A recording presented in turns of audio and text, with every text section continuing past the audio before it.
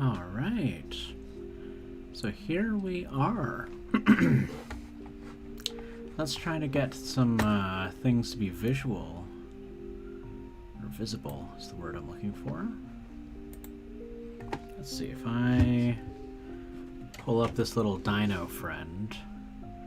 Oh, that's good. Okay, cool. We can see the dinosaur friends. I don't know if there's going to be any abominations today. I think today is just going to be a dinosaur friend day.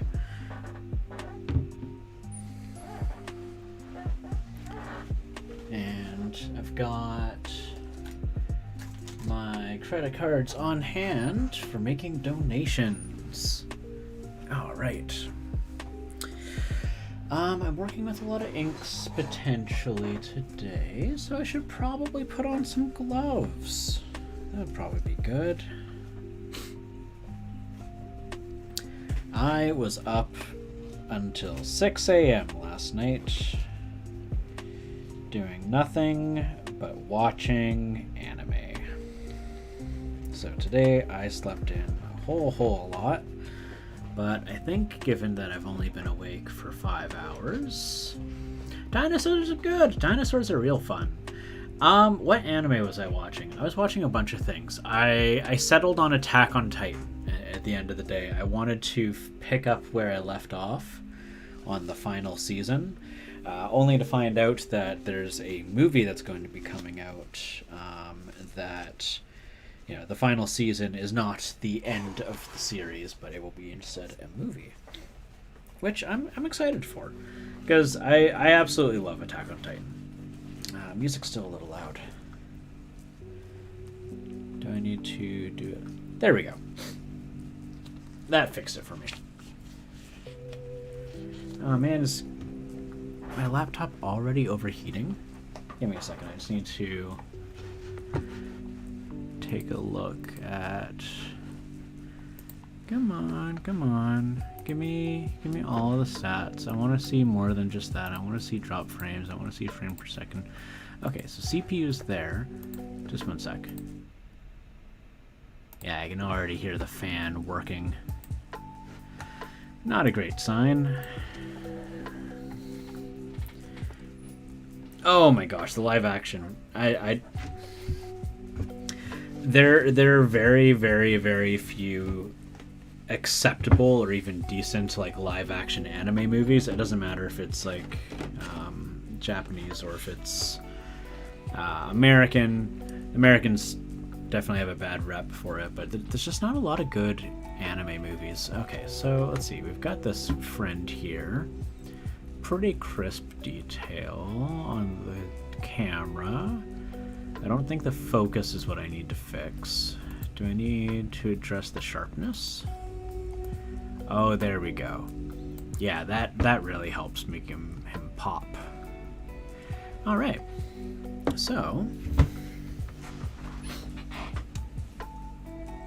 I'm not going to do anything too crazy today. I'm just going to work on dinosaur friends.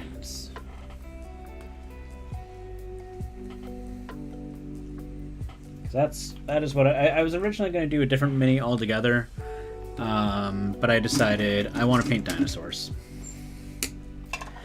So that's just kind of how she goes, you know? Excellent image quality. Yeah, I should hope so. I paid a good chunk for this camera. And sometimes I just need to put it on the right setting. Alright, let's see here. I think soon I'm going to need a new batch of these brushes that I get from Wish. I do not pay a lot for my brushes, not for acrylic. I might today pop out the Winsor Newtons that Gremling got me, but... And of course, as always, if the image quality starts to get throttled by Twitch, you can always access the YouTube channel, which I'm streaming on simultaneously. And yeah, can you read this okay? Can you read that number? Is that visible to you? It's hardly visible to me, but I know that what looks small to me sometimes looks good for you guys. Oh, you cannot. Okay. Well then, I might need to fix that. I think it says 600.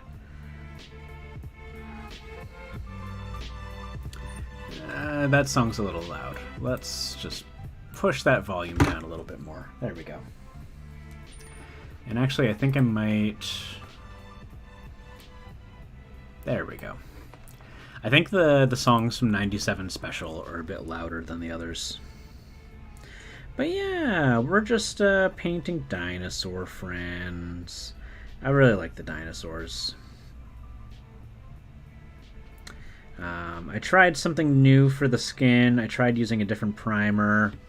Didn't really work out well for me, but that's okay. I don't mind. Honestly, I don't need them to look perfect. I just want them to look like fun 90s, like bright, vibrant dinosaur people.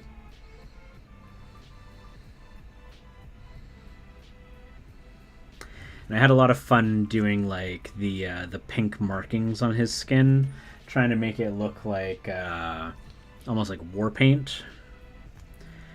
Even though it's the exact same like pattern I have on the actual Triceratops.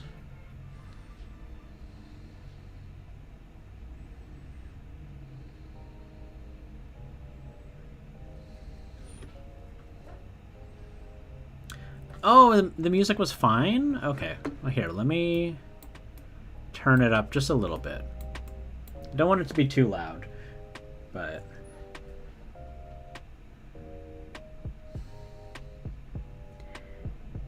Usually for me, if I have a hard time hearing myself talk over it, because I have headphones on while I'm doing this, I'm usually like, oh, it's probably too loud.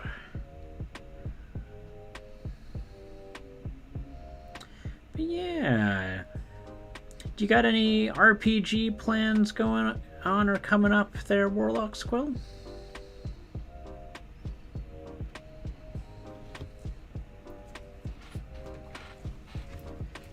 I'm just going to move on to a bigger brush for this next little part.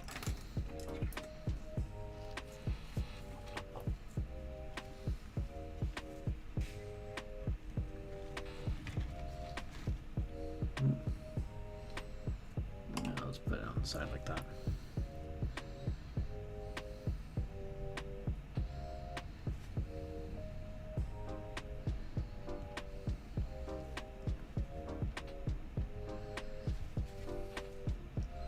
You're still in the Deku Tree. So tell me about that. So are you guys doing like a full-on Legend of Zelda game, or are you guys just calling it the Deku Tree?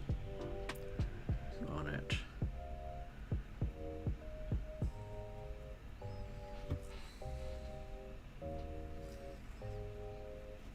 I had considered doing... It was an alternate reality where the good guys, the Autobots, were evil, and the bad guys, you know, the Decepticons, were good. And I was like, oh man, that's really cool. And I was trying to think, playing around with it, and I was like, well, what if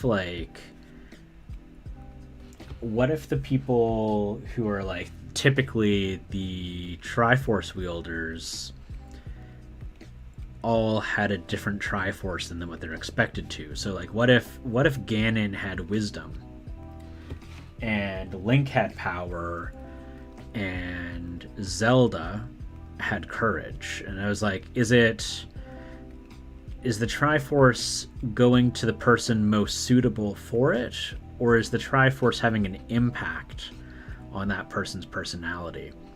And so I kind of went with that idea, right? Turns out Big Tree Dungeon Daddy is evil, corrupted. The tree is basically a door between our realm and the Feywild. Heavily inspired by Legend of Zelda. Okay, that's cool. Yeah, so I was calling it Legend of Zelda: The Shattered Mirror, with lots of inspiration from like musical pieces, like from fans. So like having pieces from what is it, Richard A.E. I want to say, or Richard, as well as like Theophany, and there's a couple other like non-Zelda related music pieces that were really inspiring me, particularly Mermaider by Deathclock, which is a song all about committing mermaid murder. But there's a part 2 to that song where this person basically goes to this very evil mermaid, like, I don't know, warlock or shaman or whatever, and gives them a dark power that makes the gods turn away from them. And the response that the person says is, the gods can fear my might. And I was like, ooh, this is so good. This is so good. And so the idea was that it's like Legend of Zelda, but everything is kind of off. And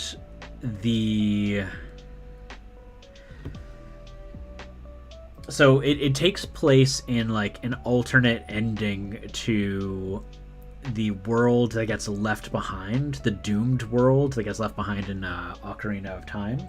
So this is the same world where the hero defeated the Demon King and then left and disappeared and did not stay around to see to it that the world recovered. So now Queen Zelda, she goes and takes care of like trying to reunite the people. She banishes the Gerudo. She does all these things, and the game takes place a minimum of 20 years. It's probably closer to like 30 or 40 years later. Well, maybe not 40. 40 is a little too long. But so after that, the party would end up finding Link, who is adopted by the Zora.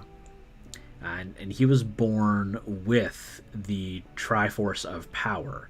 And so he's this very frail, weak kid.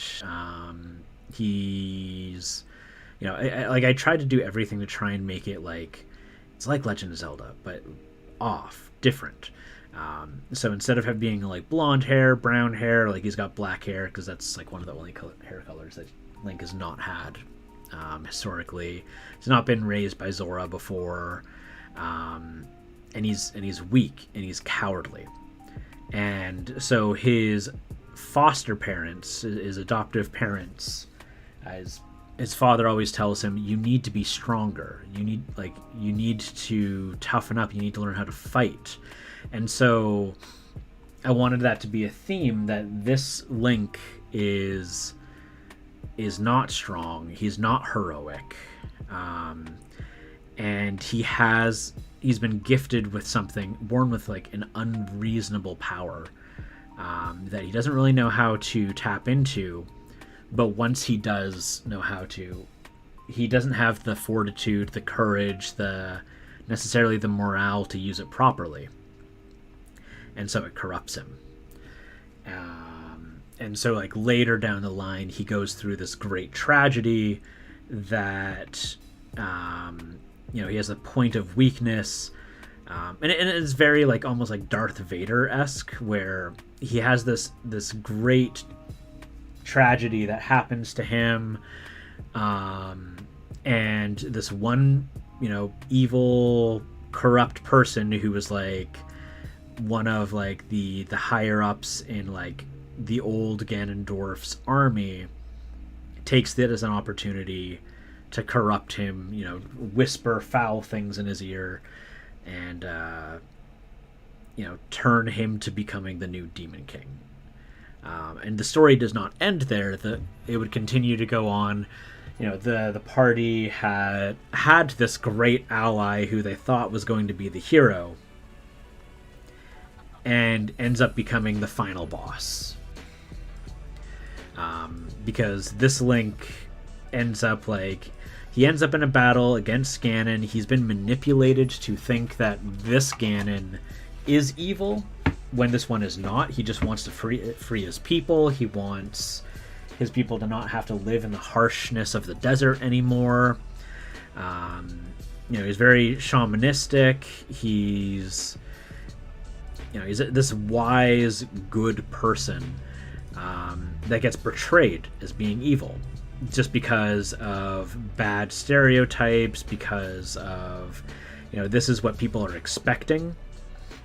And he's doing everything in his power to try and reverse that and try to save the world.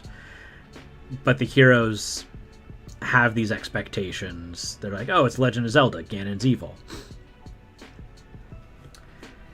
So it kind of plays on that a little bit. Partially to try and get a message across, look, you gotta get rid of stereotypes. They're no good. And you're gonna hurt good people by listening to stereotypes. But yeah, he ends up in a fight against this Ganon, and along with Zelda perishes, Ganon perishes, and this evil Link, or this corrupt, befell Link, ends up with all pieces of the Triforce. He ends up, trying to take over everything because he wants to conquer death. He wants to bring Zelda back. Doesn't know how to. Becomes the new Demon King. Gets defeated. And at the very, very end of it, he was unaware that the Triforce could grant a wish. And he just mutters, I wish I was braver. And so the epilogue of the game, provided the players, managed to do that, I wrap things up with them, and I say, meanwhile, in another time, another place, the Demon King wishes that he was braver. And I just tell them there's absolute darkness, except for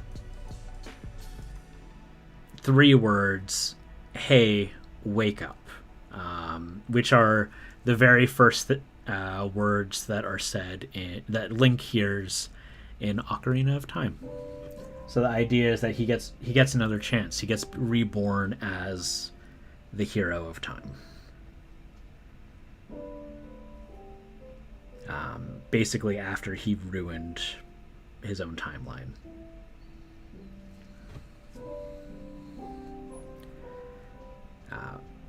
Which was, those were all the ideas of the webcomic.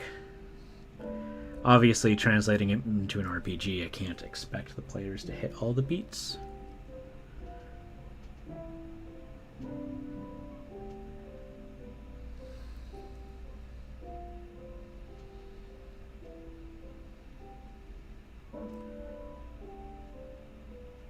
Alright, so got that there. Is there any bone on this guy? He's got a turtle shell. I wonder if I could just do green and then do a sepia over it. I wonder how that would look. Moving forward, I don't know. What do you think? I mean, I obviously enjoy it, but that was something I came up with, so I'm incredibly biased.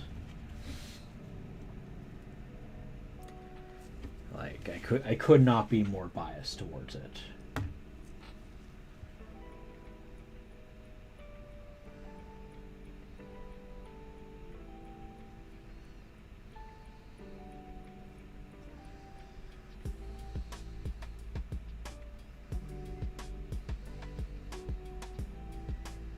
I wrote a couple chapters of it, novel style, to test with people, and I got some pretty strong feedback, which was very, very good, very emotional feedback.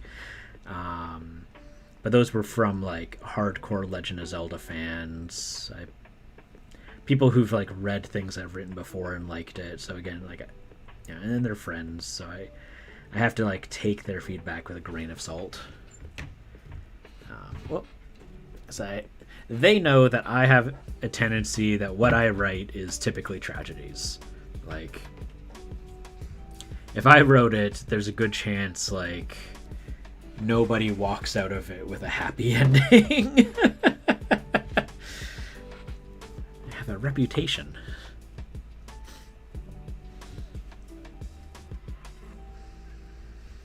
Okay, so that is that there. I'm not seeing any other bone except for what's on those two guys. I mean, these could be bone, or maybe they could be like sharp sticks. Hard to tell. What about this sorcerer? No, nothing really there.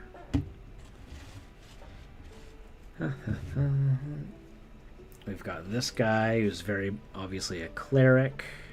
He's got a little leather pouch.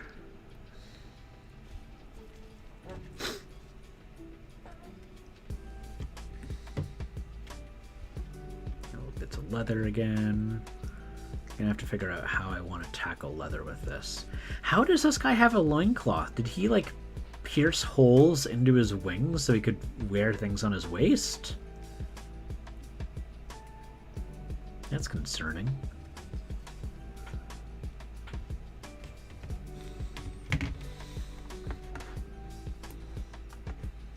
Okay. And then, of course, I've got my sci-fi guys back here. Oh, I've got another wizard-like character. Robes. Okay. I'm going to focus on the prehistoric guys first. See if I can get them to kind of like have a semi-cohesive look. So we've got loincloths. Let's try this one. It looks like there's scales actually.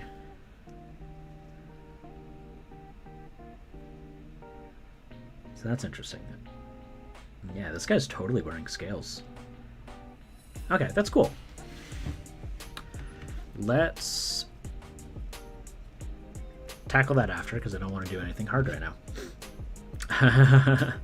I'll just start working on the bone some more and finish that up, and then I'll move forward. I am remarkably lazy today. Sheer willpower. Yeah.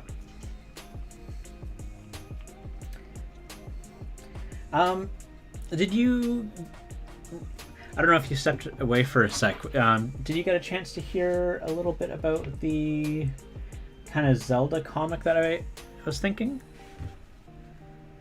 And if so, what did you think? If not, that is okay. I don't mind sharing again.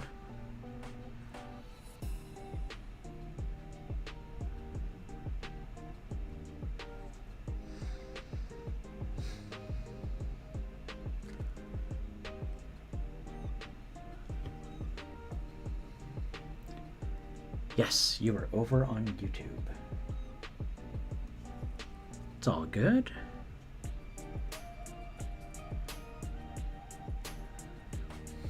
Very nice concept. Too bad you didn't get to finish the comic.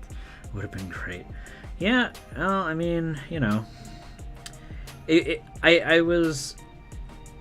had conceived this when I was just out of college with no disposable income to pay anyone.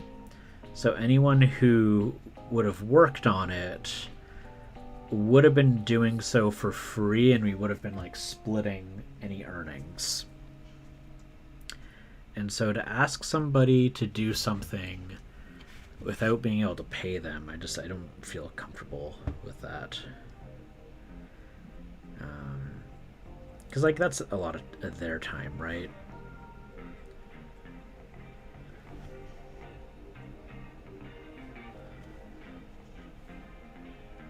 It's like, hey, how do you feel about dedicating like a ton of your personal time to me? Most people aren't gonna be down with that.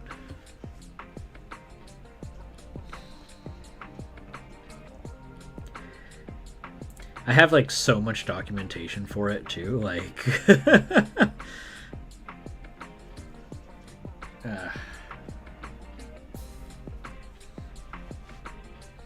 Like I did like a whole world description, a story bible. Like part of me wants to maybe see if like I could do like a let's play of something like it, or I could write one, but I don't really like. With something like that, I would much rather have something more tangible. But you do make a good point in that, like, if it was like a fan fiction, I could show it to people and possibly get like someone to assist. The next big trouble with it is the fact that it involves Nintendo. Nintendo is so protective of their intellectual properties that like it would have to be something that is free to access.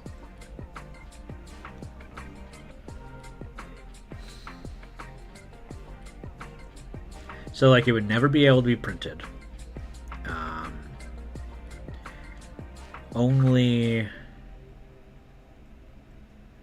Could only ever be like a web comic or like a YouTube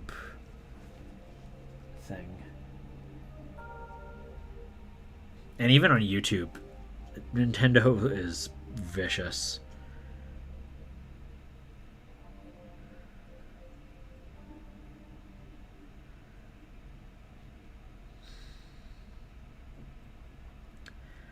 So the chance of doing anything would strictly be like ad revenue.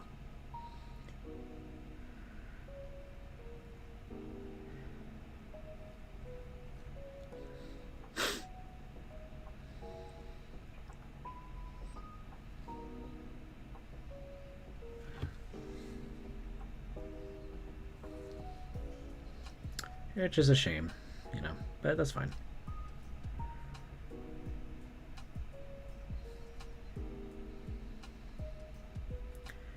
But yeah, here we are, just painting, having a good time. Hoping to, if there's anyone who's lurking, I am raising money for charity. You can make donations to One Tree Planted either using the Tiltify that my Streamlabs cloud bot is linking. There's two different links. You could donate directly to them, or you can donate via Tiltify.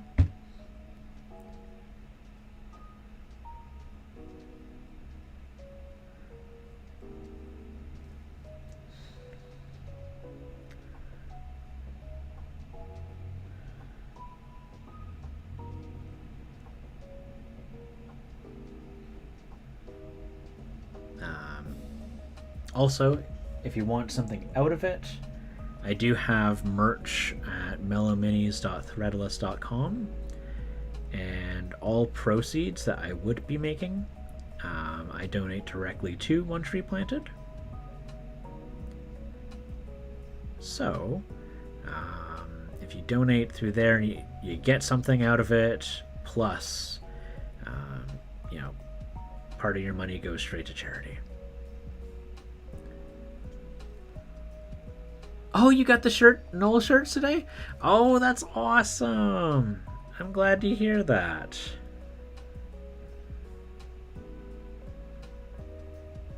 How did the smoke color one go? Or like work out?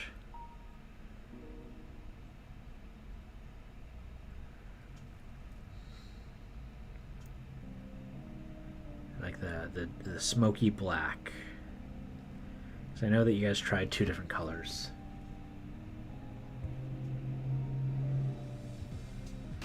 It looks kind of brown. Would you be able to send me photos of it? Is it like, Is it okay? Or is it like, probably not. Like, probably wouldn't do it again. Because I might, based on what you say, I may... Oh, really? Hmm.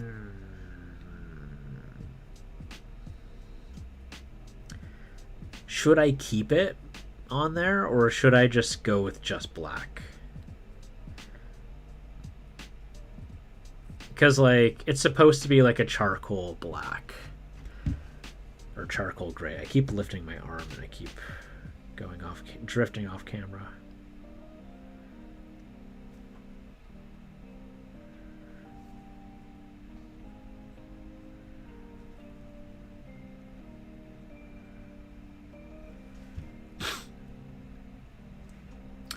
Yeah, I mean, like, I put it there for an option because it was like the second most black color that there was that wasn't just pure black.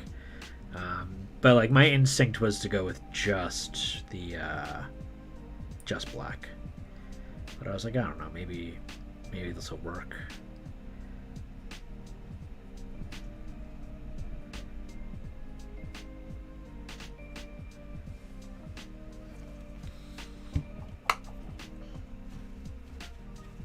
But yeah, Threadless takes forever to ship.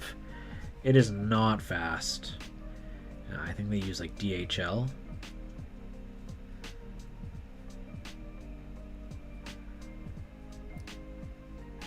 I made a bunch of orders at the same time and I didn't really, nothing's come in.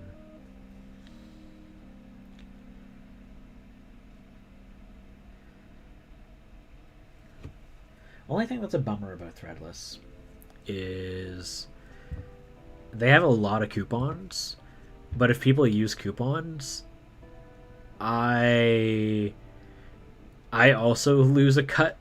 And it's like, oh man, really? Like you guys offer the coupons, but you make me have to like absorb it too? That's kind of poo poo.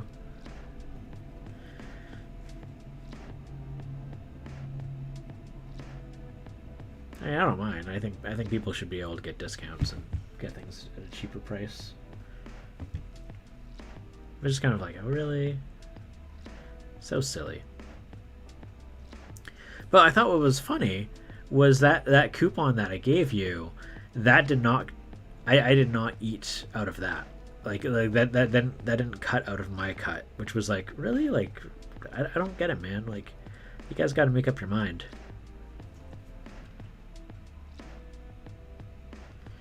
I think they take a dip out of it too, but I also take a dip. They're very peculiar on how they do things.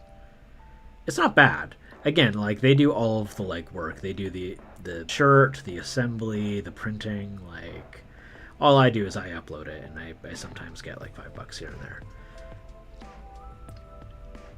Yeah, I just thought it was really funny.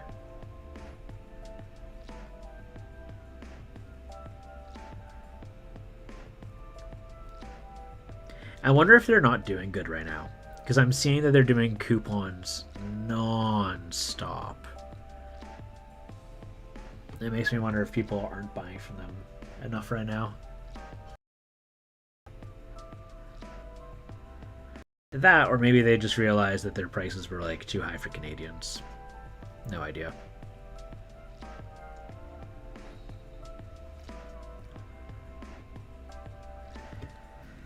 It's a funny little company.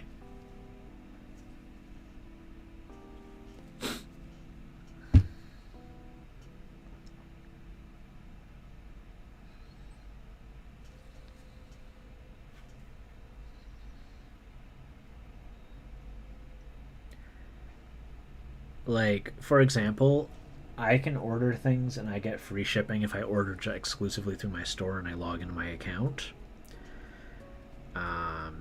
I get free shipping and I get like, they list it as I make, or I pay the like just the at value cost. But if I do a large order through an account that's not logged in, and I use one of the 30% off coupons, and even when I'm paying for like the $10 or $20 shipping, depends. I think the shipping has gone down on price actually recently. It used to be $20, and I've been seeing it for $10 lately, which makes me happy. But when I do that, and I'm not logged in, I pay almost the exact same. Plus, because I'm not logged in, I also get a cut. Like, I also get a payout. Which just confuses me, so, I mean, I don't know. I'm probably going to continue to do that until they tell me to stop.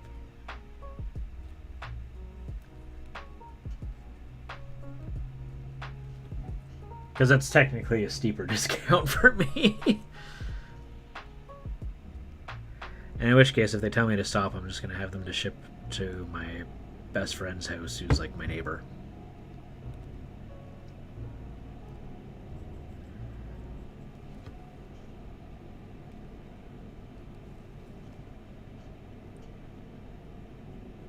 Really? Is the construction really just going to keep going right now?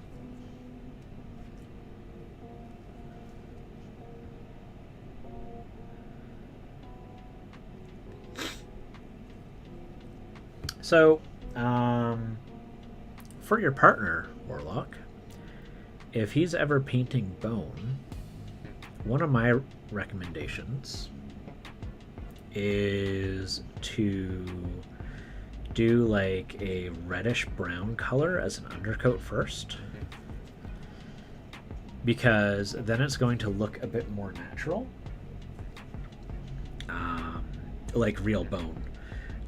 Because unless like you're throwing vat of, there's like a lot of reds in them.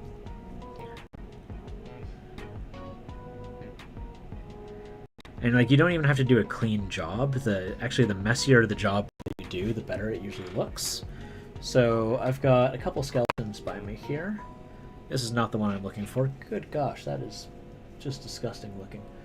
Oh, I skipped a step. Oh well. So like here we go. This one is kind of a yellowish color.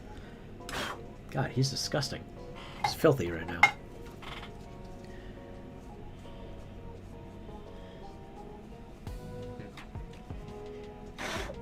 I totally forgot that I do this step.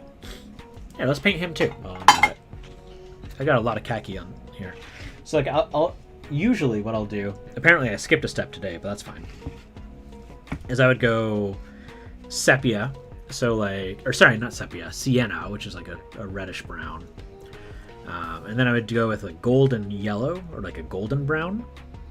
And then after that, I would start going over with this. And as I start going over with like a khaki, and just like really highlighting just like the edges and stuff like that, it starts to look like a real nice like skeleton that like all of the flesh like decayed off of it, rather than like it was put in a Tupperware bin and filled with bleach.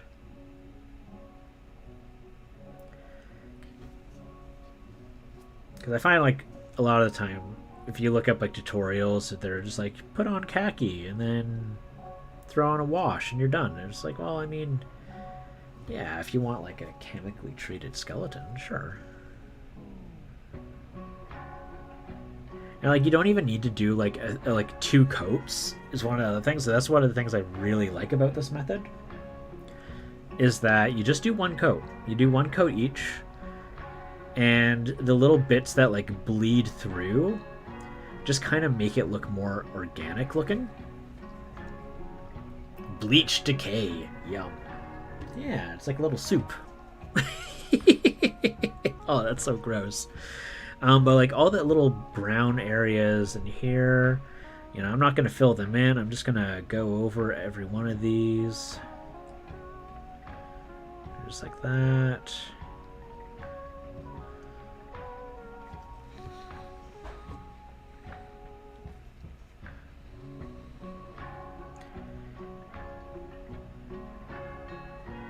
I learned this from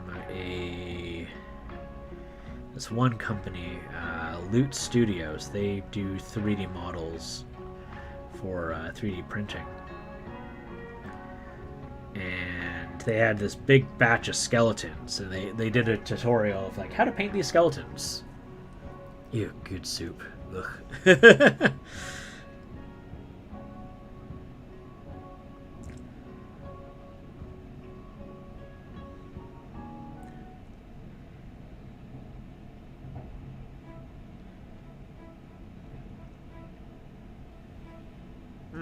I'm not going to go into the details, just because I'm not going to say things about what's going on with you. But that thing that you messaged me about on Instagram the other day, was that something that happened to you recently, or did you just hear a story about it happening to somebody else? That way, I save the details of not sharing things about your life. So that would be rude of me. But I just remembered that there. I was kind of curious. Oh no, really? Aw. What a jerk. Oh, screw them.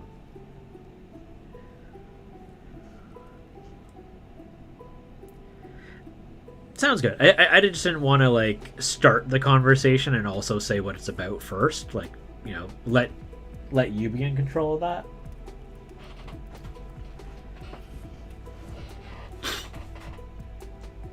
It's hard sometimes, like, to have a conversation online and be mindful about like what people might not want to share sometimes. So I just try and be careful or considerate or both.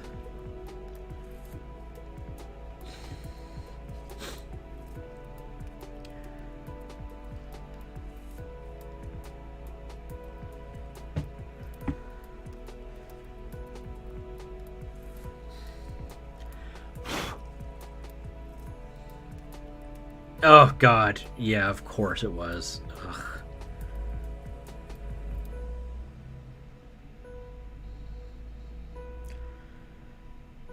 That video you sent me was very funny about the long sigh generating wind power.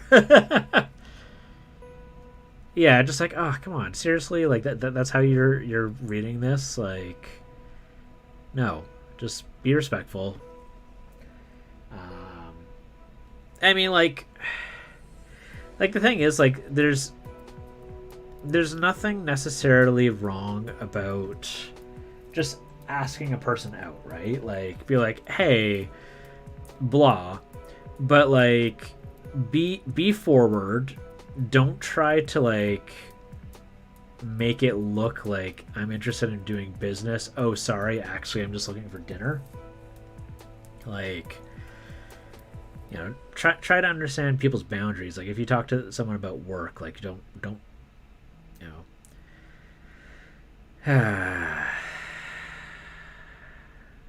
people suck.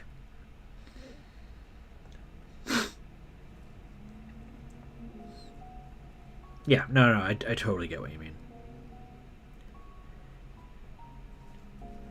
Not that I've been in that situation.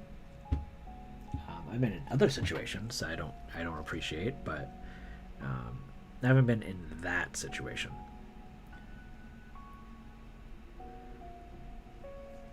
But I've heard too many times of people having to deal with that. One of my colleagues, or not colleagues, one of my friends had somebody who was a work colleague, thus my slip up.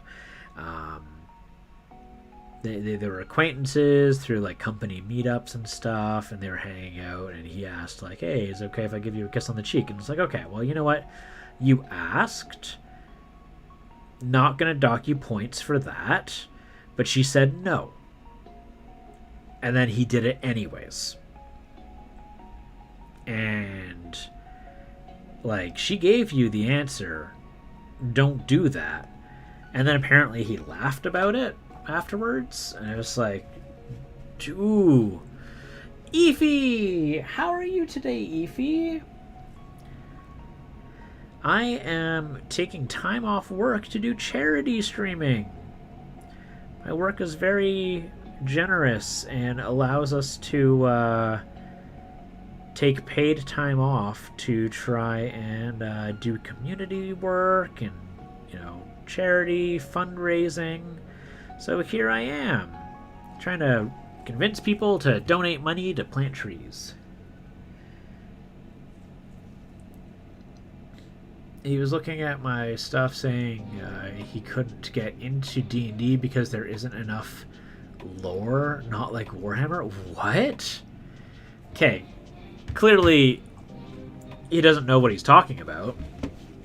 Moving forward, and kept talking to him because he was at your booth and you were polite. And this happened at the convention. How did the convention go? Besides this apparently D-bag trying to imply he could potentially invite me out for a D&D date or something, like, you could show me the rope, and if you wanted to play some other RPG, you could hit me. Oh god, screw that guy. He took your card, didn't think anything of it, got an email Monday, still very, I had fun talking with you, blah blah blah, semi-professional, but no thanks. And had to put, yeah, gross.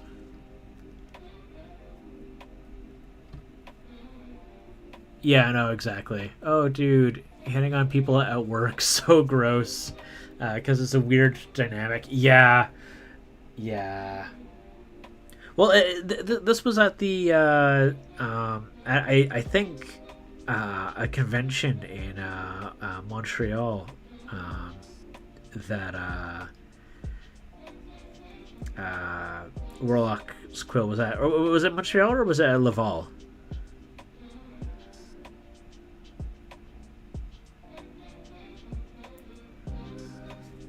Right? What do you do? I mean, I think one of the things is just like people like him need to get used to being like given a direct answer. Just like sorry, I'm not interested. I'm happy in a relationship, and like just like be as blunt about it as possible. Not like in a way that could be rude. Just like, or just be like, hey, if you're trying to hit on me, I'm in a relationship. No. Sorry, but it's a lot easier for me to say that in this like hypothetical situation than it is to actually do it, because I have personally been in situations where like people might be hitting on me, and it is so awkward. I don't know how to deal with it. I've been in a situation like that at least 3 times, and every time I am the most awkward person, and I can't help but thinking things like, somebody help. Somebody please just take me out of this situation. Please help. There was a guy who was hitting on me once, and he was asking for my phone number, and I was like, oh god, I could give him a fake number. And then I looked at him like, this guy's gonna try calling me right away to make sure I gave him the right phone number. And so, awkward, nervous, I give him my phone number. What does he do? Exactly that. And I'm just like, oh god, first off, I'm sorry, I'm not into guys. And I don't even know how to say that.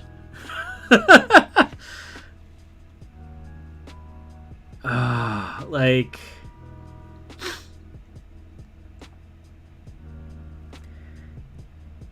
it's just so frustrating. Like, I don't know how to say anything. Where did the Comic-Con go? I'm so curious about how it went. I used to get people hitting on you at work for sure. This is what happens when I put it to strict. Just a dude who stopped by your table and was used your professional card, just to get your information. Screw that guy. Either trust. Like, what if I had given you a fake number? Why do you feel that you should have to check? I think that just like, I think people don't know how to handle rejection. And I think that they think that the solutions that they come up with are like okay. And they couldn't be farther from not being okay. What am I gonna do here? Let's figure out loincloths. Let's try figuring out loincloths. Because like when you do that, like okay, I get it. Rejection sucks. No one likes rejection. And the truth of the matter is that guys face rejection so stinking much. But that doesn't mean like it's okay to be like a scumbag and do like gross like things that like try to manipulate the situation so that you get like you pressure the person into giving you your actual contact information. Like oh god, I hate people. Why is got being auto-modded? Is that a bad word in another language? You tried making a joke about it and it got auto-modded.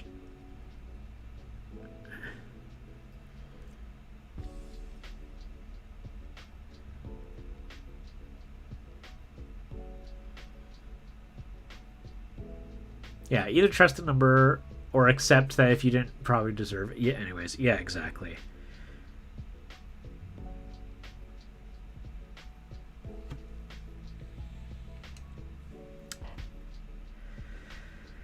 I don't know. People suck. And the thing is, like, I don't know. There's so many aspects to it, like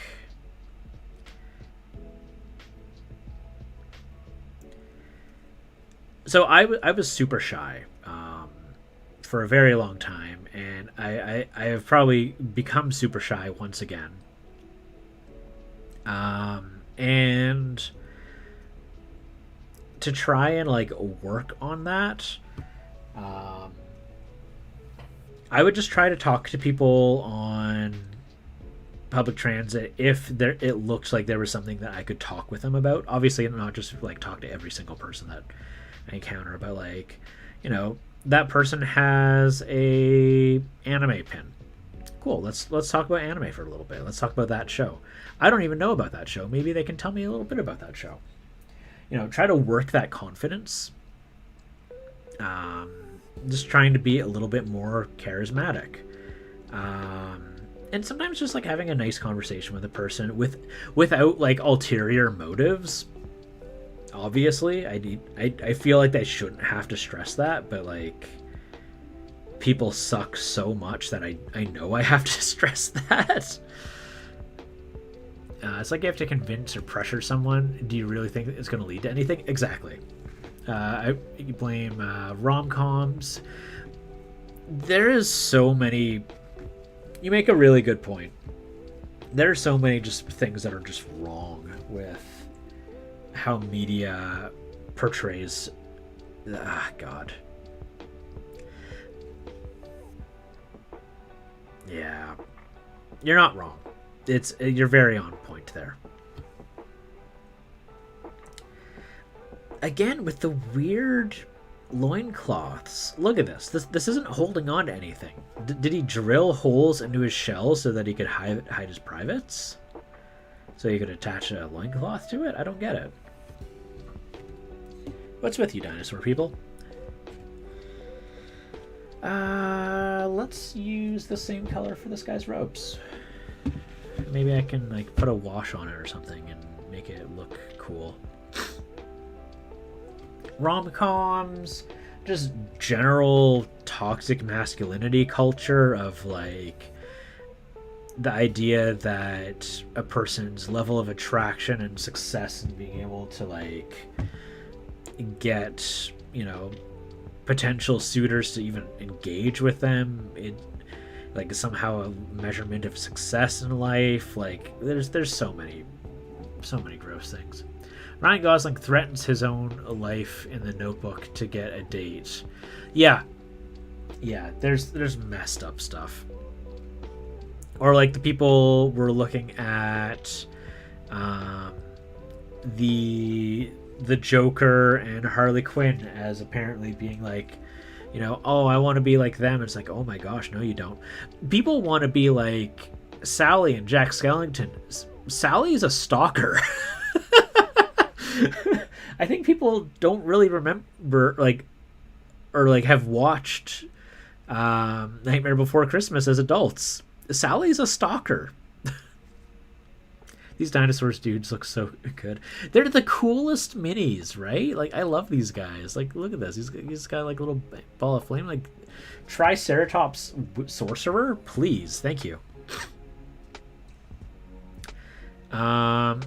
Yeah.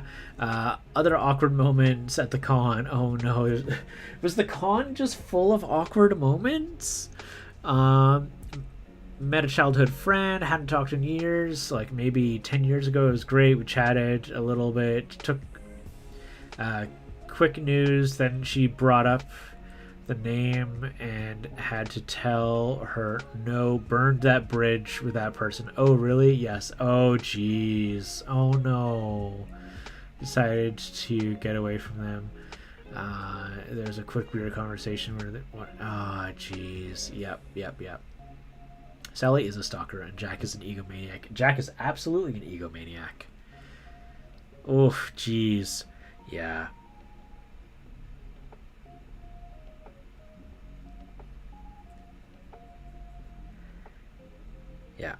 Yeah, no, I would go as far as to say that Jack is a narcissist.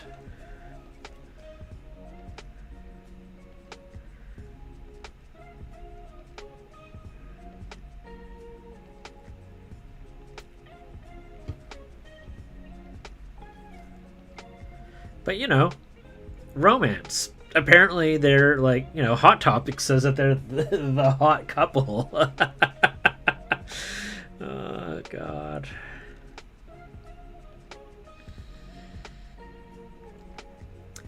I watched that movie like every year for so long, and I never caught on. It wasn't until like I watched it like just a couple of years ago I was like, hold on, wait a second. Jack has never heard of Sally, and she is obsessed with Jack. To the point where she's like leaving things at his doorstep and like following him, trying to avoid being seen. Hold up. Oh my god. Wonderful cosplays too. Oh, beautiful cosplays. Like, a good Jack Skellington is like, holy smokes, that looks awesome. The rest was wonderful. A bunch of artists was following online. A couple art colleagues. Was Sabtastic there? I will show you a piece from Sabtastic. She is a Calgary artist. I don't know if she would go to Quebec or not, though. So she makes little pins like this. She does have some... She's gotten into D&D. So she has like some things of like her warlock characters and stuff. I followed her on DeviantArt when I was in high school. And got a chance to actually meet her and talk with her, which was really cool. Your boss, your daytime job boss, showed up with his teenager to support me. Oh, that's so cute. The kid was like 14 and very much into anime and was wide-eyed when he got to the expo. Oh, that's awesome. That is the cutest thing.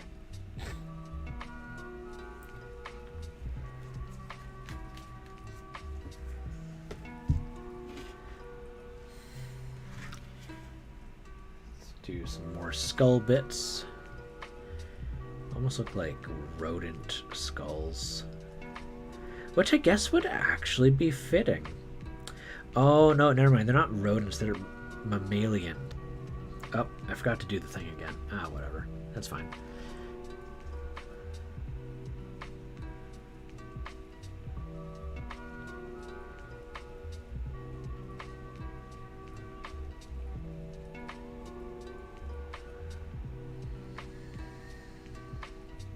There was a great video that I was just watching before Annie's, and it was a video of what to get your favorite hobbyist in your life that's not more effing minis. Or not more effing models. And it was just the funniest thing. And it was just going over like, hey, so you've got like a model enthusiast and you don't know what to get them. And A, you don't want to get them more plastic. Maybe you live with them. Or B, you just don't know what to get them. And there's a lovely little list. My phone is going off like crazy now. What is going on? Oh! Let's see here.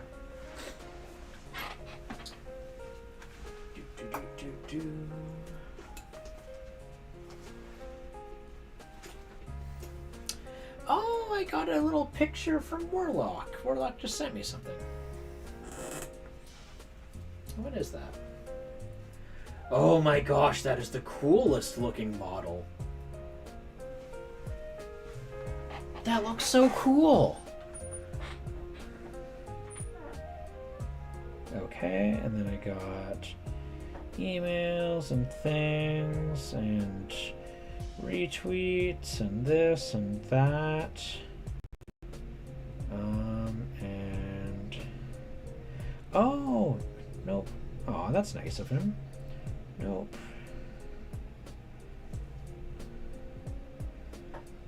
I'm located in New West now.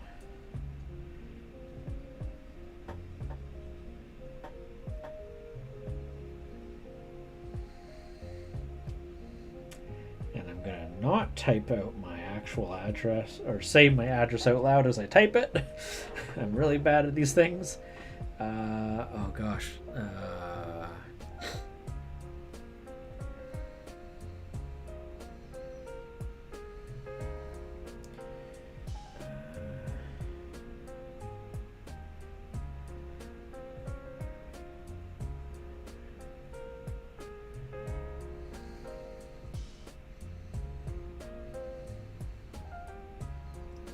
Even though I think there's only like 2 people in chat right now, and one of them knows my address. Let's see here. What else we got? Oh, these are so cool. These look 3D printed. Got some minis from an independent vendor for your DM. Seller tried to sell a Tarrasque. I laughed. Don't have the budget for it, and mostly do not want to fight that. Yeah, I had a Tarrasque mini, and oh no, Ganon, why you run away? Oh, I was just gonna go show off Ganon on the camera, and he just ran away, only to just lay down on the carpet.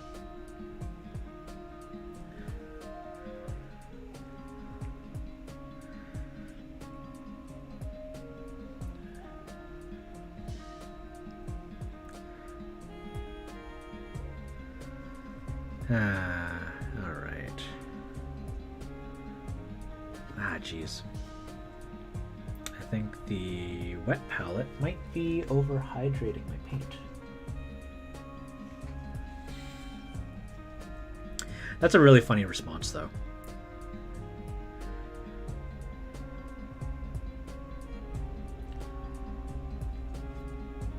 Donut Lord will do as he wishes. Like, he's laying on the floor so comfortably right now. I'll see if I can just take a photo of it and show you guys.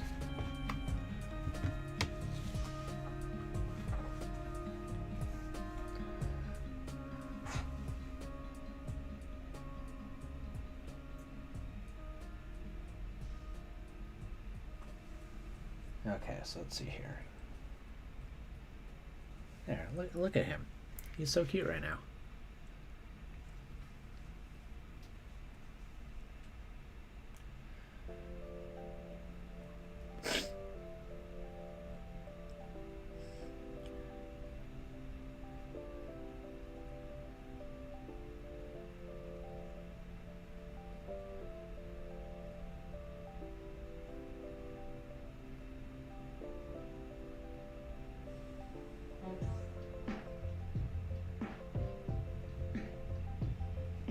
Am I mellow underscore minis or mellow minis? If I just go type this and then go click enter. There we go. Underscore.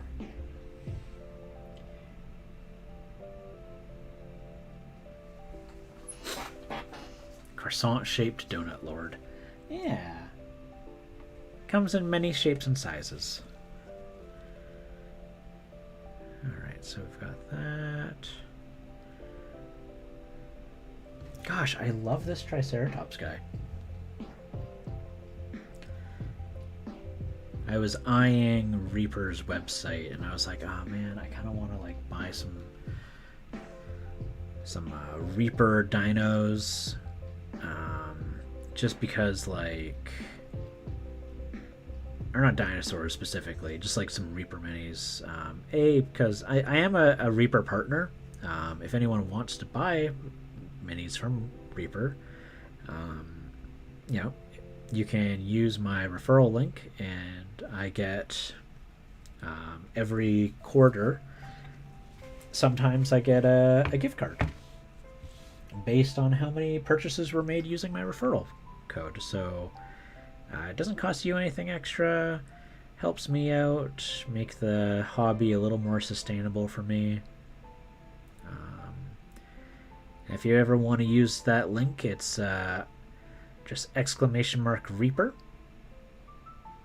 That's the command.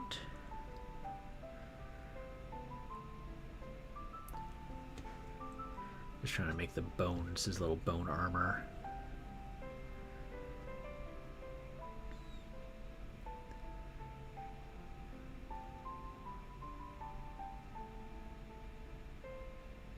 Let's see here. Oh my gosh, there's so many bones.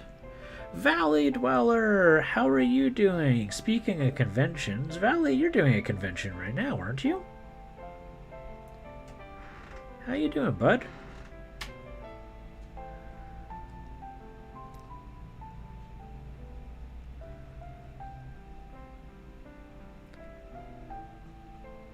How are you doing? What con are you doing right now?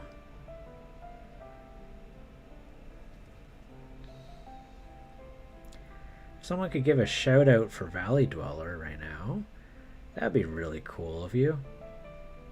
My hands are a little occupied. If I get all this paint off my brush and feel satisfied, I will do it myself.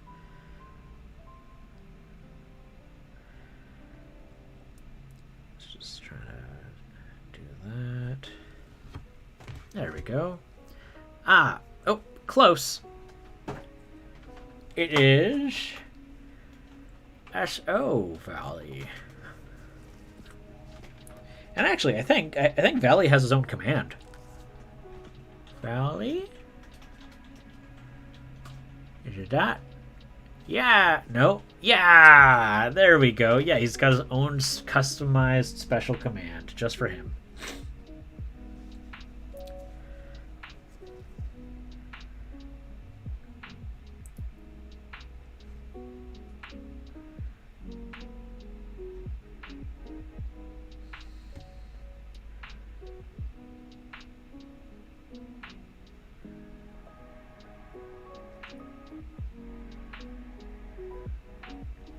Yeah.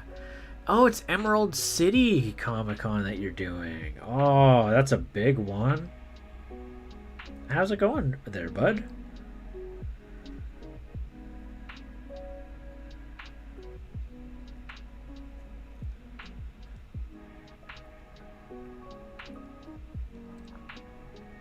Yeah, apart from my uploads, I haven't been too active on social media lately.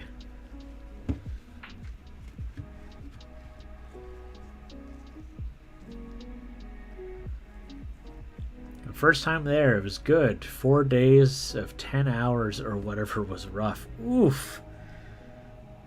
Yeah, those are long shifts. Do you have anybody to work your booth with you? Or is it just you? It's usually best to take turns on that. Oh, you got to meet Cave Geek and Punky Dumpling. I know who Cave Geek is by name. I do not know Punky Dumpling at all.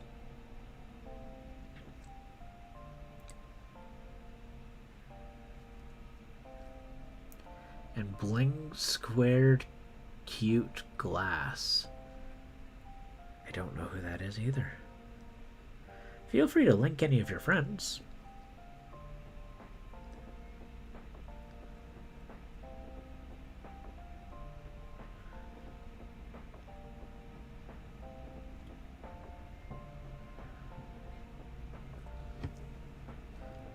Solo. Ooh, geez. Took your kids to Portland a while back. Just you this time. Yep. That's like so much more work if it's just you. I have a couple friends who are in animation, and they do conventions selling posters and stuff.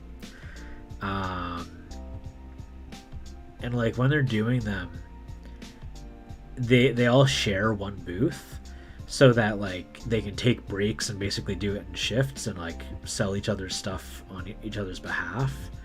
Because that way it's A, cheaper for them for the booth, and B, not quite as soul draining. Because it's a lot of work, man.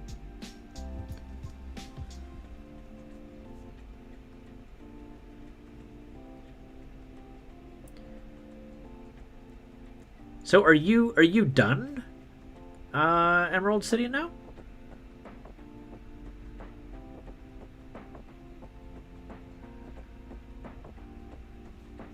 Oh.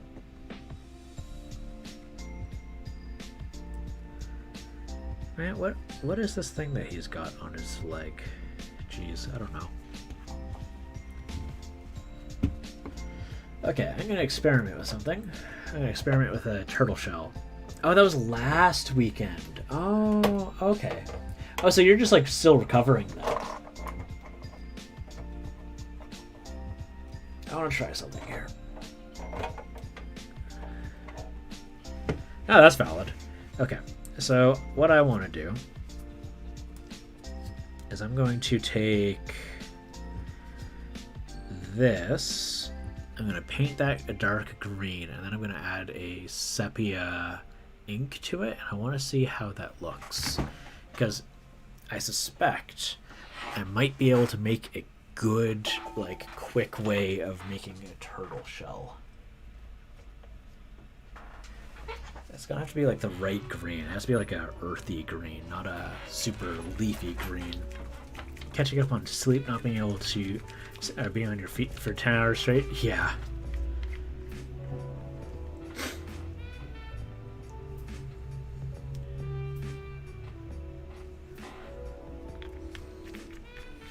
Okay.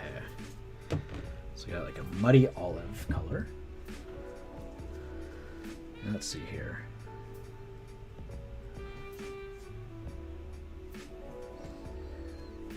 This was for a friend's D&D character, and he decided he didn't want to be that character anymore.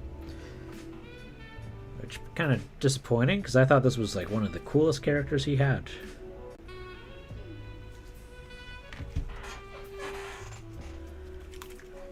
Oh, jeez. Gosh, I keep hitting this camera. So sorry about that. I'm definitely a klutz, and I don't have a way of like holding this to the table like this.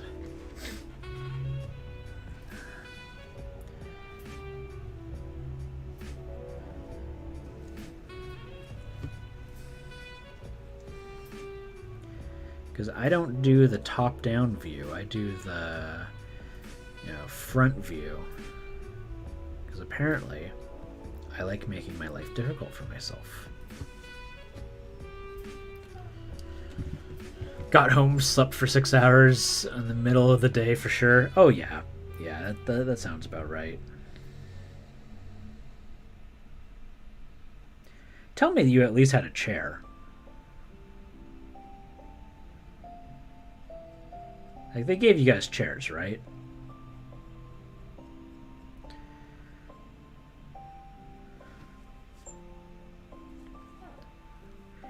Hey, Hey, J-Dog. Nice painting. Yes, you do. J-Dog. Is this the J-Dog that I know personally?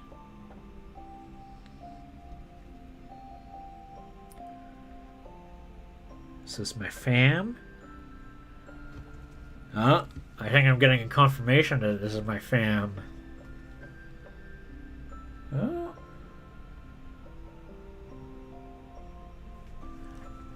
Hola! Yeah, it is. Hey, how's it going?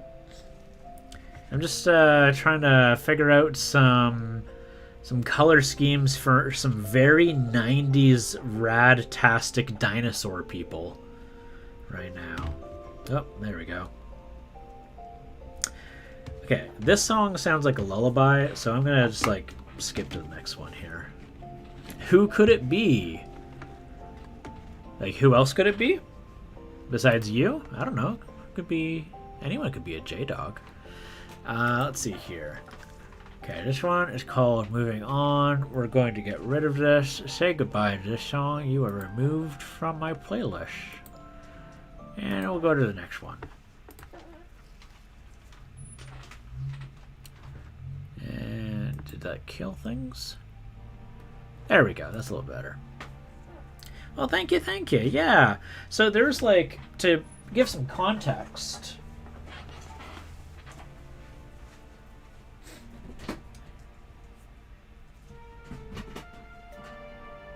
J-Dog here, first off, is my uncle.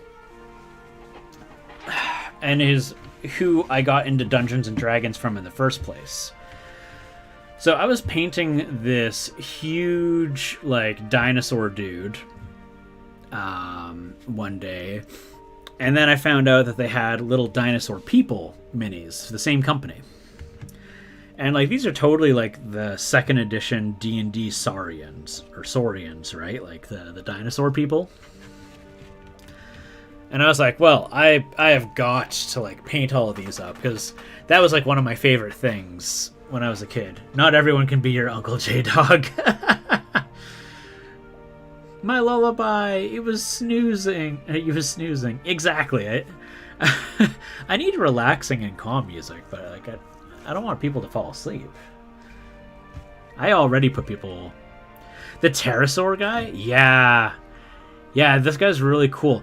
I don't know where my sci-fi fantasy... Or not sci-fi, my fantasy one is. So I've got my prehistoric one. I've got my science fiction one. And there's supposed to be like a medieval rogue one. And I have it somewhere. I don't know where it went. Because, like, they've got all these, like, fantasy ones, like, in heavy here. We've got, like, a Stegosaurus. Like, these guys are just so full of character. And then there's, like, the science fiction versions of them. So we've got, like, an Ankylosaurus Demolitionist with, like, a rocket launcher. I don't know what to call this pterosaur. Besides, like, dual-wielding crazy guy. They've got, like, the T-Rex and... you know, sci-fi armor with his blaster, and I don't know what these guys are called. I know the dinosaur. I don't know what they're called, though. Or also, like, a Triceratops, very similar, just like blast. Because I wanted to use those guys for Stargrave, which is a pretty cool game, if anyone is not familiar with it. It's from Osprey Games. It's a little skirmish game. You can use whatever minis that you want. So if there's something that you've always been eyeing on, or like maybe you want to take a model that you already have, like you want to play a new game, new rule set, but you don't want to have to buy new minis, it's great for that. Same guys who made Frostgrave, which I also plan on using some of the dinosaurs guys with. Let's see here. I need my sepia ink. Here we go.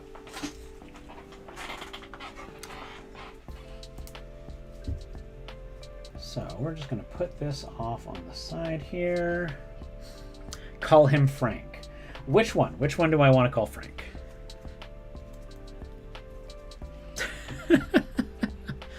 Embodiment of chaos has entered my stream. All right. So we're going to take this here. Because I want to find a way to do like a good turtle shell. Is this dry yet? Not really. If I add ink right now. Man, I'm impatient though.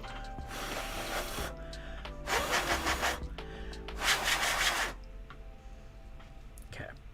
If I just go and I just like tap that in. There we go. So if we just mix this. Oh, it's not terrible.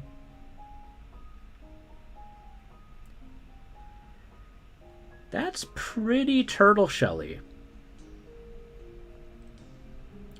It doesn't have some of the other colors that you might see in a turtle shell, like the reds that you might see. But that's pretty nice. I like this actually. This works out really well. Get rid of that little pool though, right there. And also just skip this one. Come on. Okay. We're gonna go with this one. Because right now the randomizer wants to play songs I don't want to care to listen to right now. Okay, so turtle shells. It's turtle time. All right, so we've got that. But how's things going with you, J-Dog? Things going well? It's perfect. Yeah, I like how it turned out. I think that looks really good for a turtle shell. Like it's immediately identifiable, which makes me happy.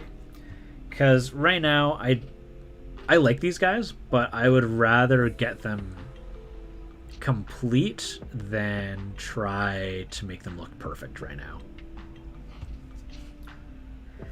And with like dinosaurs, anything scales, I really like using ink instead of acrylic paint. Just because I find it kind of gives it a bit more of an organic look to it. Which, you know, if you're using inks for everything, you might not have a great time.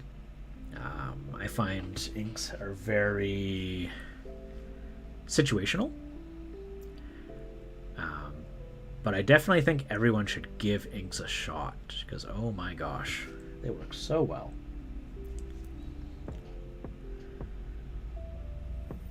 But, you know, it's not an everything tool. That applies to everything. Alright, so we've got that. So I know that one's a turtle shell. And I've got a turtle shell on this guy's forehead. Took me a while to realize it was a turtle shell.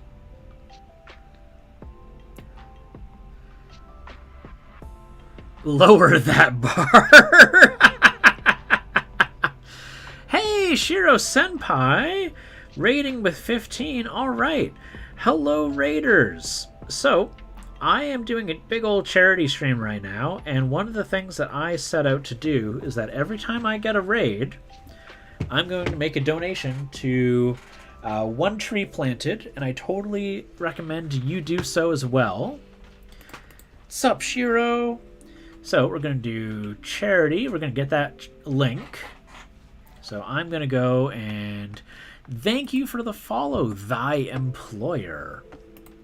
Thank you for the giving the shout out there for Shiro Valley Dweller. All right, so I'm going to put in my email address here. So for every person here, so there was 15 people, that is going to be just a small $7.50. But donations that I make with my name on the receipt, so I'm going to be handing this receipt over to my work, and they're actually going to match my donation. So there we go. Oh my gosh, I have to like select traffic lights. Are you kidding me? Come on, let me just make my donation.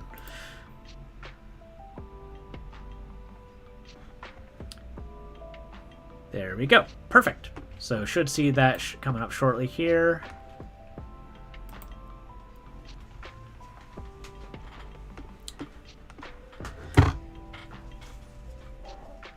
Let's see. I don't see it up yet. Did I get the email with the receipt? Okay, I got my receipt. There we go. There we go. So, thank you for the raid, and just going off on like the recent events. I don't know if anyone's heard.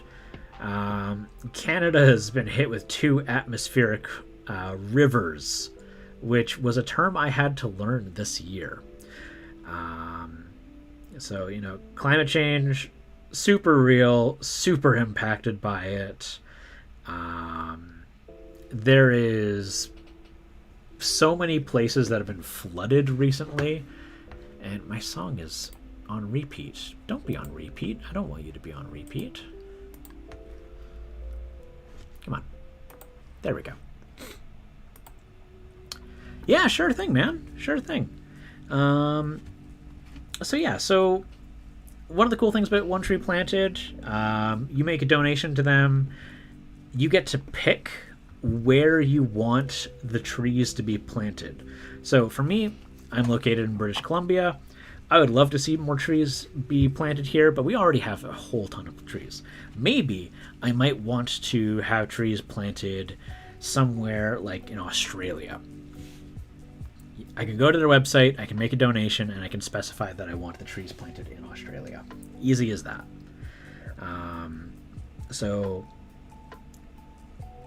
For those who have a spare $2.50, you can plant 2 trees and a half. It's a good cause, and you know what? Maybe you're not. Maybe you're crazy like one of my uncles, not the cool uncle that's hanging out on the stream, but maybe you're like, climate change isn't real, blah blah blah. Okay, sure. Do you like wooden furniture? Do you like wooden houses? Do you like animals? Do you want to make sure animals have their environment protected? You still need the trees. So, for anyone who's like, hippies, trees are still good. Pick Antarctica. I like my basement. Yeah, exactly. Antarctica. I don't think you can plant trees in Antarctica. Although my cool uncle, who is hanging out with us here today, he probably knows exactly who I'm talking about, who thinks that climate change is nonsense. I don't know how he still thinks that. That's crazy. But that's okay. He's old. Old people are old. They're stuck in their ways. Not with that attitude, you can't.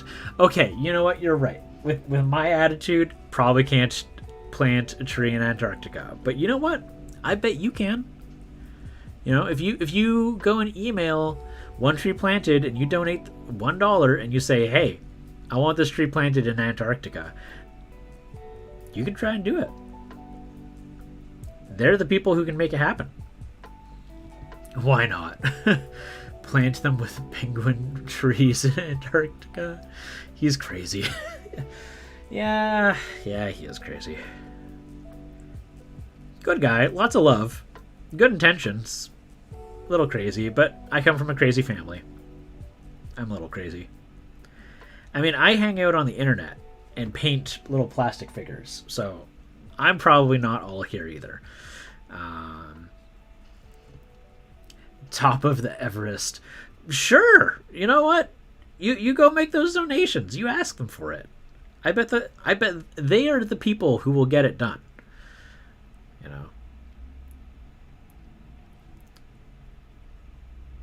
But Shiro, what were you working on today? Stupid not to, really. Yeah. But yeah, what was Shiro working on today? Was he working on some Space Marine stuff? Was he doing some airbrushing? Does anyone want to see a real big red dinosaur?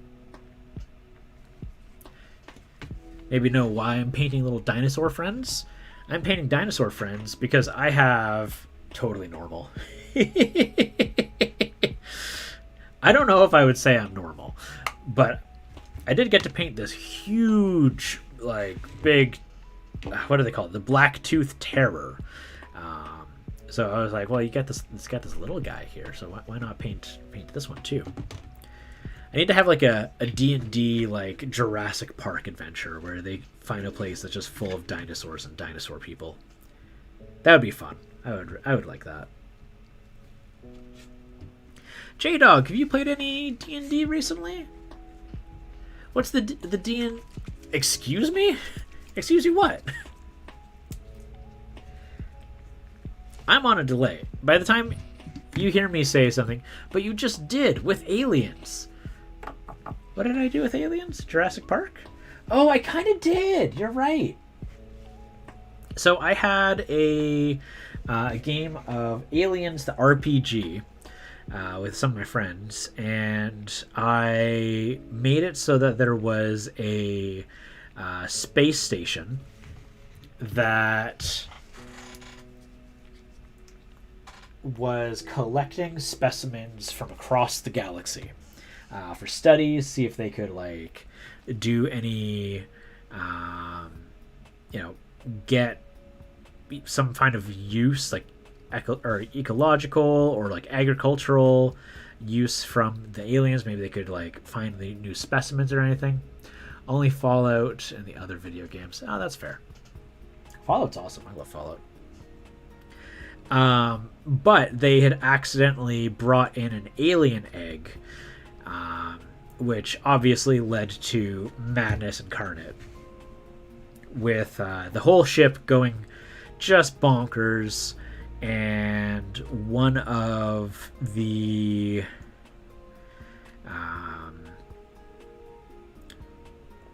oh man, where do I even start with it?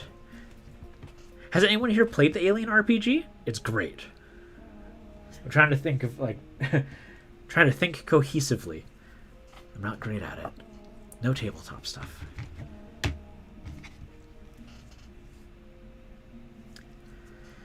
So the players, one of them was a pilot. She was the pilot of delivering people to the space station, because they didn't just do research, but they also like worked like a zoo. So, you know, rich people could go there with their families and be like, hey, son, go look at cool aliens and stuff. But not xenomorphs. Xenomorphs weren't on exhibit. That was an accident that happened. Oh, you got a Series X. Oh, that's cool. That's cool. The only video game I've played recently is Aliens Isolation. Besides that, I've mostly just been doing tabletop stuff. So like I can show you some of the minis actually that I painted for it. That's all I do these days. I just paint. Do I have it out here? I don't see it. I know I've got it somewhere nearby.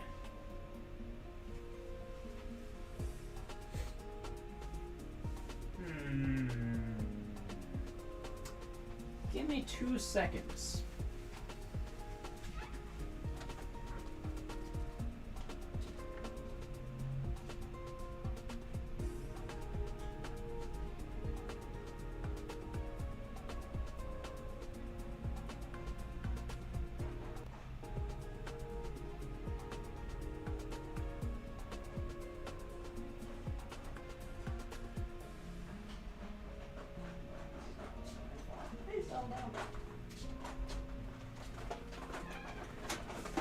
Well, I found other things, but not what I was looking for. Let's make sure that I'm on the right thing, because I can see the music cut for you guys. There we go. I work and play video games, do boring stuff. I mean, that's not much different than like how I'm living my life right now. I mean, if you replace video games with painting minis, you've kind of described me. Okay, so I've got one here. I was trying to find another. But I'm realizing I don't know where any of my things are. Because I played the game last week, and then I went into a hibernation, and I don't know where anything is anymore. Let's try to see if I can find it, but I can't. I painted this. This is from... Let's see here. This comes from... Who are they? They are... Oh, they do the really cool things. They do the things with Dungeons and Lasers. Archon Games. Like uncle, like nephew. Where did he go? Oh, new Halo. Yeah, I'm interested in trying that out. I like Halo. Halo's fun. So, Xenomorph Dragon, kind of like in the comics and in some of the video games. But why for the life of me can I not find my big crusher? I don't know. I've lost it. I've gone bonkers. I don't know where nothing is. It really bugs me though, because it's a cool mini. It's like, imagine like a rhinoceros, except it's a alien, or like a xenomorph, whichever term you prefer to use. But apparently I can't find it. I'll have to show it maybe tomorrow. I stream again tomorrow. It's about the same time, but I will be co-streaming with two of my friends, Craft and Canvas and Jenny Joyo. And I have no idea how that's going to go, but I imagine it's going to be very high energy. Unlike me. Usually I'm quite low energy. Those two, balls of energy. It's going to be great. Once again, like flying bitey chompy lizard. Maybe it went to Antarctica. It could have gone to... It's gone forever. Oh no, don't say that. Am I going to find out it's like Soundwave?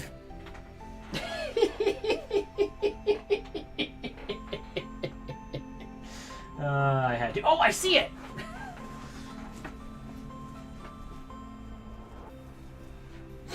I found it. There we go. I always need coffee. Coffee is like how I stay alive. So this guy. There we go.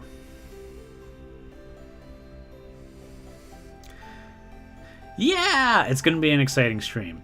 So this was the Crusher, and this was like the highest point of tension in the game that we had.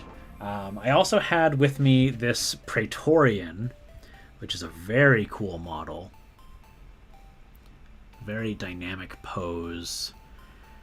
And then I've got this Alien Queen. I'm not a big fan of this model. It feels a bit clunky to me compared to like this. So I'm looking to replace this one. Don't you dare. Soundwave is precious and stored away from prying hands. Safe from the hands of your nephew when he was 4.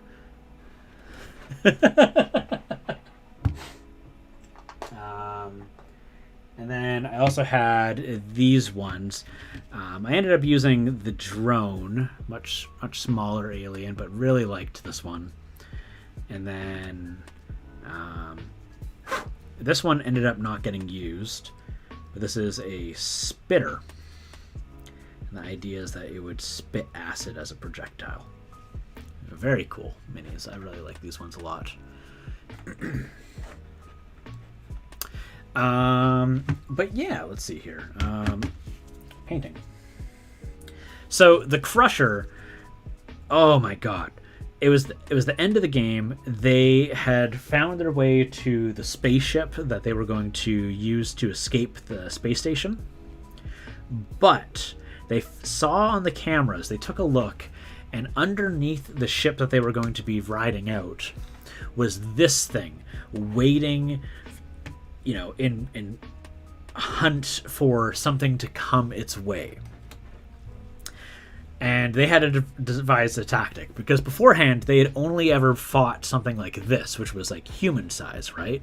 So there's a huge danger difference on these two, and it took them like I think 5 or 6 rounds just to kill this thing. So they were paranoid. I had armed them to the teeth with like some military grade weapons, because I wanted to make sure that they could make it out, like it wasn't impossible. So what they ended up deciding to do, so looking at this like as a thing, so like the alien was here, and it was in this big like bay. There was an entrance here, and there was an entrance here, and there was a grate where they were going to have one person try to snipe at it to try and get its attention, like an air duct. And so from there, the other 2 teams were going to try and pincer in and get into the ship. Punch it in the kisser. There you go. Roll for a critical. So they were doing that, and things started okay, and I was making them do stealth rolls, like to try and sneak in without it getting noticed, because it was getting shot and it was getting annoyed, but it couldn't really get at its target very well. So the moment that there was people who were actually killable, it went in. The player that was in the air duct with a synthetic, and one person fails a stealth, another person shows up, but one of the players was with her 2 parents. She was playing as a kid. Her parents were NPCs, and that gave me a lot to work with, for making drama. So the dad was on one side, and the mom and the kid were on the other. And it was the side that had the mom and the kid that ended up getting caught. The dad freaks out, and he comes out with his gun, and he just starts blasting, trying to get things' attention. He can't get a single shot in. And the alien starts rushing in. I'm going to call it the Crusher from here on. And, they're trying to get attention away from it. They're trying to sneak by. It makes an attack. I'm sorry, no, it didn't make an attack yet. It got shot, and acid blood splashed out everywhere. And it dealt 2 points of damage to the mom and 1 point of damage to the kid. The kid was okay. The mom was brought down to 0, and her foot melted off. It was just gone. The kid ends up resuscitating the mom, and the mom, as her last action, because she can only crawl, she can't walk anymore, is she tackles the Crusher to try and occupy its attention, giving everyone else 1 extra round to run. And she just screams, "Run!" Crusher attacks, and as its name implies, crushes her. And there's a critical injury table, and it says roll 3 times on the critical injury table. She loses a leg, her arm is broken, all these things. It was just a very foul way of going. And so from there, kid panics. Everyone's starting to panic. As the kid is trying to run, she does a run and gun with her flamethrower, misses all of her shots, and the game has a panic mechanic. So the more stressed your character is, you get to roll extra dice, which can add to your successes, but they can also add to your make you do a panic, have a panic attack.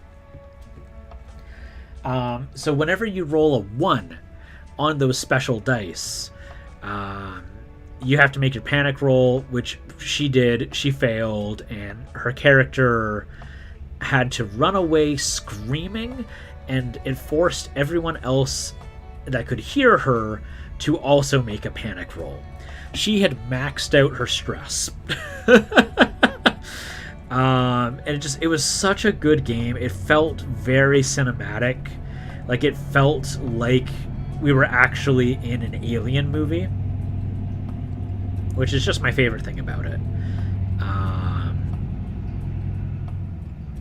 J-Dog, I would love to play a game with you.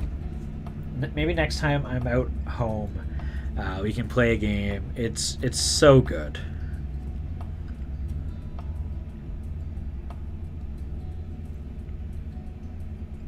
And like, there's like two different modes of play. You can either do like cinematic, like Alien 1, where it's a horror, or you could do a Colonial Marines, like action war movie kind of game, which is probably what I want to do next. Let's see here. I can move this.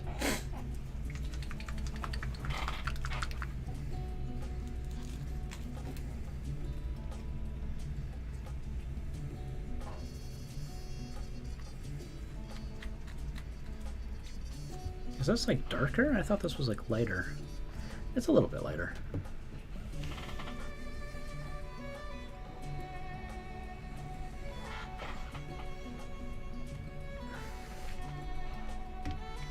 Unless it's summer you're working. Yeah, yeah. Obviously summer is like a no-go.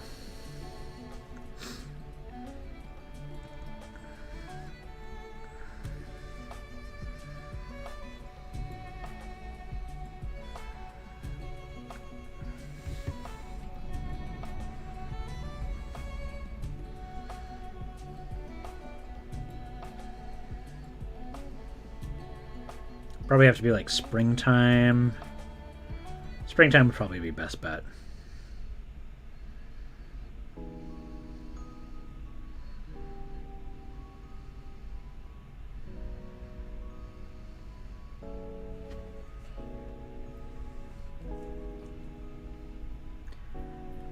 It's a really easy system to learn too. It was my first time GMing it, and everyone at the table was learning how to play as they went along. Your phone's gonna die? What time do I stream tomorrow? Tomorrow I'm gonna be streaming probably starting around 5-ish, so same time. Thanks for coming in. It was really nice to see you.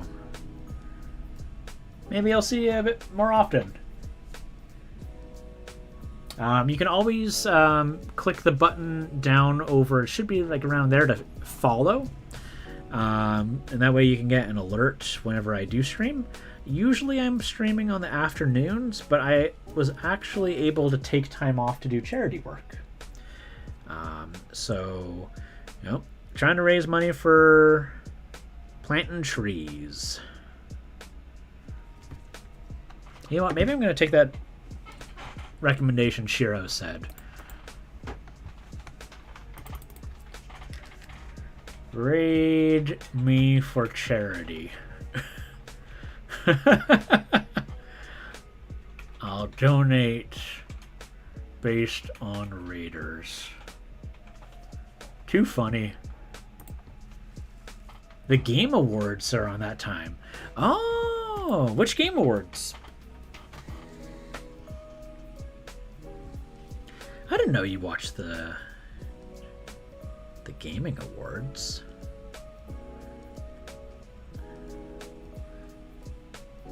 Let's go get them raiders. All right, love you too, Uncle Jay.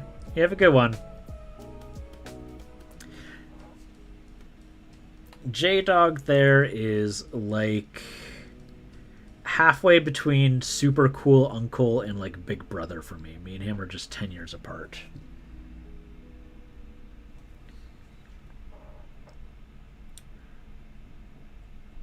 Probably the closest member of my family that I have.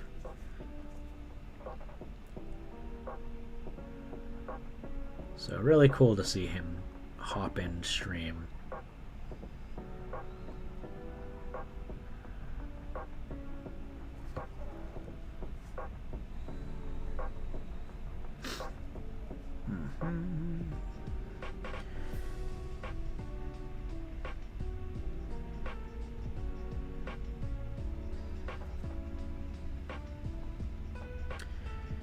yeah, my goal too with trying to get raids for the charity is obviously I'm going to make donations no matter what. But if we can get people to raid in, maybe we'll get people in who can make donations. That's kind of like what my logic is here.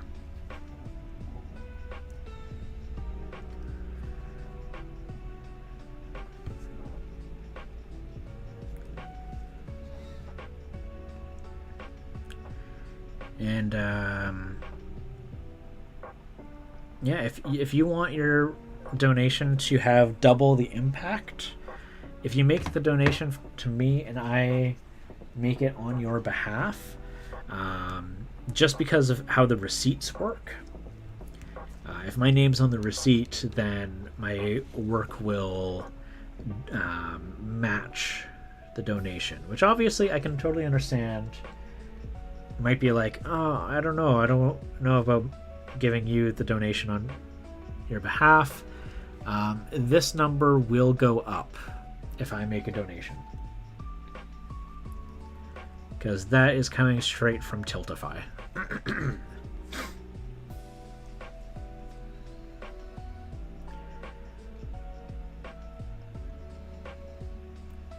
But again, as always, you can always just make the donation directly to them via Tiltify. You will get a receipt. One Tree Planted will email you using the email that you provide.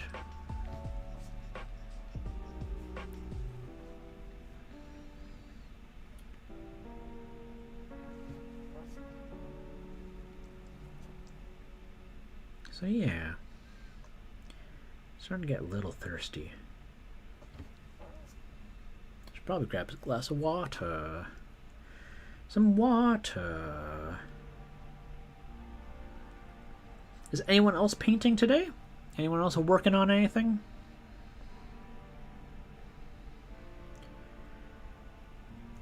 Geez, now that I've actually done this guy, I can work on some of the other things on him. Crazy. I've had this guy sitting around forever. Actually, what I could do. Water. It's so interesting how accents make people pronounce water so differently. I say water, WAHDUR.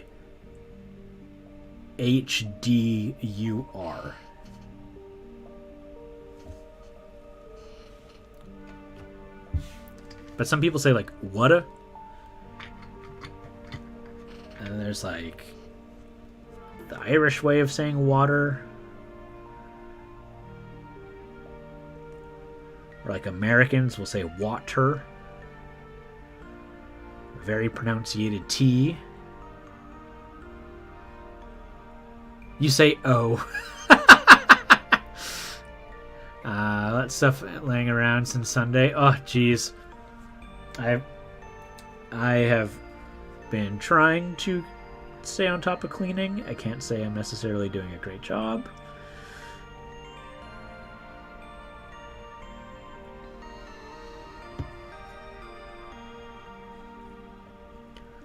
But yeah, I say water in a very not at all way it's spelt.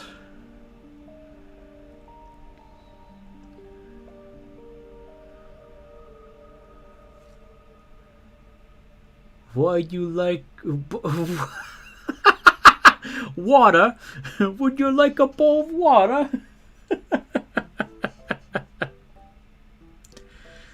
Took me a moment to catch on what you're saying there.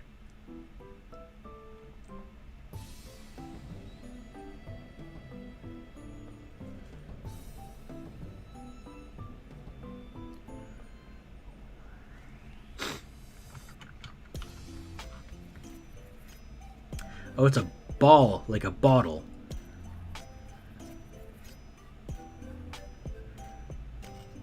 Got a couple of Nurglings here that I painted up. Oh, painting up. Not finished, obviously. I really like this yellow one. He's very creepy. I also like my pink Nurgling. Pink Nurgling is real good. purple one just looks super foul. But I have this orange one that I really like. I like him. He's real creepy. And so like the idea too with the red, with the green ones is to put like a little fleshy red wash, and it just makes them go from like kind of cute to like, oh gosh. Okay, so I have a couple of abominations, but they're so tiny and cute. Pile of boys, yeah. Who seem to not mind that their guts are hanging out.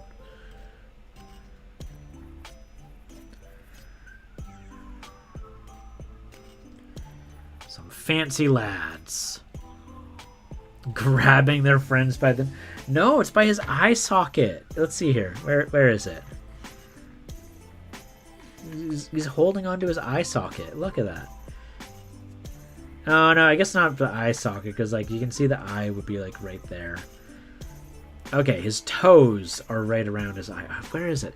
I know I have one where he's... Ah, here we go. See, he's like poking his eye. Let's see if I'll adjust the focus. Gutsy bros. There we go. That's the exposure. I don't want to touch the exposure. Eye socket nose water. See? Look at that. And he's like, ah, my eye. Yeah, these guys are a little nasty.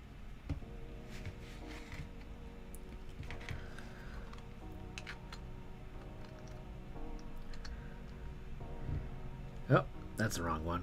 You don't belong there. Here we go. Whoop.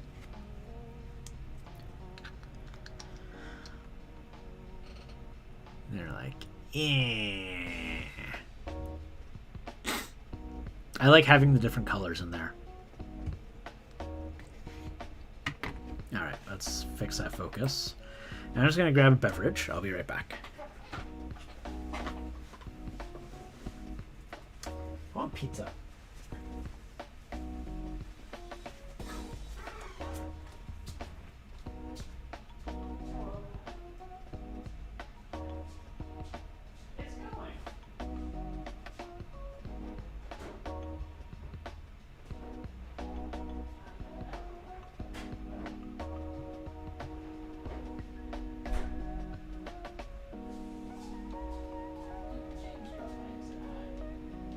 Spend a good amount of time until his phone died. Doesn't feel nice. Alright, I'm back. I decided to go with some 7-Up. It both hydrates me and keeps my blood sugar up so I don't get the handshakes. I do not like my hand shaking. Okay.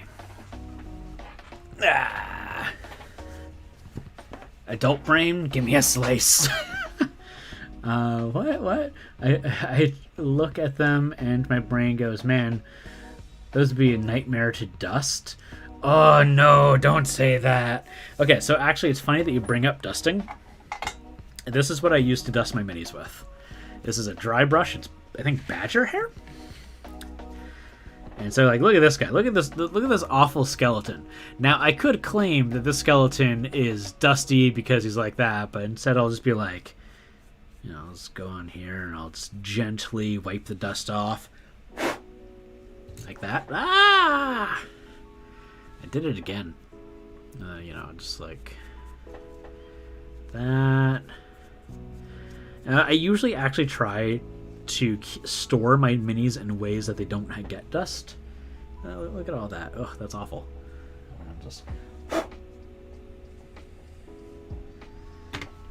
Yeah, and this way I can dust them.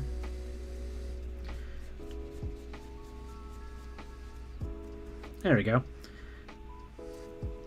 This skeleton's called Tom. He's very flexible.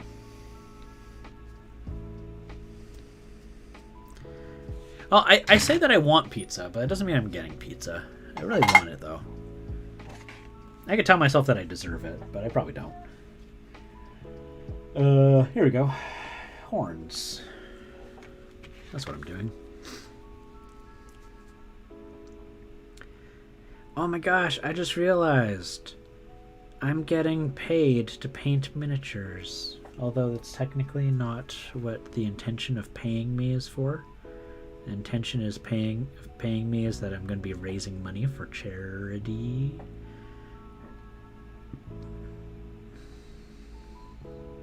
Or community service. Tom's the gymnast.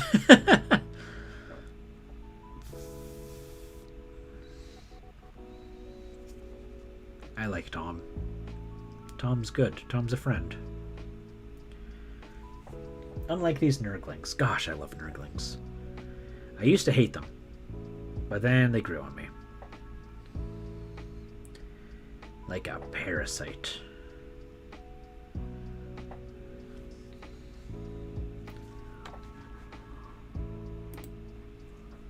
Being a dungeon guard is his day job. To pay his trainer.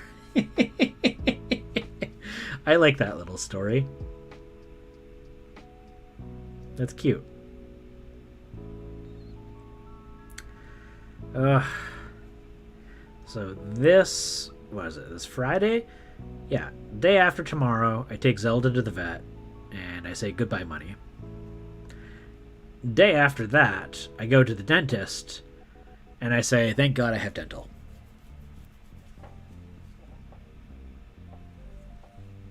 That is the plan. Because I've been too stressed lately, and I've been clenching my jaw when I sleep, and I think grinding my teeth. And normally I'd be like, oh well, big deal. Except that apparently I have applied so much pressure that a part of my gums eroded. And I have a little bit of exposed jawbone. Oh boy. And pretty sure that's not supposed to happen. So, you know, going to the dentist. Yay. It does hurt. I am in pain. Only a little bit of pain. It's like a canker sore. It's about that.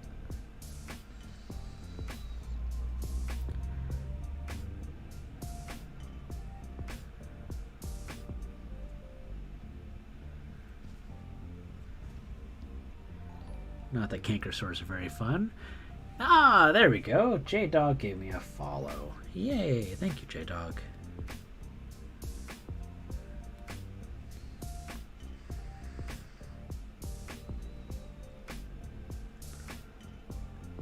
I wonder if I should make donations to charity every time someone follows me.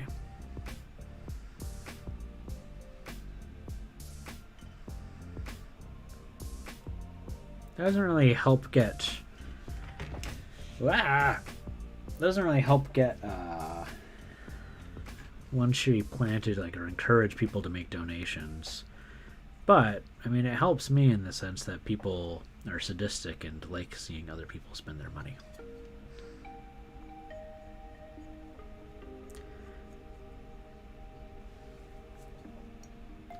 Although I don't know how many unique people come in that don't already follow.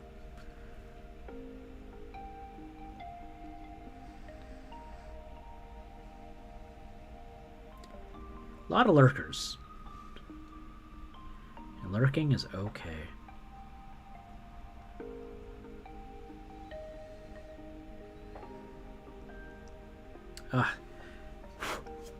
Ow! Oh, Valley, you heard about the jaw? Yeah. Hey, you're back! I saw that you followed. Thank you.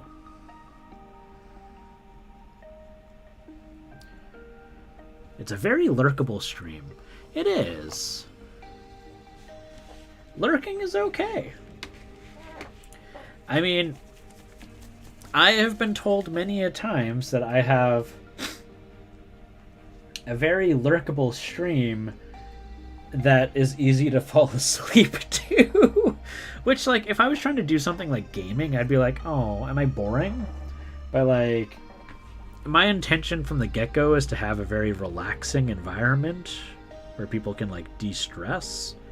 So I take it as a compliment.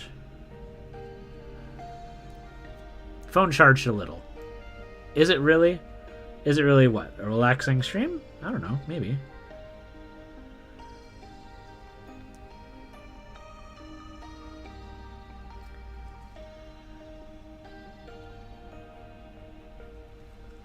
Yeah, well, I mean, I think, I don't know. I don't pretend that I understand streaming very well. I've been doing it for about a year. It's not really something I can say that I've mastered at.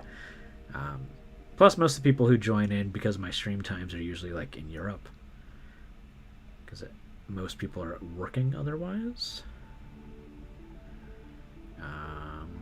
But yeah, I don't know. We have a good time here. That's what I can guarantee is we have a good time. Gonna listen to a while you play Halo. I have no clue. Nice. Tell me how it is. This Halo looks good. Infinite, right? It gives me it. What was it? There was like Halo 5 or 6. Was there a 6th Halo? I don't remember. I remember Halo 5 felt more like Call of Duty than it felt like Halo, and I was kind of like bummed out by that. But looking at the trailer, this one feels like Halo. I think if I did, it would be an awesome and entertaining. Just started. Nice.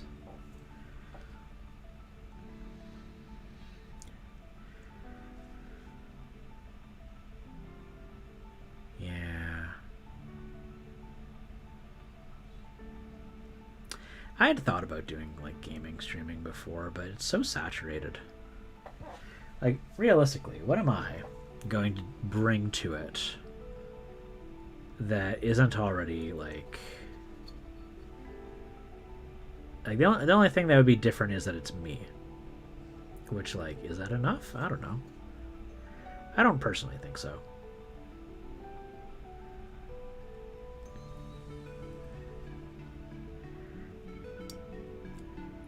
However, like, super chill, you know, relaxing mini painting stream, I think there's like 2. No, 3. 3 that I know of personally. And that's including myself. There's Giggling Geekette, who has just the most chillest, like, setup and stream. I really recommend everyone go see her. And there's, like, The Joy of Painting, which is obviously, like, pulling from Bob Ross.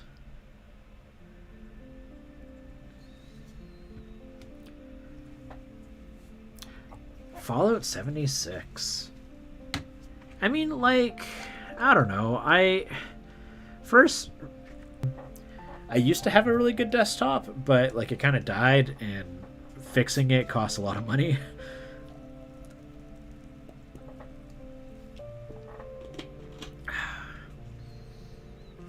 So that would take a while.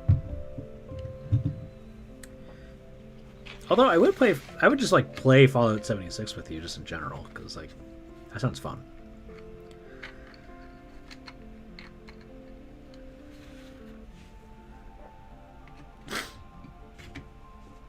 We have the basic Xbox One. I know that you can stream from it. I don't know how well it works. If it works really well, maybe. Oh, did I paint a finger brown? I painted a finger brown. Whoops. Let's, like, get in here. Yeah, Series X is not what we have. Gave it a chance and you're impressed. Oh, that's awesome. Yeah, a lot of people were super critical of 76. Oh yeah, I wouldn't mind playing like 76 with you, just like in general. Just I don't know if I could stream it, but I would definitely play it with you.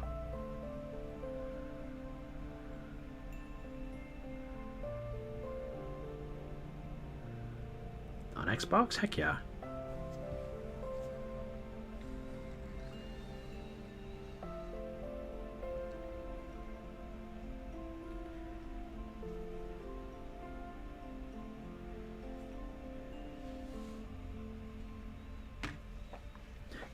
You mean like unlike the console version for which was it? Fallout 4? Oh my gosh, it makes me so upset. Like, because I played it on my PC when my PC was working, and I was having a blast. And then I tried playing Fallout 4 on my Xbox, and like you walk into Diamond City, and the whole Xbox crashes. And it's like, ugh. I'm there for the colorful commentary. The writing is very good. It's always very witty.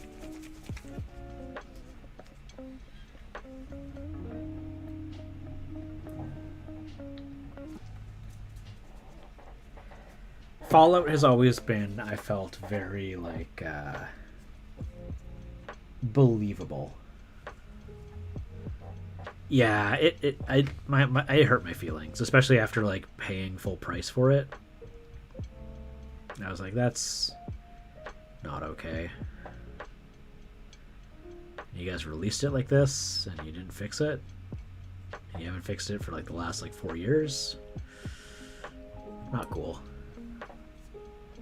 Yeah, I really like Fallout.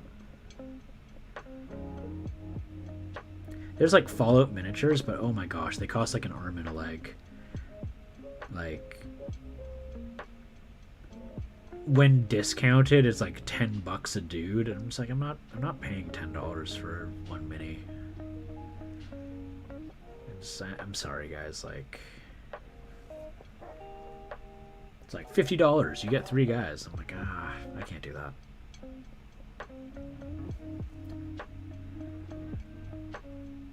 Hard to justify, especially since I've never bought one of their minis before. I don't know what the quality's like. I've heard good things, but ugh.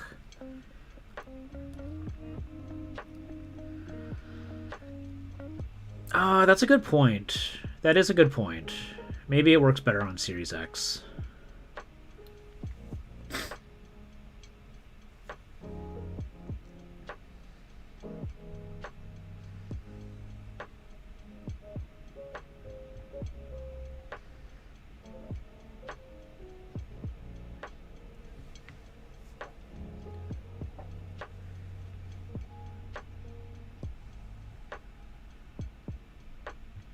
Yeah, the only video game I've really spent a little bit of time on recently was Alien Isolation.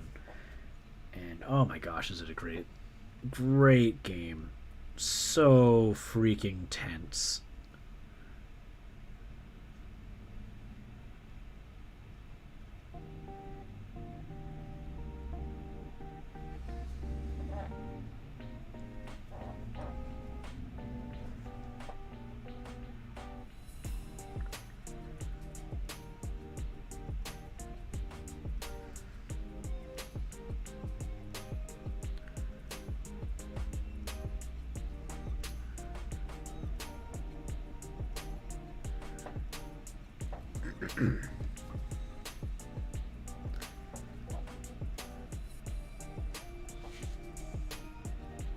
Yeah, I think it was on Xbox Gold 1 month. You should totally check it out. It's a really like good atmospheric horror.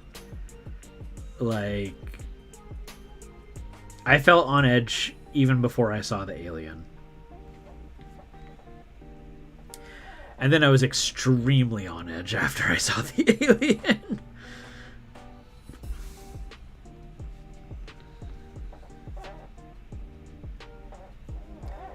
Which was really good, right? Because like I was getting ready for the Alien RPG, so it got me in the right headspace. Yeah, if you're looking for a good horror game, absolutely. And there's tons of DLC for it, which really like expand on the game.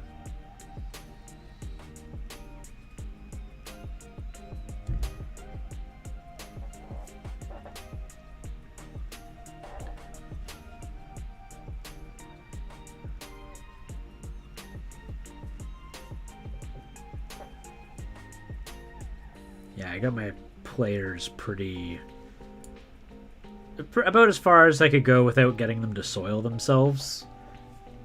And that was a thrill. Like a lot of them were like standing up and being like, ah. And I was like, yes. And they're like, why are you grinning? And I'm just like, wah ha ha ha.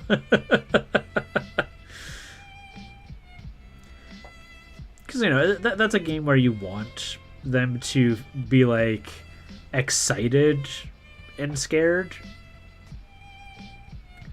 You know, and of course I followed up with them afterwards, and I was like, hey, like, you guys doing okay? And they're like, oh my god, it was so awesome.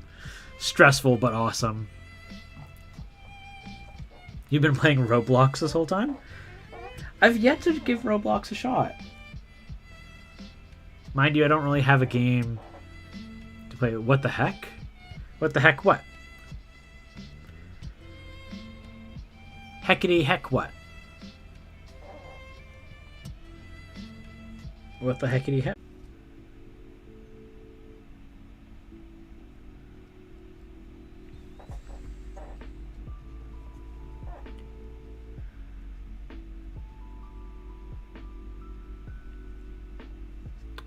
Roblox hack. Oh, what the heck am I playing Roblox for? I don't know. Maybe you're like, this is the time to play Roblox. Or you're... and then other people can buy your games. So, what Bee Simulator? Tell me about it. I know nothing. I know nothing.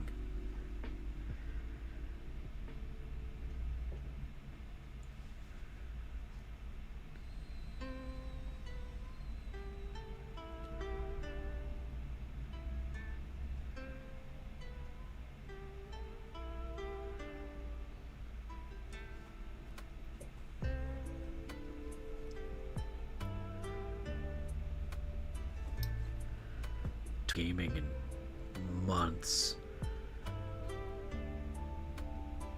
I've probably missed cool things. Oh, maybe not. I don't play Fortnite. I know Fortnite's always on there, and then there's like Smite and other games like that.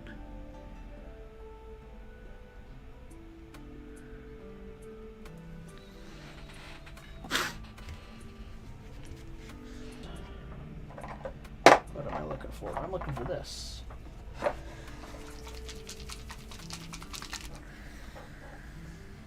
Play Halo. I will probably eventually. So does this mean the verdict is it's good?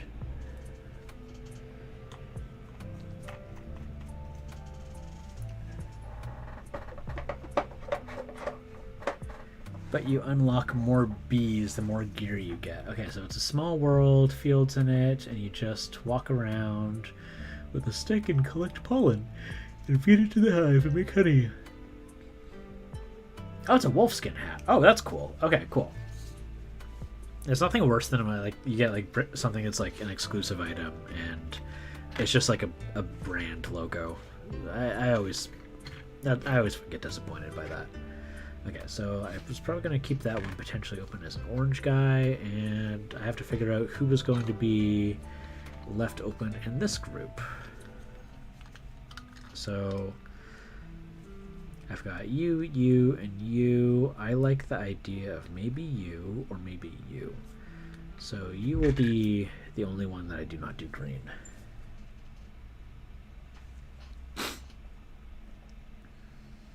The rest of you will all be turned green.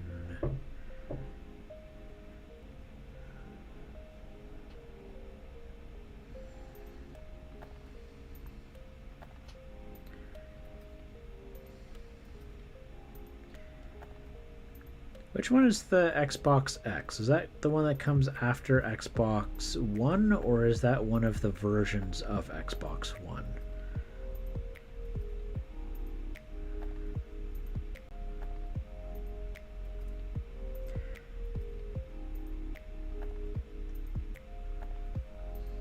Because I know there's like the One X and the One S. Is X just the one that comes after? I don't understand their naming convention.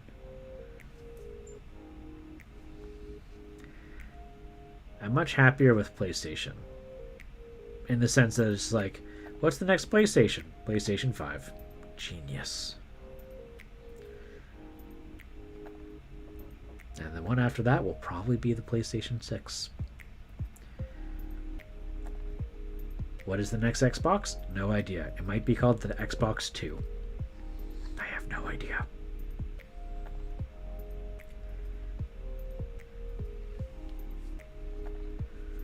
Do I have to paint the insides of these guys? No. Am I doing it anyways? Yes.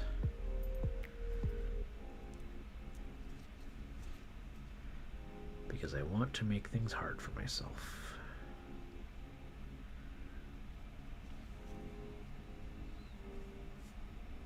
Do you have a PS5?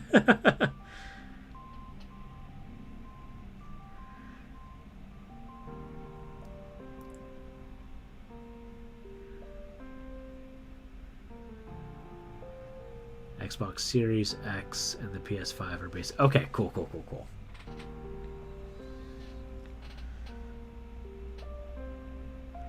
Minus the whole exclusive titles and other services that they provide. But yeah, okay. Yeah. I mean, it makes sense. Like, there's only so much that they can do. Like, it's only Nintendo that's, like, trying to be like, how do I make my console different?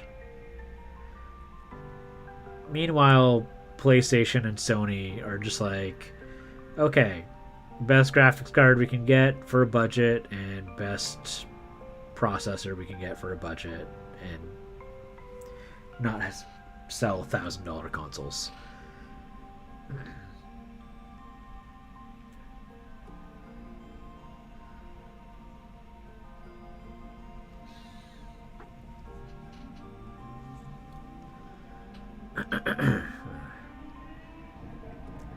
Although I do like that the PS4 had a VR system.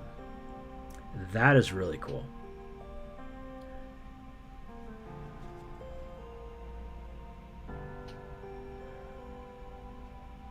I wonder how far Kinect has been updated. I haven't really touched Kinect since 360, I think. Obviously, as bad as it was back then.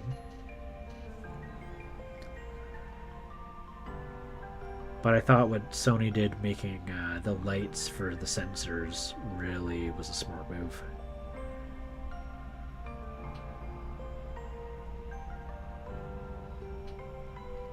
Nintendo, what kind of wacky console can we make this time? Oh, absolutely.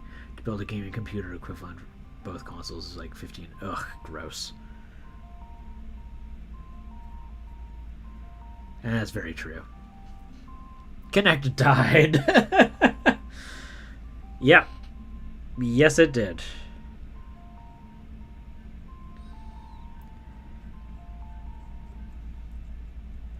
Sony just did a better job. And Nintendo's movement, like, detectors just inside of the controllers are just better.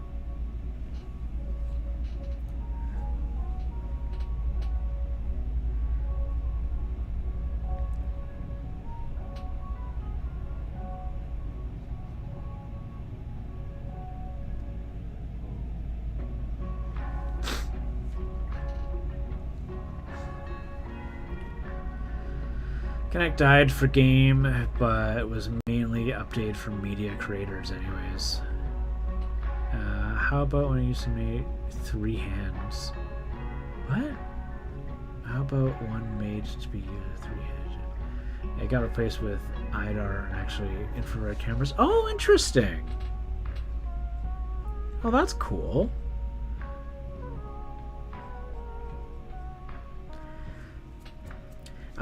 That was like when I found out that the media player that was used in the Xbox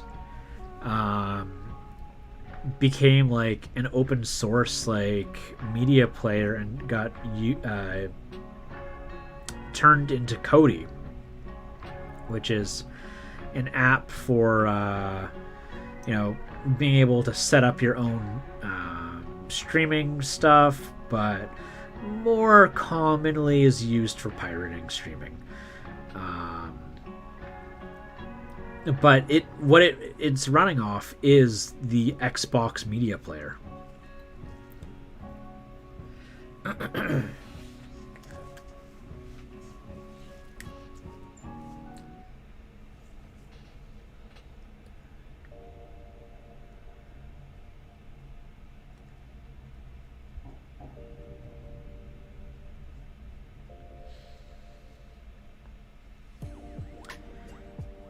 Got these little guys on Black Friday. Anyone get anything cool on Black Friday? I would show some of the cool Creature Caster minis I got on Black Friday as well. But I've only got a couple of them assembled. But if anyone's interested, I can show. They're so good looking. They're really good models. I look forward to getting to paint them up. And Creature Caster is based in Kelowna, too. For me, it's a very local company. Use a universe, really, or university, for an assignment. Interactive beholder that would follow. What? That's so cool.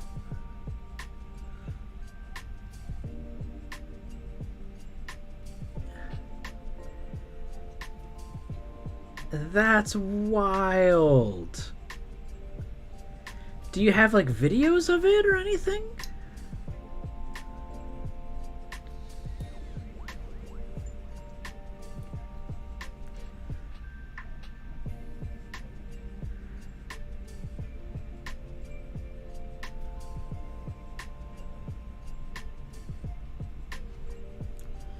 Got a 15 button Stream Deck for 100. Oh, is that like a like one of those little console things that you have that you can press buttons and like it'll play a sound or like it'll switch for you, like kind of like a soundboard? Okay, I have to take a look at this. This is wild what Warlock Squill is describing.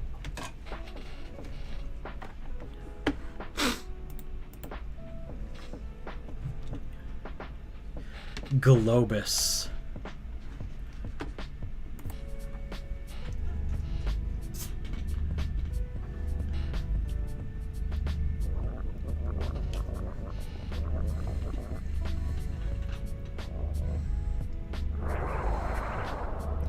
That's so cool.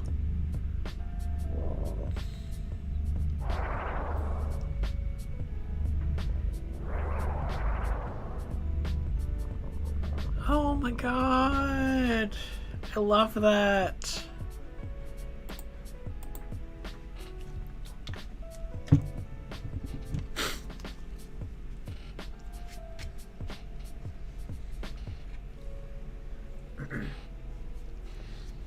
My partner got a new laptop, and I probably realistically should have taken the opportunity to also upgrade to get a personal laptop or like see if I could get a desktop.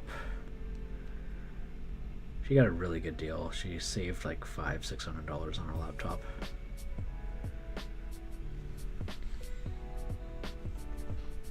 Although the shipping is like super backlogged, so she's not going to get to see it for a while, but still very cool.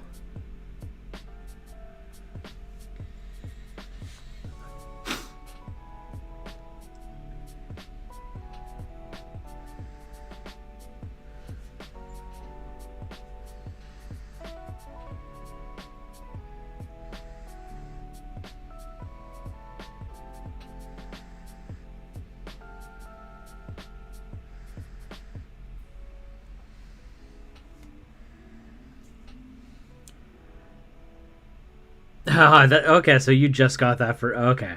Cool. You save a good chunk on it? That's good. I was actually just booting up because like kind of like as I've been describing, I've been on a bit of a hype about the Aliens franchise recently, and so I was playing Aliens Aliens versus Predator for Super Nintendo on the wedding gift that you gave me.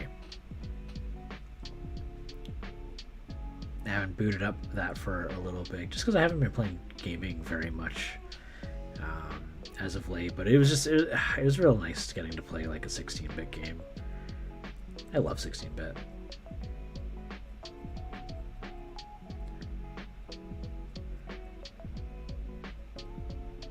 And it's nice having everything kind of like in one console like that.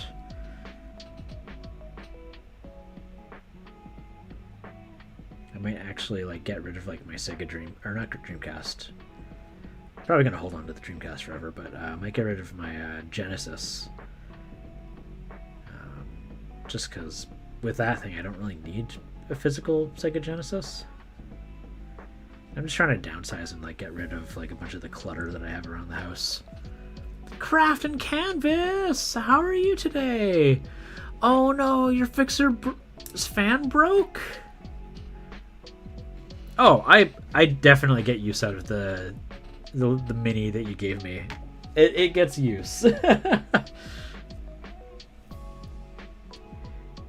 Especially being able to play 2-player games. Ugh. I just wish I could get friends over more often so I could use it and like play multiplayer games. How are you doing today, Craft Canvas? You're doing good?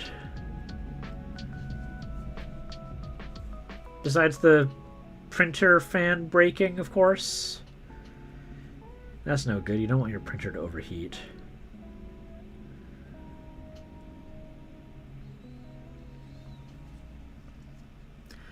Gotta solder it or replace it. You would know how to solder. Gosh, you were so freaking multi-talented.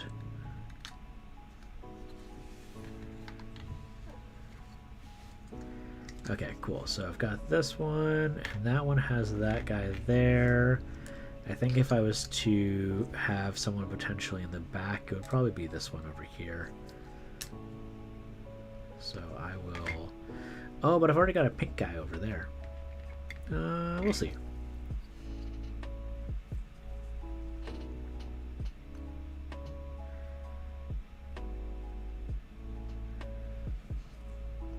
I think I'm doing all right. I stayed up way too late last night. I was up till 6 in the morning. My mom gave us a Roku soundbar. And I was kind of like, oh, we've kind of already got a smart TV. I don't know if we can use it or like if we need it. And like I actually started like using it. And I'm like, no, this is way better than having just a smart TV. Heat it up and drop some cover. Oh, thanks for the shout out there, Valley.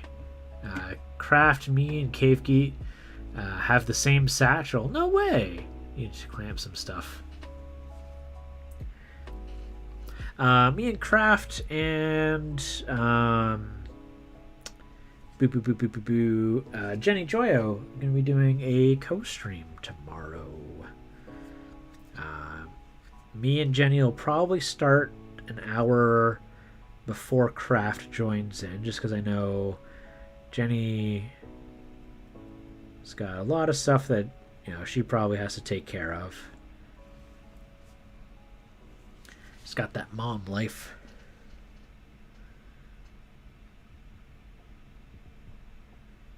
And me, on the other hand, I'm just streaming instead of working my day job.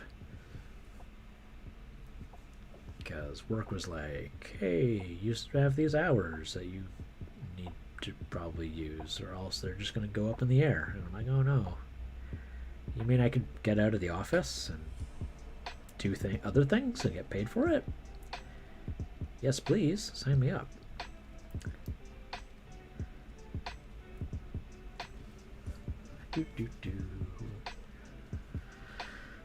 Well, I mean, like, why wouldn't I?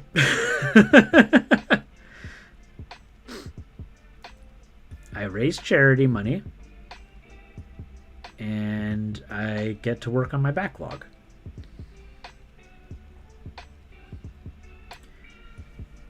And it means I don't have to deal with emails from customers because I don't like working with customers.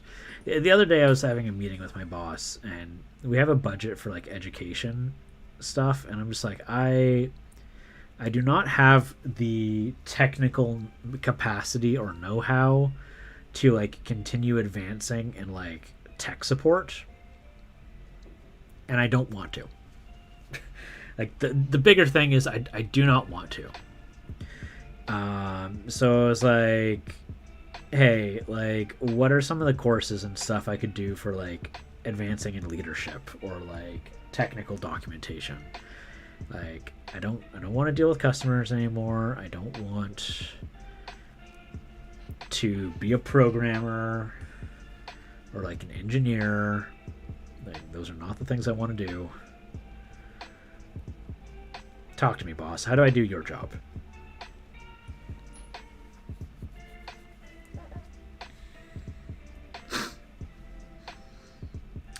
So yeah. And he's like, yeah, I can find some stuff for you. And I'm like, okay, cool, thank you, because I know I'm like asking you to do work.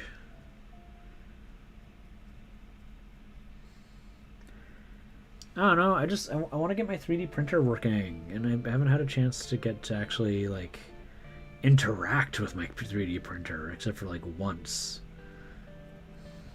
So hopefully that this weekend, besides my dentist and besides my vet appointments, I'll be able to go over to my brother-in-law's and get to play with my 3D printer, hopefully.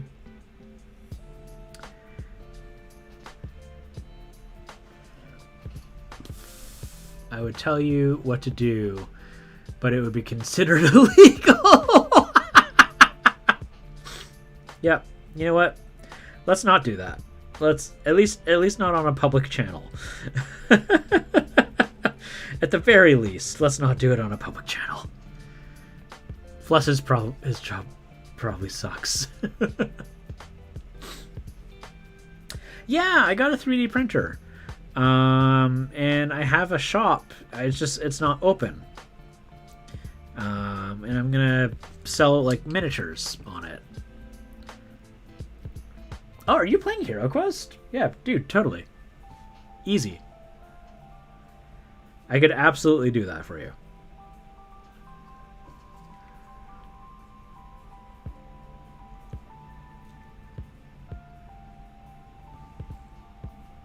Uncle nods. Ah, jeez. If it's anything to do with what my dad does, I especially don't want to do it. Or what my grandma used to do. Don't really want that to become a family business.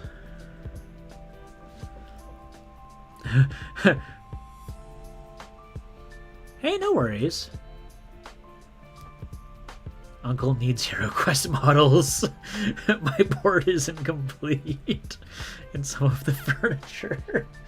See, you didn't tell me that Hero Quest is just miniatures. Like, you didn't tell me that you're into miniatures.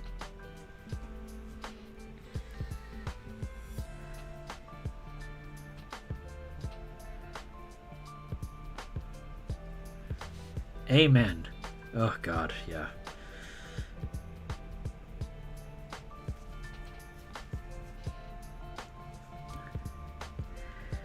But yeah, no, I wanna do that, even if it's just a little side hustle, you know. Still something fun and can take my mind off of what my actual work is. Not that I have anything to complain about, really, in the end of the day. People have much harder jobs than I do.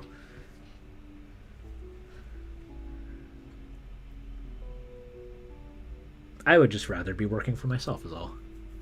This whole uncle exchange is just nice to watch. Feels like a nice family dinner. Of course you found it at the thrift store. That was like when you told me that you found a complete box of Catan for like $20 at the thrift store. Every day I'm hustling. Yes, no. This is the family member I am absolutely like unquestionably closest with.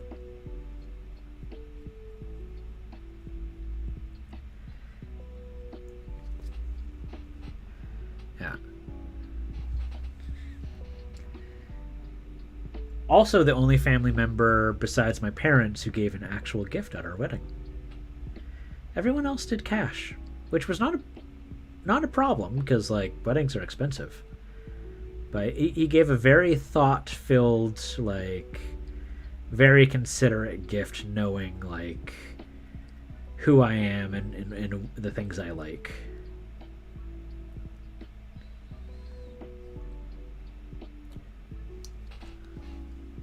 It was $3. The Catan board was in the box, not even like incomplete. Like he got a full box of Catan. Like one of the greatest introductions to like playing like adult board games. And he got it at the thrift store.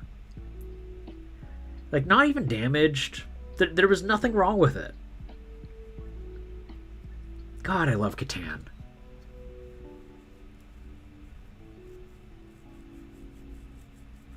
Cash is so nice, though. Yeah, no. I mean, yeah.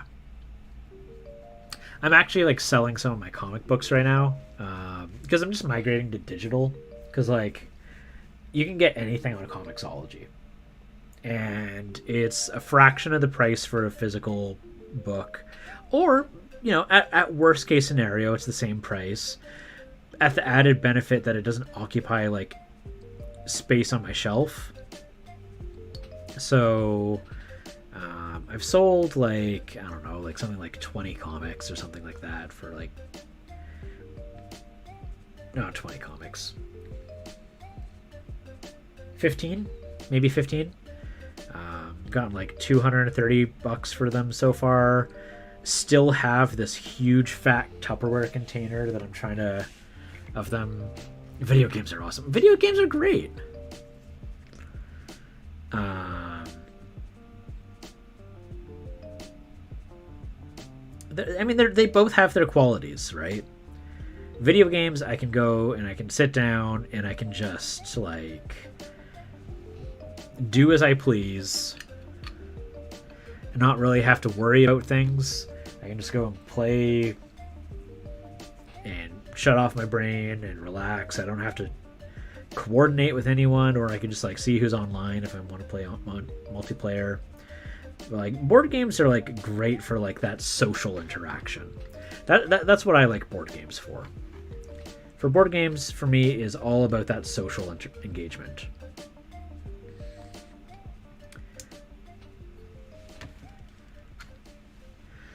Okay, so we got that. We've got that. Those guys are all green. Okay, so they're starting to look nice and complete-ish. But yeah, no, so I'm just like reading all my comics on my iPad from now on. Except for like a couple exceptions, but it's taken a long time to try and resell those. Let's see here. Okay. Orange. I want to make an orange. I want to make one orange. Or two orange. Let's do two orange. Besides, I have enough, like, things that are, like, hoarding and cluttering my house. So, downsizing one, kind of a nice thing. Okay, so let's do an orange guy.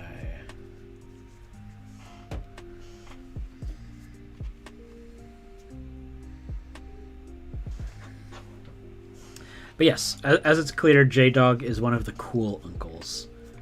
Like, whenever you're like, hey, cool uncle, J-Dog is who, like, comes to mind for me.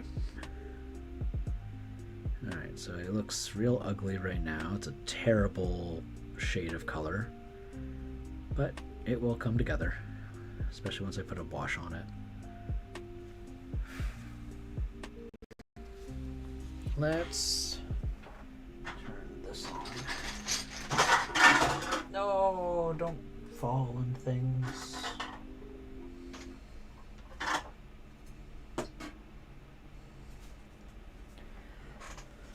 Ah!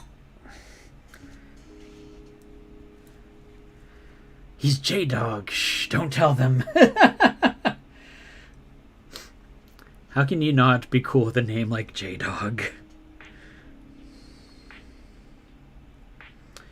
Well, J-Dog is who got me into Magic the Gathering and Dungeons and Dragons. And video games. I'm kind of like a clone, if you would. If you know what clones are, I'm like a clone. Much love on the stream for Uncle. Yep.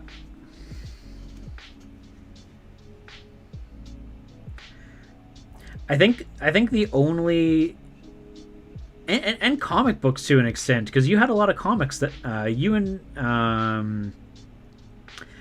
other Uncle Jay had a lot of comic books, and that's who I got into that from. I'm kind of just an amalgamate of most of my uncles. Because I've got 4. I have 4 uncles. All on my mom's side.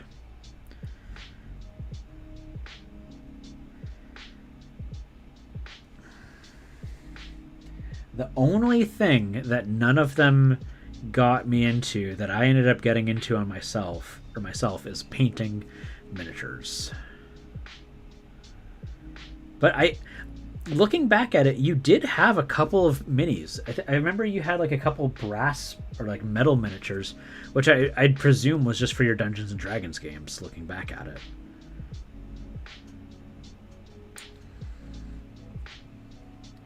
Did he get you into paranoia? No. That's I am just a paranoid little freak.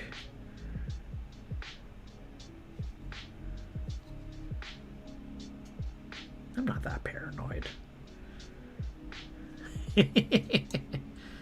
Uncle J-Dog will soon be canonized on the same level as Donut King and Cone Queen. Oh no.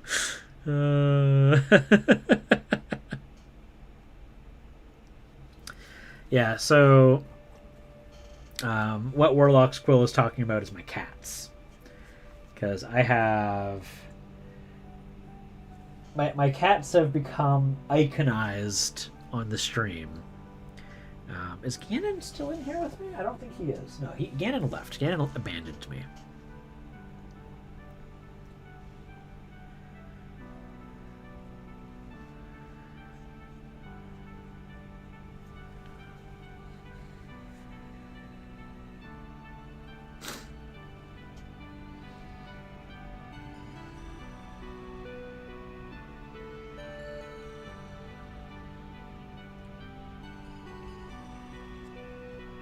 Paranoia is an RPG where everyone's a clone? This is the first time I've heard of this. That's really cool.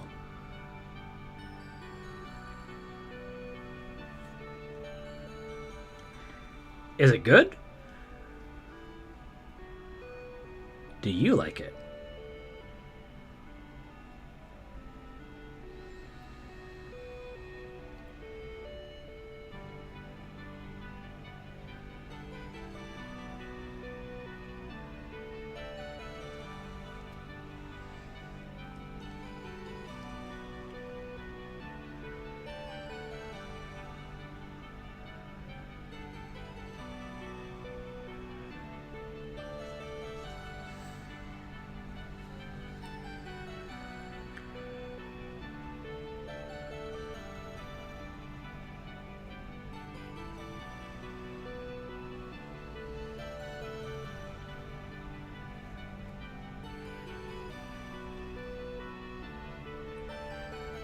It's wacky.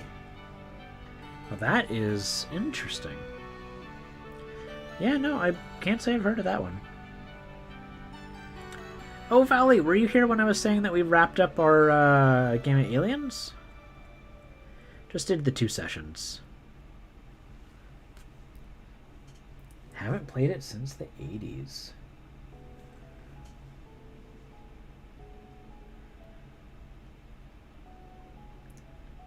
Sounds cool.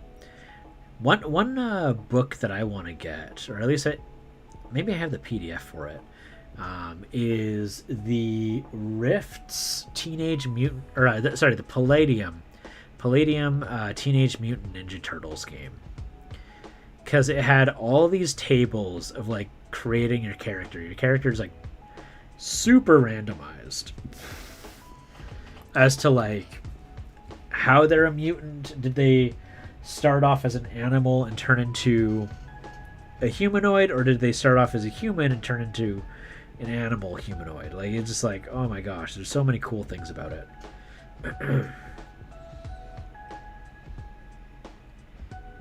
And like, you could spend points to figure out like, do you have functioning human hands?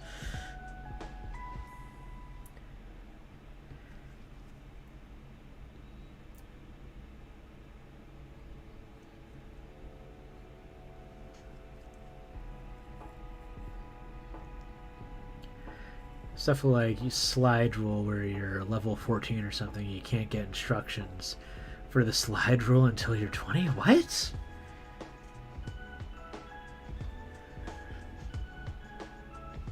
That does sound a little bonkers.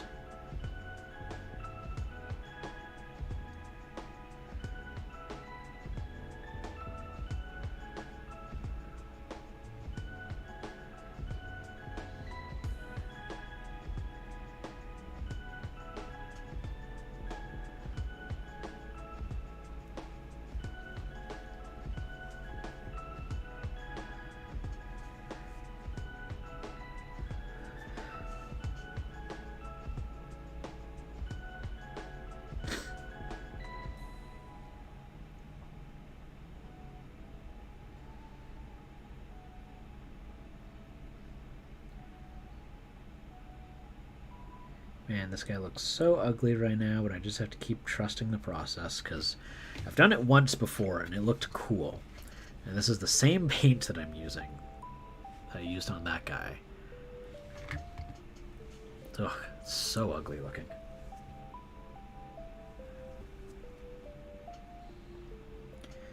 But I have to trust that it's going to work.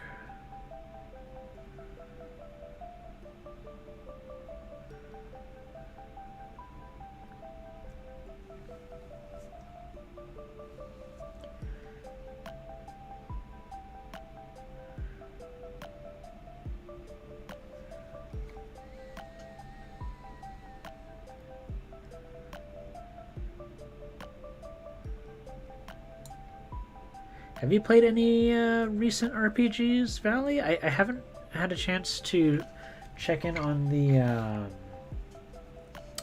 What do you use it? The Speed Paint Guild Call of Cthulhu game. Have you been joining in on that?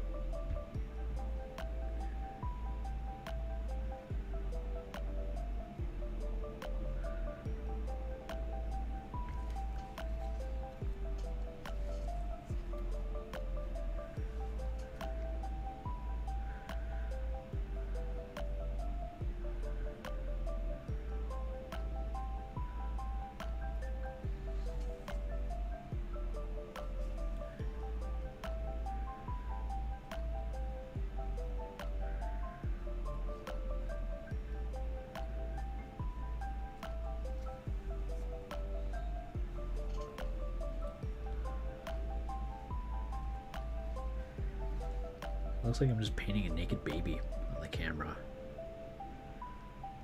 The camera's like not getting any of like the orange color. It just looks like skin.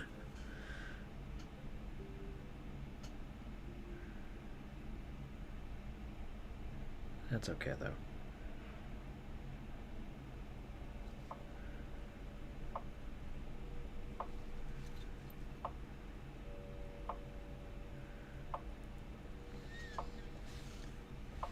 You can see starting to darken up. Just played that one session with them. Jenny's playing a different series with the same character. Oh, okay, cool. Yeah, I saw a little bit of Jenny streaming that. That was about it.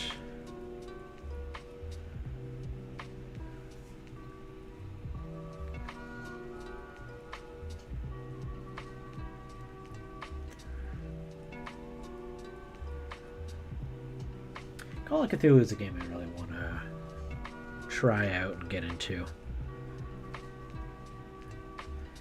But I gotta try and keep reminding myself one thing at a time. Otherwise I'll get too excited and I'll drop everything I'm doing. I will finish nothing.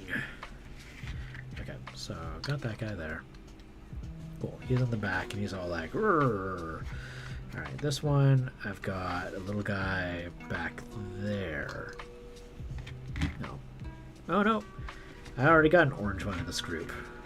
Okay. Not painting him. Orange. No.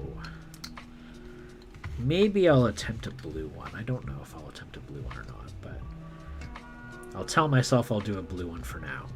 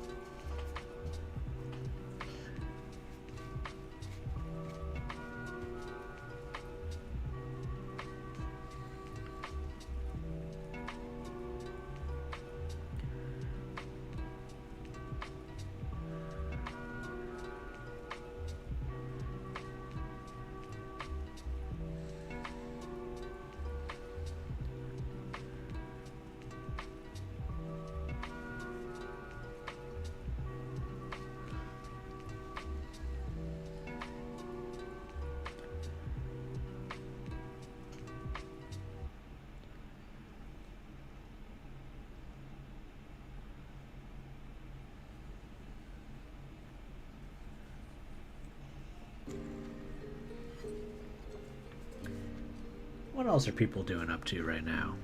Has anyone played any tabletop games, RPGs, war games, or, you know, like J-Dog, some video games?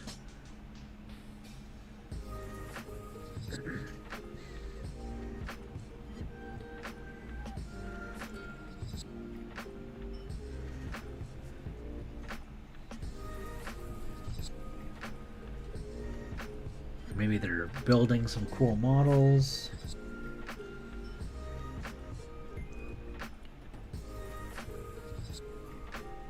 I started building the King of Ruin from Creature Caster, and unfortunately for me, as some people know, I'm allergic to super glue. I have been fighting off some sniffles for the last couple weeks. Not a couple weeks, that's an exaggeration. For the last week.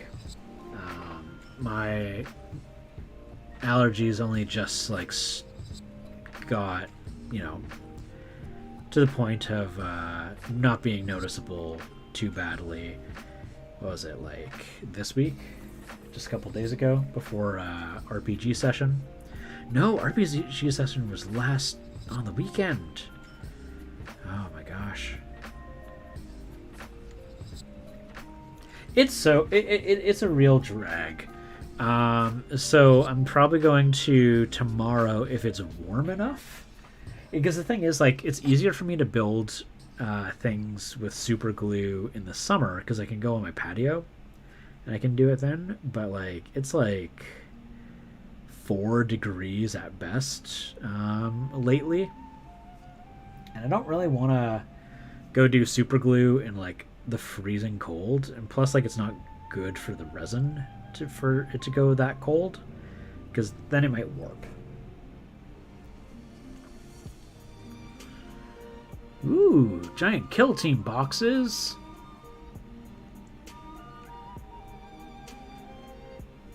What factions?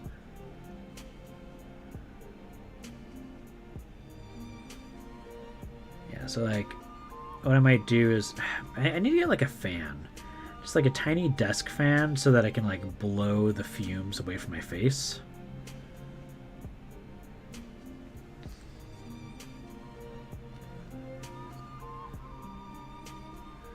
Because like I'll show you what I've been building. I really like them. One of them's not finished, so I'll be right back.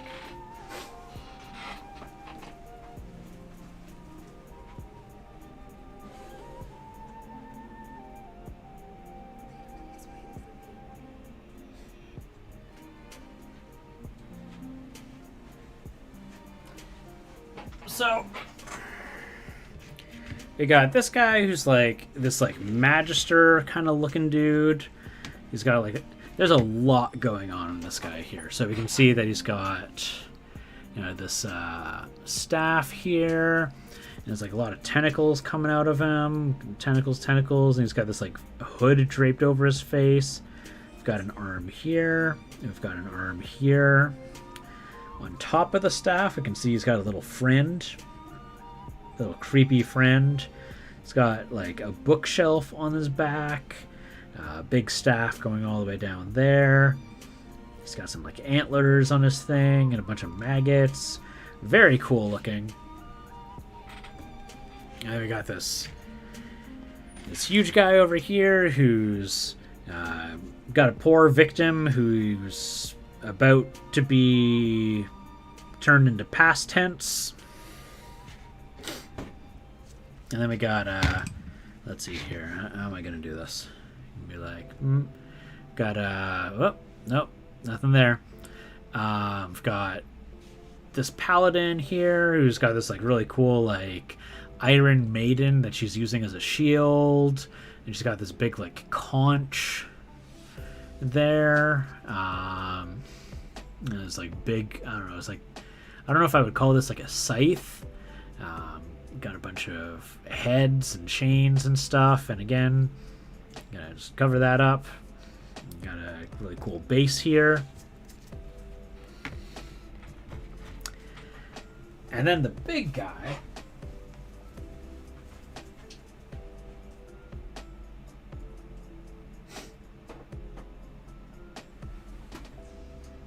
The big guy is what did it in for me.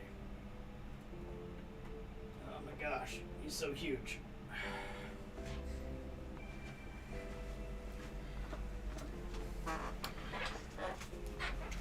So this is the King of Ruin model. Got to like pull back. So as you can see, I haven't finished assembling him. This was kind of the guy that like did me in. So he's got like 2 head options here. He's got like a handful of like guts that are his, but they're also like giant ferocious worms. I need to clean up some of the seams there. He's got like a bunch of armor. He's got this really cool like, oh, can't even see it. It's too big. He's got this really cool looking like shoulder pad here. Nope, I'm gonna have to put my thumb there. He's got like this armor, a bunch of like skin that's molting, and like he's supposed to have like a bunch of antlers like growing out of his back. Really cool. You can see some like rope. I don't know why he's got rope there. It's just really big, cool looking model. I've got another one that's about the same size, which I haven't been able to start. I've got like 20 little guys, or not 20, 10 little guys. I got these from the Creature Caster Black Friday sale. He has another option where instead of a big sword, which again like looks really cool, like the details on that, right? If I like go like that, there we go. You can see all those a lot better.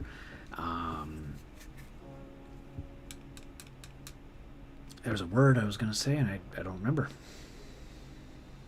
It's very cool though. All right.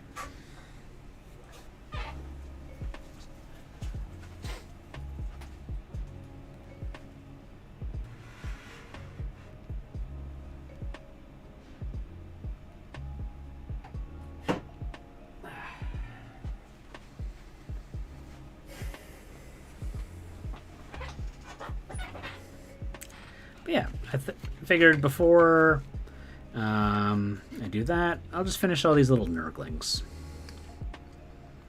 Because I got the start collecting Maggotkin or whatnot of Nurgle box. So I got these little guys here.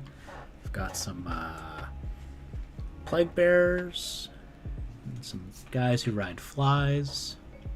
So just the 3 of them.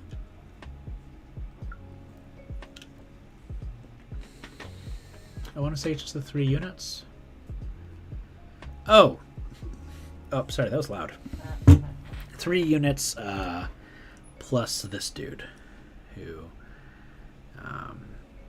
is pretty cool looking.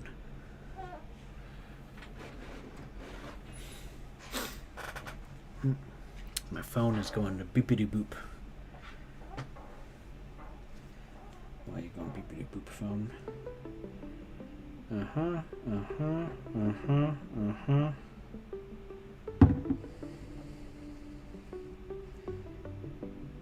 Cool.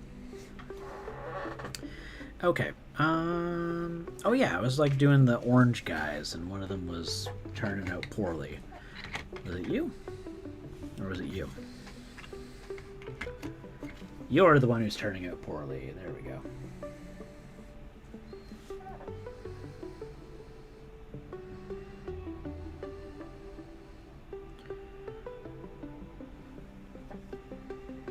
How's it going in your soldering, Craft? Is the fan wanting to be a friend? Or is the fan being bad?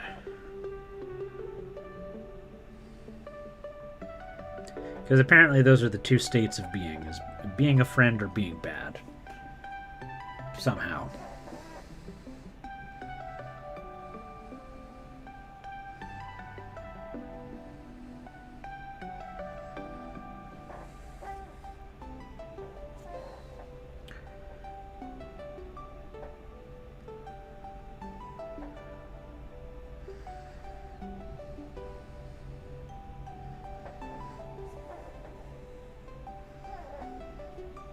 Have 2 giant... Oh, wait, you already said that. I already read that. Ha ha ha ha. Whoops. Alright.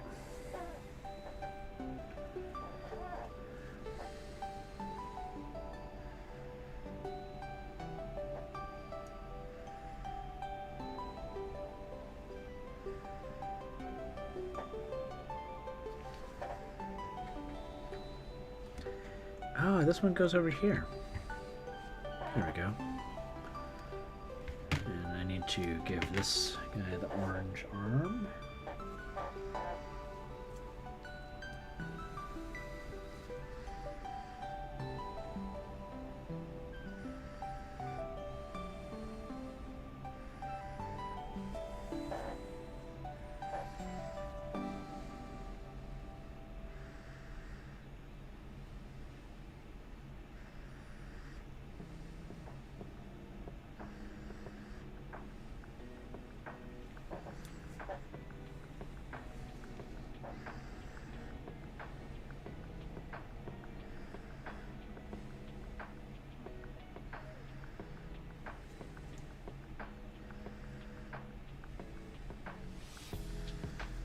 Alright, so I've got that. And I need to figure out if I want to do the blue or not. But before I do that, I think what I'll do is I'll do some washing.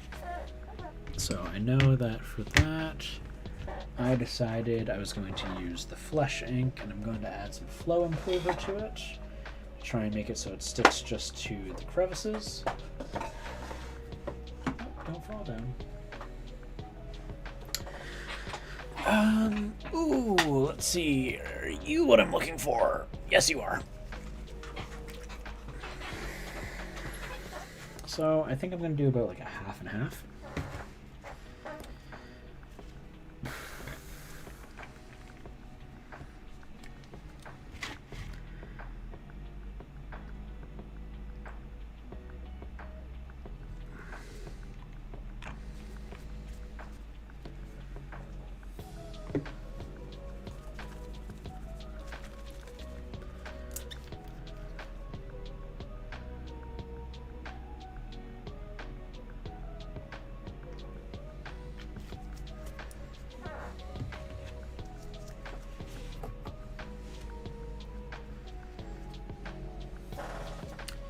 You know what? I should probably take a look at my paint reference because I have to write this stuff down so I don't have to like try to remember things, because it's too much to ask for me to use my brain.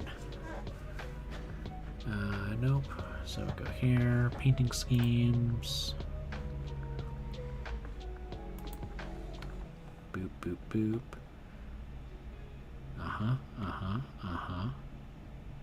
There we go. Cool. Now what did I use on the orange guy? Oh, screw me. I didn't write down what I used for him. Son of a crap.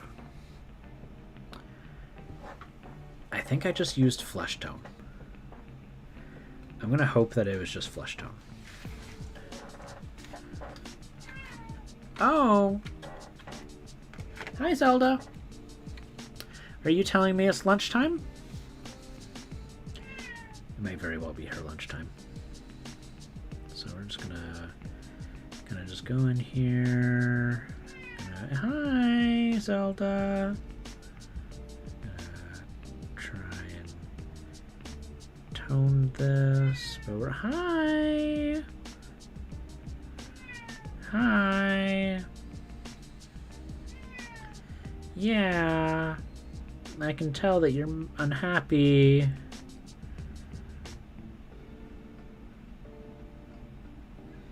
Am I even in the camera? I am.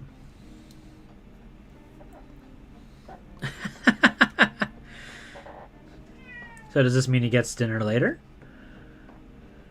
Or are you like, no, you don't get to eat anymore? That make me sad. I wonder if I should wake him up for that since he's a kitty. Yeah, he definitely shouldn't be missing meals.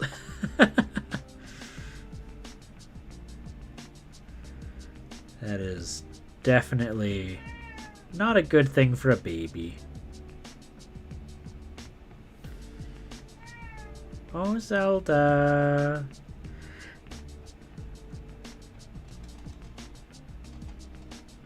I mean, like, if an adult cat, like, misses a meal, it's, like, not a big deal, you know, but, kitties probably shouldn't miss their meals. They're little babies. Like, sleep or food. You pick one. Not both. Zelda, are you trying to... What are you trying to do? Oh, are you trying to get in? I might need to go help her. She's a little stupid. Okay, I'm coming. I'm coming. I can see you're struggling with the door. Hi. There you go. Oh my gosh, you're so loud. Hi. Yeah. I'll feed you in a little bit. If you let me finish what I'm doing first. The stance that she stands in when she's like demanding things, it looks like she's ready to fight. Like she makes her like this very wide stance. She's like, feed me or I fight you.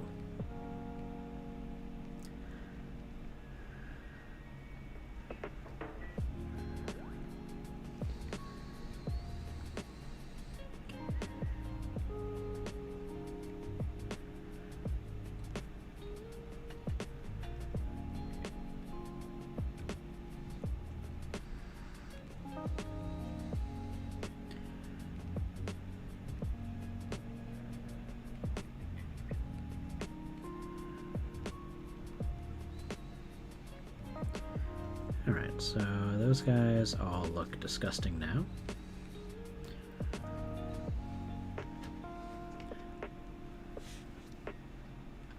But you shouldn't wake a baby. He sleeps like 16 hours a day. I'm sure if you wake him up for one little bit, he'll be okay.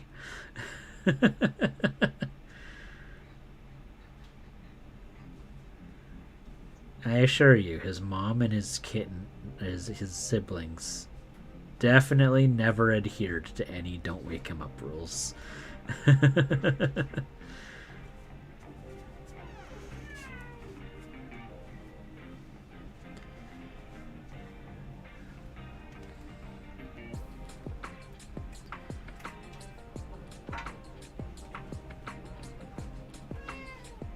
Zelda, you're okay. Didn't care about me until you decided you were hungry. That's when you decided to start showing me love, Zelda. And I don't even know if I would call this love. This is like you just demanding things.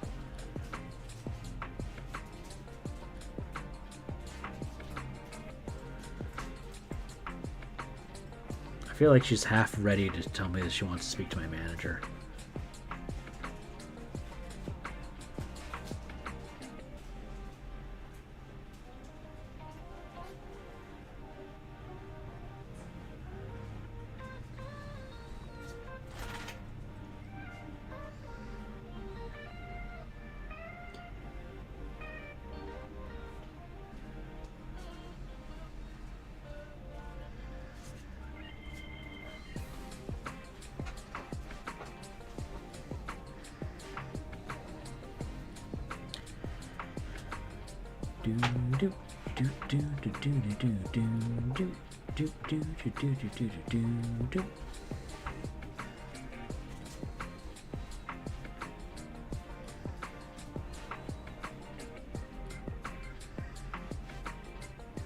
I like how this like fleshy wash, well, not a wash, this is an ink,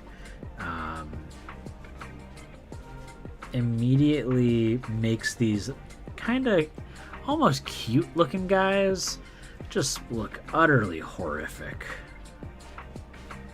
Oh, hi Ganon. Hello, my baby. Are you so cute? And not scream at me? Just a cutie patootie, Ganon.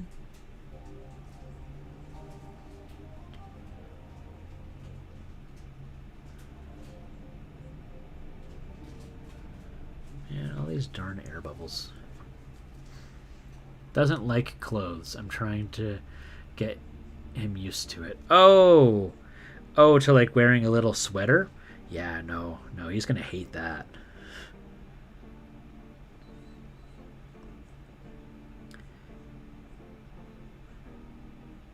Takes them a while. But they definitely hate it at first. If it's cold out, they're more likely to cooperate. But Ganon usually will toss his off. It's only Zelda who likes it, because Zelda's cold all the time. Kitty does not like the cold. The other day that she was sitting in front of a heater to the point that her cone was hot to the touch. I don't know how it didn't melt.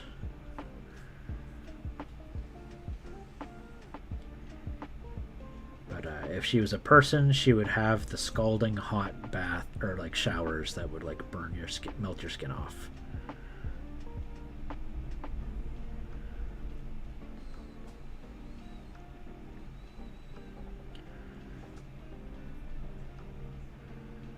But Zelda wears everything. Zelda does wear everything.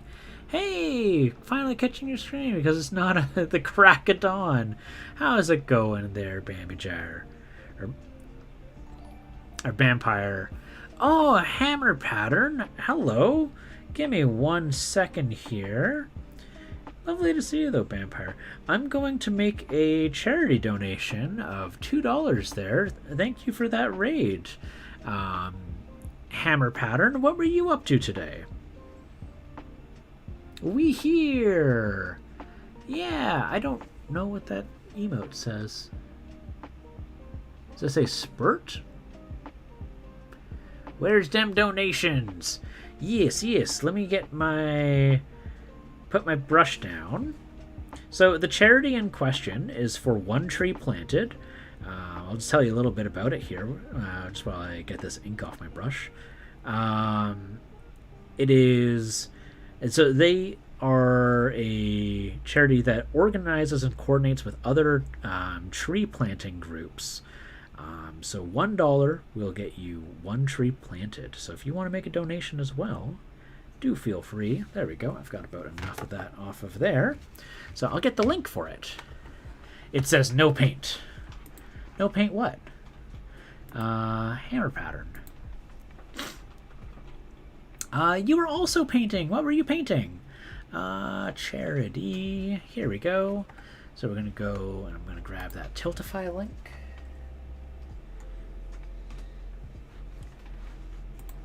I'm going to go here.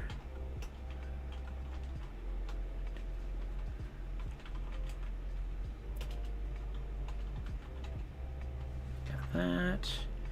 So there were a raid of 4, so that is $2.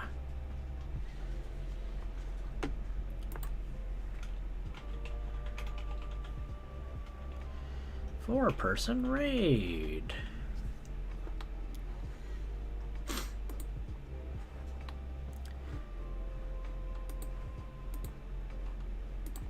Punch in that number.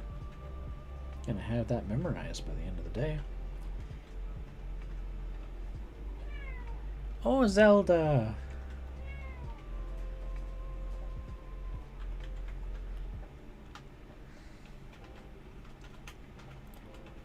There we go. Oh, fire hydrants. Fine. Click fire hydrants until there are none left. Guys, is this really necessary? Oh my gosh, there's a bajillion fire hydrants. There we go, okay. In progress. Yeah. Donated, perfect. And if I just check my email, make sure I got the receipt for that. So any donations that have my name on the receipt, they will... My employer will match the donation. There we go. Got a new donation. So that'll show up in just a couple seconds. There we go. So, how much did I miss? We were also painting. I was working on some corn demons, and your co-hosts were working on some red goblins and some Nurgle demons. I like Nurgle demons. I got some Nurglies right here. Did it, boys. We saved the planet. Yeah! We can share ourselves from the metaverse. Oh, geez, the metaverse. Such a silly thing. Oh, thank you for the follow there, Hammer Pattern. Yeah, so we're going to be doing another stream tomorrow as well. So we're just going to go through this here. I got a heads up from my what do you call them, headphones, that the battery is going to die. So I just need to give me 2 seconds, and I will go and change my headset. What were some of the models that you were doing? So you're doing corn demons. Were you just doing like the, what do you call them? What are the bloodletters? Or were you doing like the big corn demon? What's the big one called? I can't remember. I don't play Warhammer. I do use Games Workshop minis, but I usually use play other rule sets, like one-page rules is like one that I particularly like, or I'll use them in like role-playing games. I can't remember what the big guy is called. All right, so I got that. Start collecting. Okay, blood letters, blood crushers, skull cannon. Nice, nice. The start collecting is what I got here, or started off with. But I'm also painting some dinosaurs from Reaper Minis. So I've got like, you know, this guy here, which I'm really liking just how the model looks. I got this T-Rex dude. I really love Reaper. Reaper has some such cool stuff. Got this Stegosaurus Barbarian here. An example of some of the models that I've finished. not today, but like I did this Blacktooth Terror from Bones 4. I don't know if they have the Blacktooth Terror on their website yet. They didn't last time I checked, but that was like a long time ago, so they probably have it on there by now. I would hope. Come on, why are you vibrating? There we go. I can bring those guys in. Okay, perfect. But I also got some like Protoss aliens, which I used not this one. I didn't use this. I used this one here in my recent Aliens RPG from Free League, as well as this guy here. This is the Alien Crusher from Protoss Games. I really like these guys.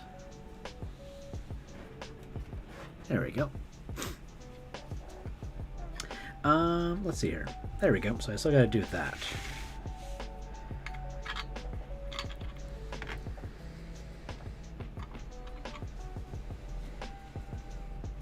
Did you get anything good from any Black Friday sales?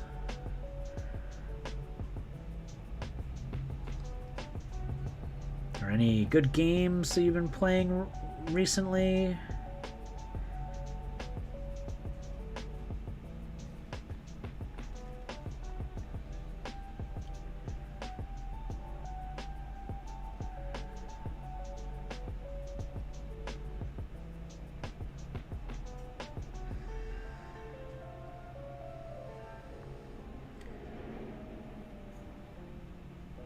Oh, headset is tired of my shenanigans.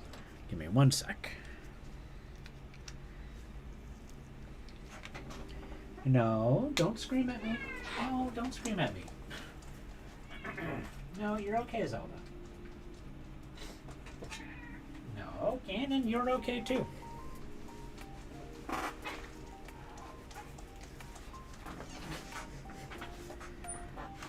Let's see, so make sure I have that. Okay, cool, it's still in the multi-output, so you guys can still hear. Ganon and Zelda are my cats. Around here, they're also known as the Donut Lord and the Cone Queen. Because whenever they need to put on the cones, that is how people describe them. Ganon gets a soft cone because he's usually pretty cooperative with cones.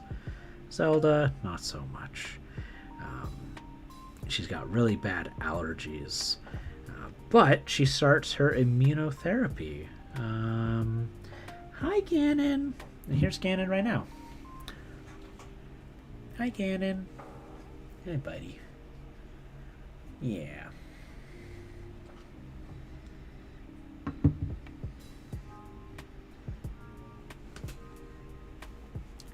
Hey, what are you doing? Don't be like that.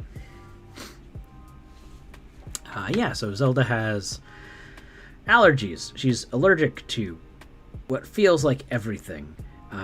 Do you know cats could be allergic to humans? They can be, and she is. I don't know how it took her 10 years for that to become really bad. But yeah, she's allergic to humans. Awesome. Hey, Ganon. Yeah, Ganon's so cute. He's just trying to politely wait for food. So I will have to take my own little lunch break where, go to the bio break, get food, washroom, feed cats. So I will have to do that. It's probably a good time to start doing that soon as I have my headsets charging. Vampire, I did see you there. Good morning or afternoon. I know it's not that early in Australia right now. It's like, what, middle of the noon?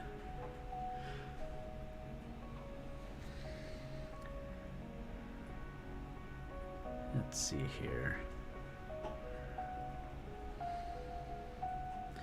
But yeah. Things are going good. Things are going swell.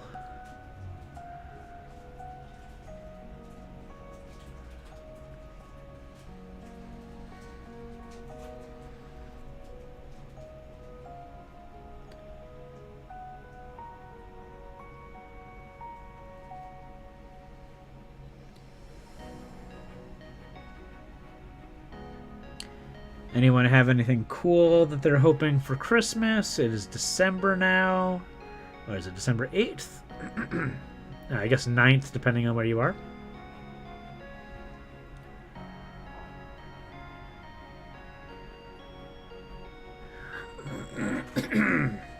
Yeah. Dying.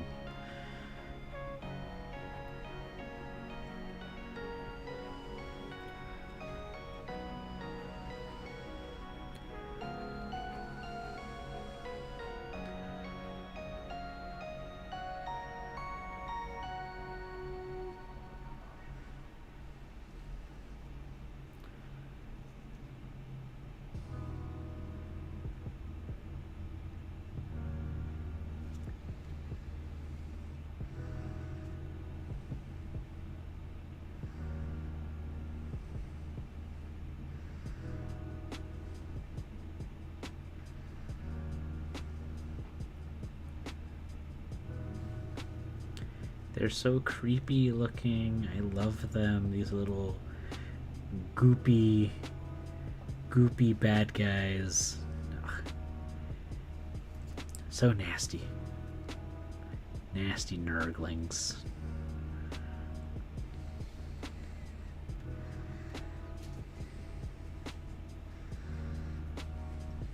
Oh. I almost dropped him.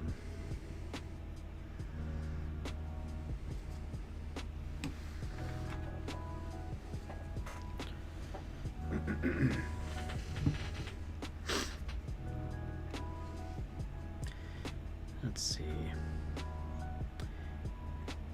I think there's some Mediterranean food left. We've got some kofta.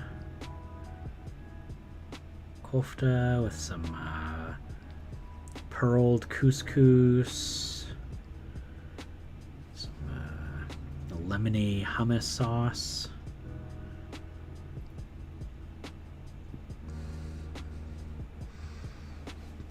I woke the baby up to feed him. Good. He's got to eat. He's just a little lad. He's just a little fella. I bet he was happy to see food. Much like my cats will be when I feed them. Because right now they are trying to interrogate me.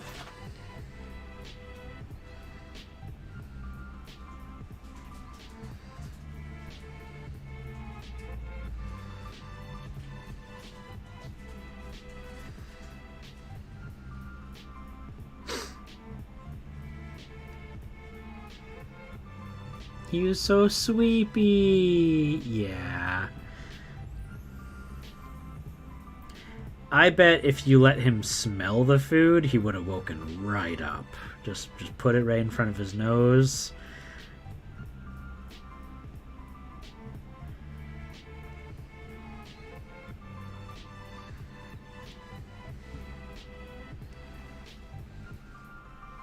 Chomp, chomp, chomp, snarf, snarf, snarf. Never fed a cat wet food. It's weird. He doesn't drink water. Yeah. So with cats, if their food is hydrated enough, like if they're eating raw food or if they're eating canned food, they might not drink any water whatsoever, and that is totally normal. If you're worried about it, you can just add a little extra water to the food. They'll drink the water there. But like since putting Zelda on like non-dried food, she doesn't drink any water, none at all. And that's totally normal because cats are they're semi-desert dwellers. So it's like built in them to not to absorb as much water from their food as they can. They're very, very efficient at absorbing water. And if you do it in excess, they'll just go to the washroom more often.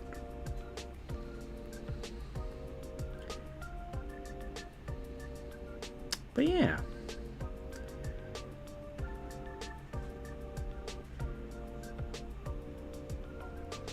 A little bit, yeah, a little bit. Because I mean, like, you could feed a dog and a cat proportionally the same amount of wet food.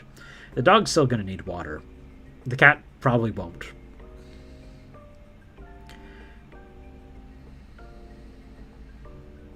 But I mean, like, they're good at gauging when they need water on their own.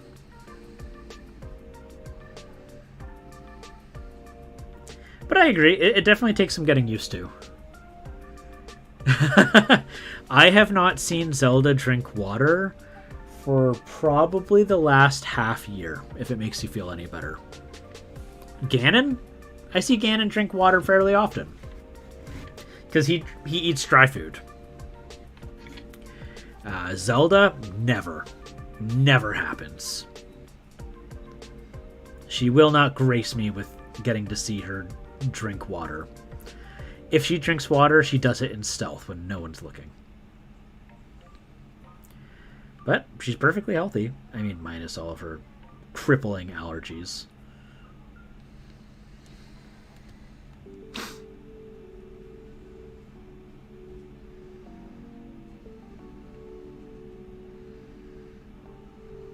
But yeah, totally normal thing to be like, oh my god, are you not getting enough water? It's a very parent reflex. Yep.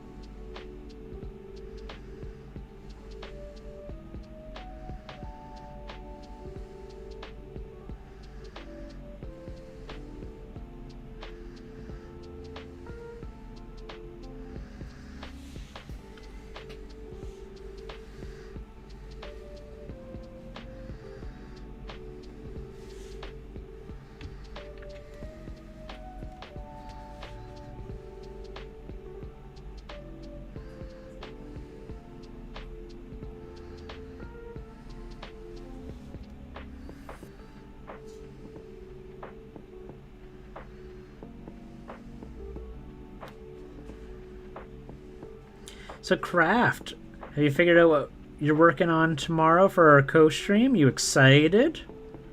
It's a proper co-stream. You, me, Jenny Joyo, Triple Threat, Madness Incarnate.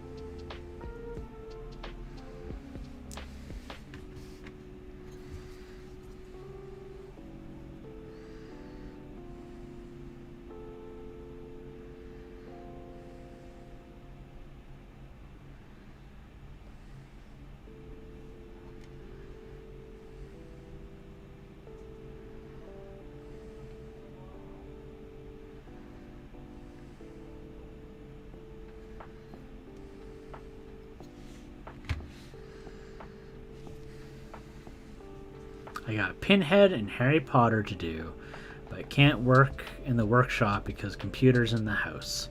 So I gotta see what's hand painting. Oh, there you go.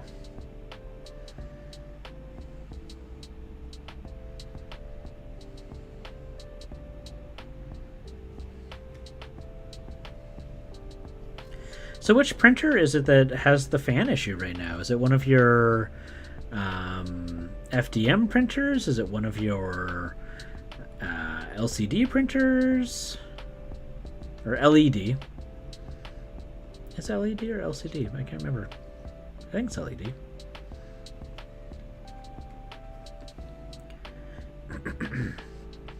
Resin printer. Yeah, you know what I meant.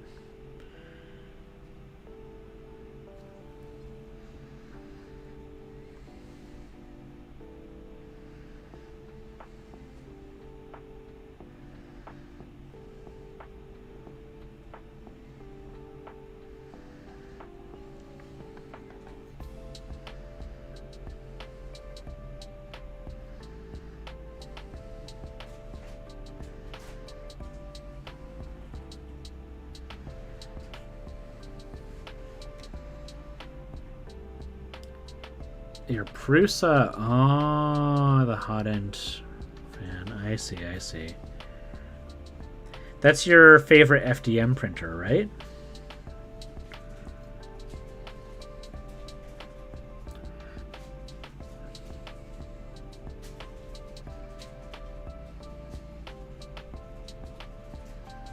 One that you do all the really big prints on.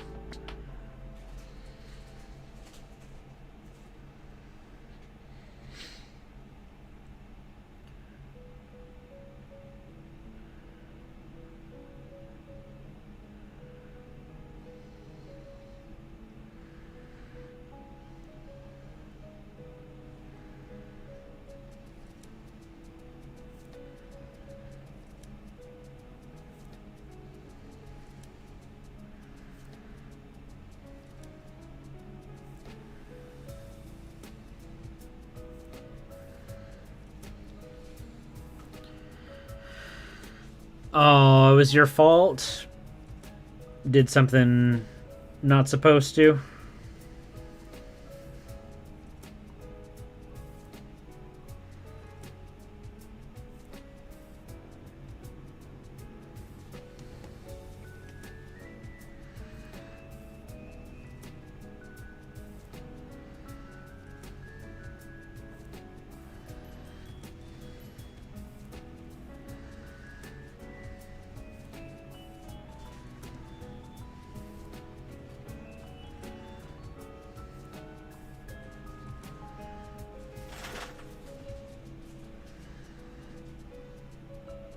I think soon I'm gonna get all these green guys done, and that's really close to reaching the end of these 3 Nurgling guys. I could always do more, or I could just be happy with them. But I think I should probably do the horns maybe a little bit more. Not sure what I would do yet, but there's something. Boop. Boop your snoot.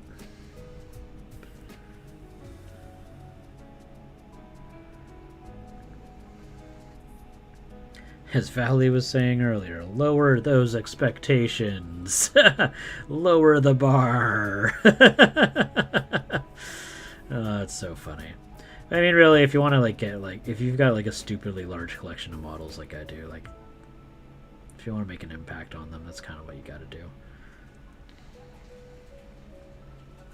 There's nothing wrong with it. Okay, cool. So, just gonna put that there and put that there. I think now is a great time for me. I love how I break stuff when fixing other stuff. Oh no, that's how that happened? Oh, that's too bad. I'm going to go take a break. I'll be back within the next 20 minutes. Let's call it a 15-minute break for now. I just need to get food. So I will leave you with music, and I'll be back.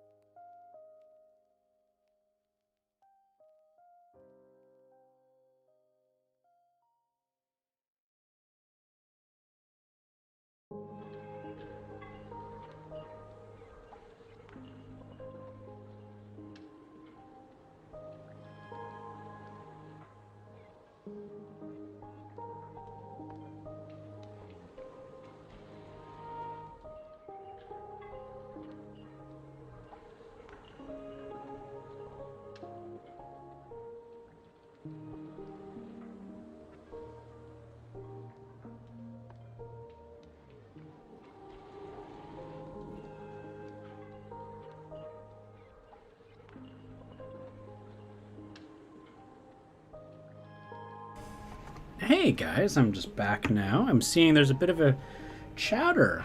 Give me 2 seconds here and I'll join in with you guys. I'll have to catch up. Oh, let me fix. I just ruined the music. I just joined in and I ruined everything. Let's see here. There we go.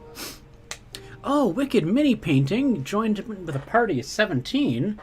I have to make another donation. All right, so thank you for joining in, Wicked 17. You sort of caused it? Well, thank you. I appreciate that. Let's go and so let me give some details on the charity that I'm doing. So this is for... I ruined the music again. There we go. So this is for One Tree Planted. And they are a global nonprofit that, let's see here. They coordinate with other tree planting companies around the world to distribute funds and see to it that areas that need reforestation the most get the money to be able to pay for the labor to do so. Let's see here. So 17, that would be rounded down, that would be 16. So 850. So 850 from me and 850 from my employer.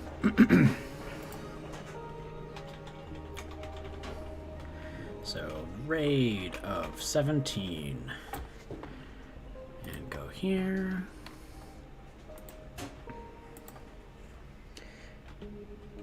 Make sure I don't read my card out loud. That is the expiration date. And then that code there.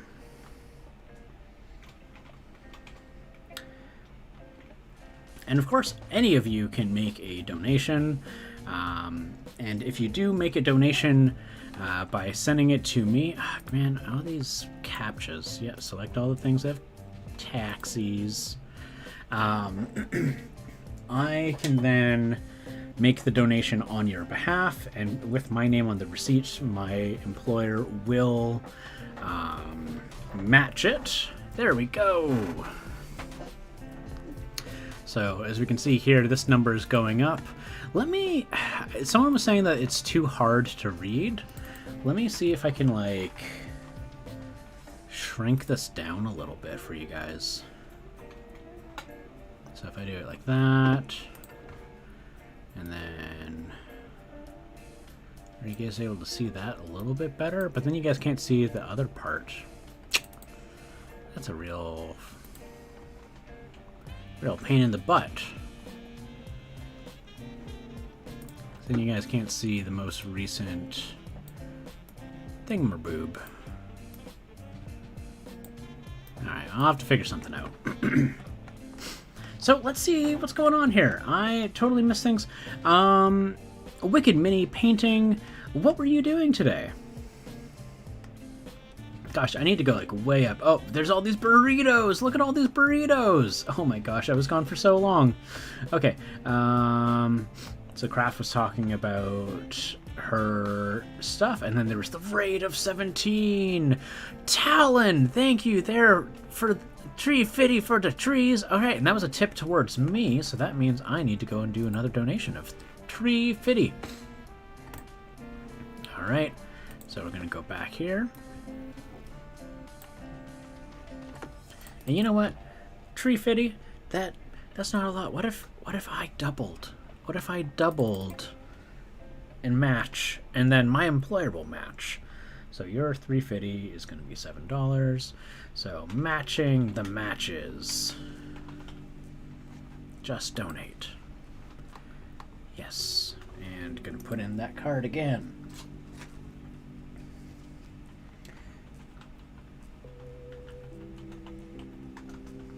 There we go. Because I love seeing people make donations. So your $3.50 was 3 trees all on its own, and then I'm adding in, and then my employer's adding in.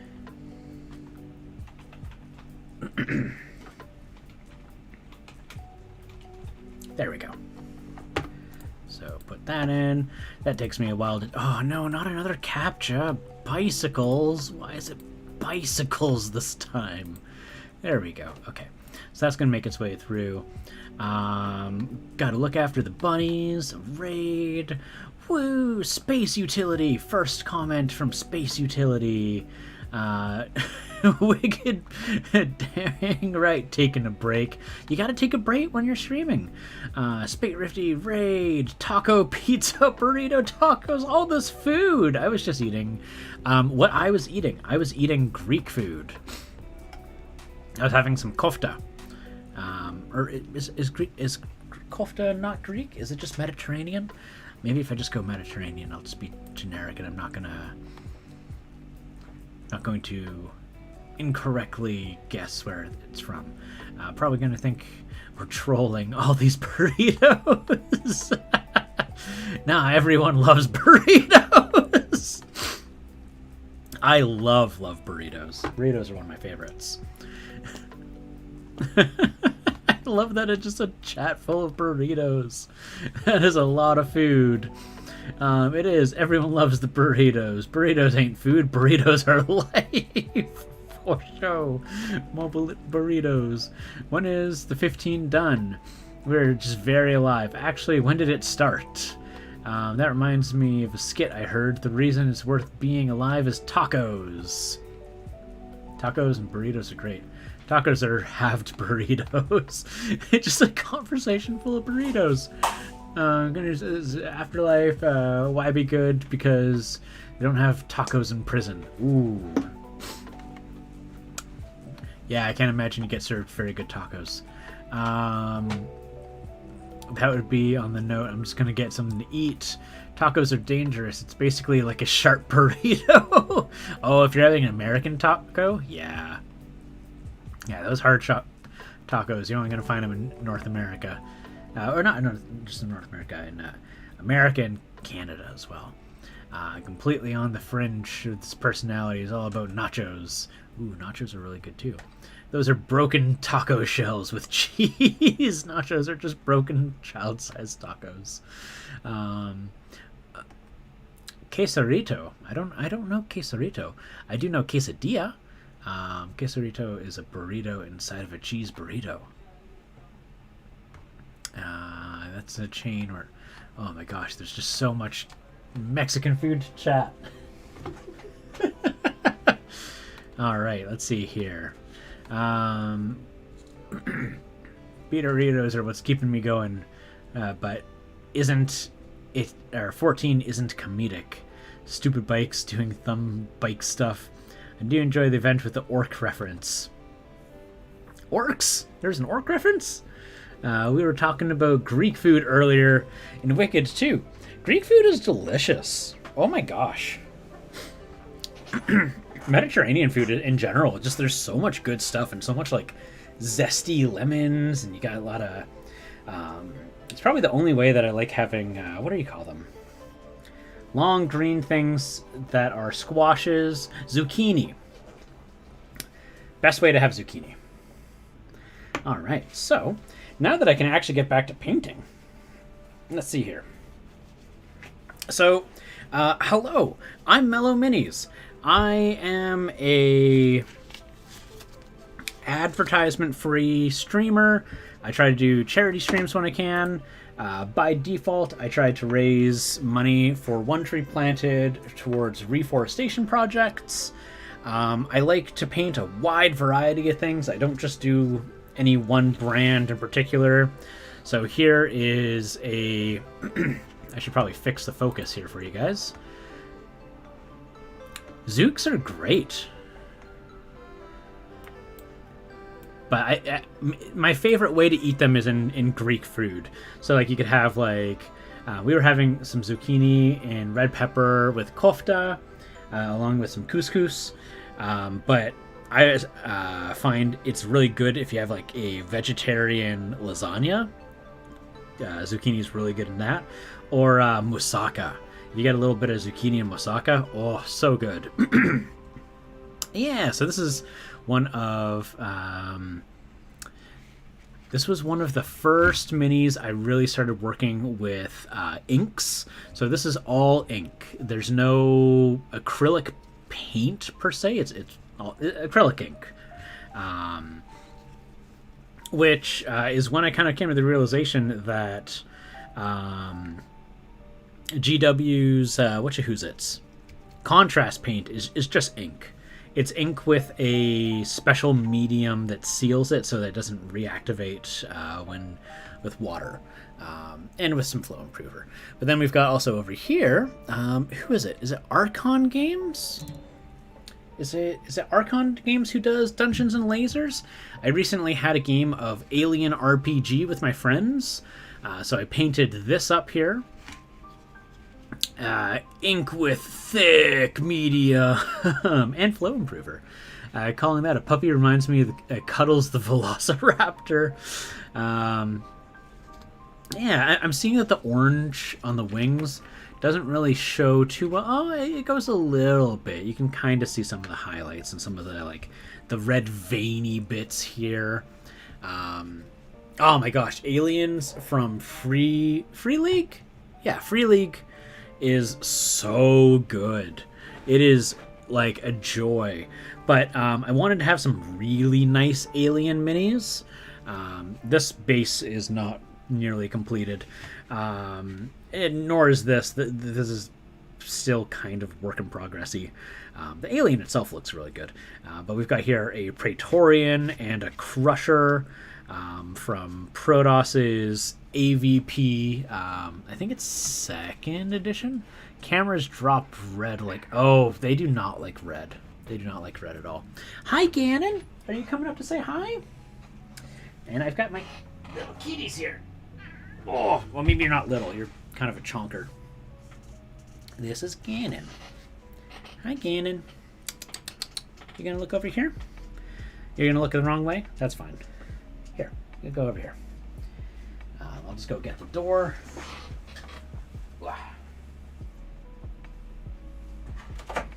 Ganon, you want to say hi? Hey, butt. Hey, butt. Hi.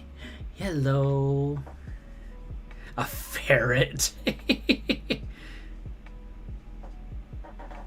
Oh, thanks, Geltip. One of those meowing ferrets. Yeah. So I got to use those, and then there's a couple others that I didn't really get to paint for the session. So I had started this warrior. I had an alien spitter ready for the game, but didn't really get to use it. Get this a little closer so you can see the metal teeth. And I wanted to make sure that they all had slightly different coloration so that from a distance I could see what is what. Yeah, so I have 2 cats. One is Ganon and one is Zelda. And Peachy. Oh my gosh, why can't I remember her full username? Oh, I don't see there's the Ganon one.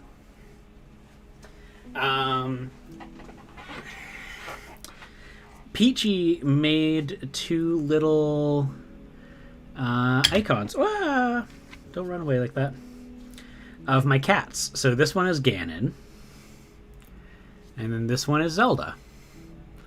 And Ganon is known in the community as the Donut Lord. He has a cone of shame that looks like a donut. Yeah, I'm dying. There we go. Put that back there. I'll put it there for now. Yeah, they're my little buddies. I love them. Got a ton of the Predators that once upon a time I planned on doing a Dio with, but now just lost in the drawer. Maybe it's in a sock somewhere. Yeah. Yeah, no, one of my buddies owns a hobby shop, and I had finally had gotten to go and visit him, his shop, and I saw that he had the Protoss Alien minis, and I was like, oh my god, because they're out of production, they're pretty hard to get. Diorama, there we go. That would be really cool. I do have a couple of those Predators that I think I have like 3, 4. I have 4 in total. But like they're impossible to get now, right? Your best bet realistically is like go on eBay and hope you can get them for no higher than like $40. They're absurdly overpriced. There's other ways that you could get them, but I mean, it's not easy to get your hands on them.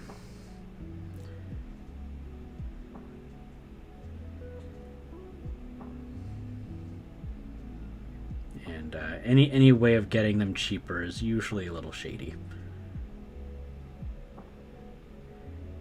Although the game's not in production anymore, so I don't know how many people are going to give you a hard time for that. But when possible, try to support your local hobby shops. An AdMech joke. What's crazy, even when there were a lot of places didn't carry them. Yeah, they were. It felt like an impossible feat trying to get them. And like if you didn't back like the Kickstarters, like you were kind of out of luck.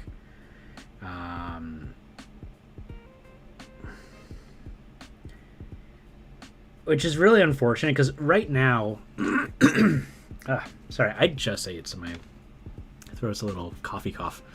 Right now, if you want to get legitimate models, you can get them through Gale Force 9. And Gale Force 9 is kind of trying out plastic minis for the first time.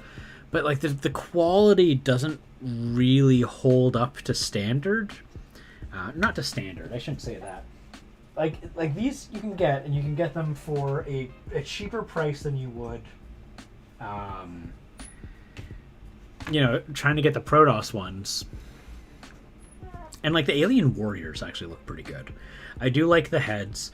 The issue is, or not issue, for some people they may find this as a drawback. There's only a couple of body poses. You get, I think, like 3 or 4 identical sprues.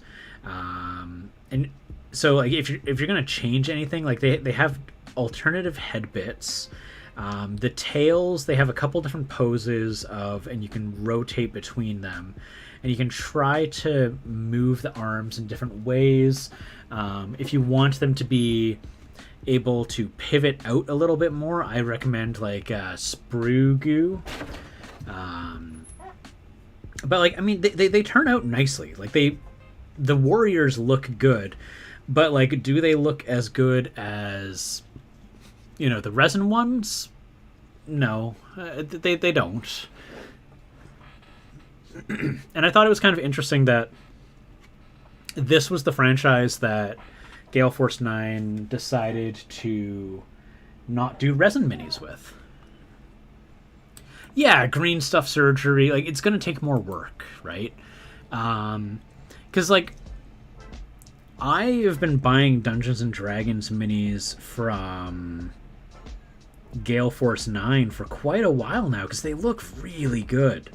Like they've got just awesome looking ones. Like I have the Baphomet and the Demogorgon. I could not be happier with them. And I know what quality Gale Force 9 is capable of putting out. And I think it's really cool that they did a board game. Because that's what they did. They set out to make a board game. So that it's more easy to manufacture. But I would love to see them do like single resin figures for it, and maybe like make rules to go with them. I don't know. I am a sucker for Gale Force 9. I buy from all sorts of companies.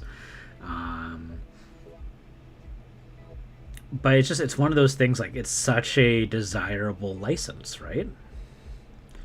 Like, for hobbying.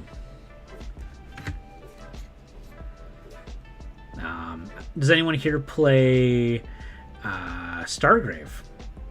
Well, actually, this is a great question. What kind of games do you guys all play? And what were you painting?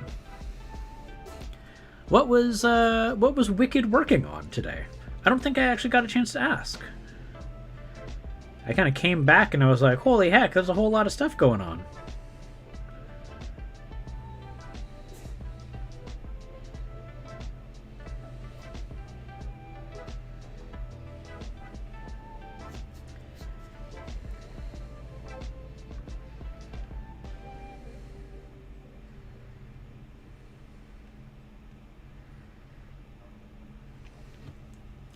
Feels like they've come a long way. I remember them for glue and such. Yeah, for like basing materials and like tanks, right? I'm really happy with how Gale Force 9 is doing. Like they're relatively speaking, they're a small company based out of New Zealand.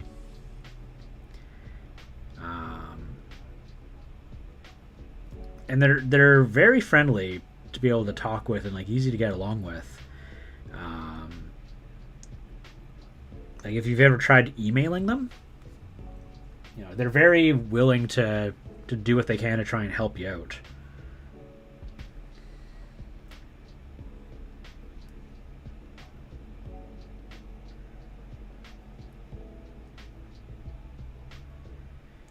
And I know some people, you know, give their resin models grief, but like I also think that some of those people might not have a lot of experience with the resin, because a lot of the things people end up complaining about kind of just has to do with like what resin does in general. With it's a very temperamental material to work with.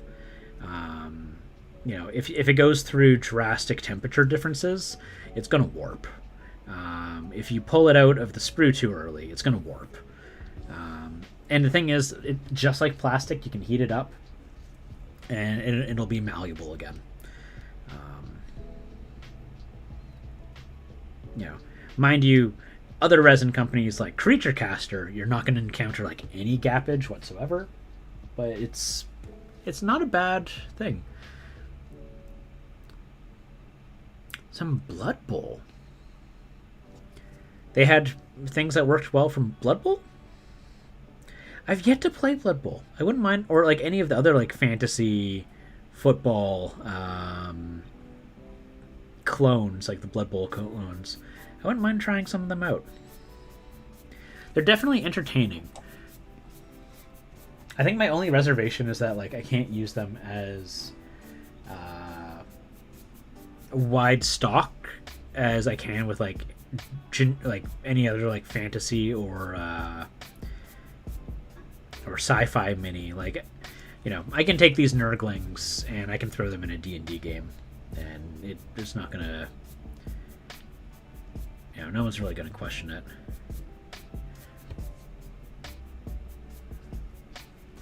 Experience with resin is some Forge World supplemental kits. Oh, okay.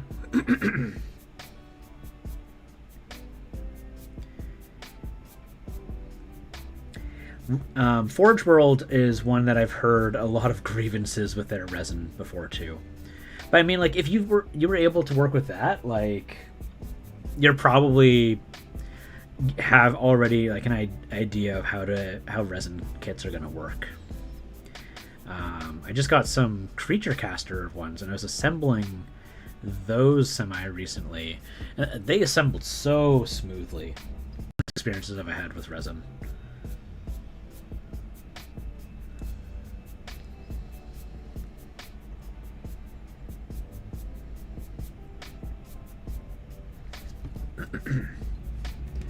So right now we're just going over these Nurglings. I went over with them with this just nasty like Game Ink skin wash from Vallejo Game Color. I'm pretty sure this is like almost bad, like it's many years old, but it works out really well for like the intents and purposes I'm using it with, because it makes these Nurglings, like the green ones, just look sickly. It goes on a bit heavy. Well, I go a bit heavy on it, even after mixing in with like some flow improver. But what I do is I just go over back with the base color again, and just trying to minimize some of the smudgy smeariness of it. And it works out quite nicely. Okay, Home Slices, in the immortal words of Optimus Prime, I think it's time to roll out. Have a good stream. Hey, no worries. Thank you so much, Talon11. My favorite line from Optimus is, "One shall stand, one shall fall." But rollout's good too. Have a good night. Thanks for joining in. Thanks for the stream. Thanks for the donation. I'm going to be streaming tomorrow. We're going to be co-streaming with Craft and Canvas and Jenny Joyo. So it should be a pretty wild stream. Usually I stream much earlier in the day, but my work was kind enough to allow me to take some paid time off to attempt and raise some money for a charity of my choice. So thank you for coming out. Already getting a little bit more donations than usually can. Also lets me stream for a longer time than usual.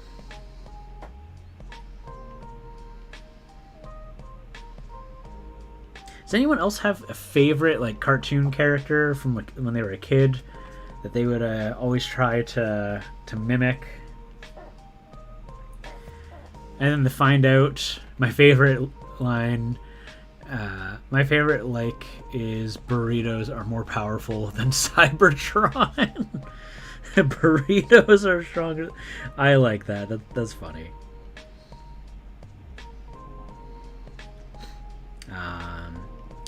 But yeah, what was I saying? Oh yeah, when you're like, practicing lines and then you find out things like Yoda is Gonzo. Like it's the exact same voice.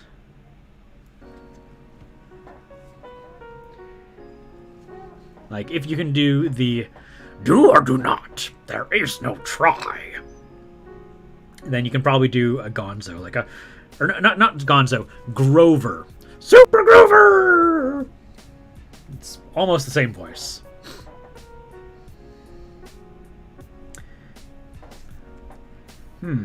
I think I liked too many characters to have a proper favorite. That's valid.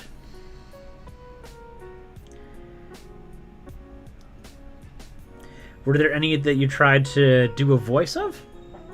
Oh, Ganon, you're so cute. Little cutie patootie.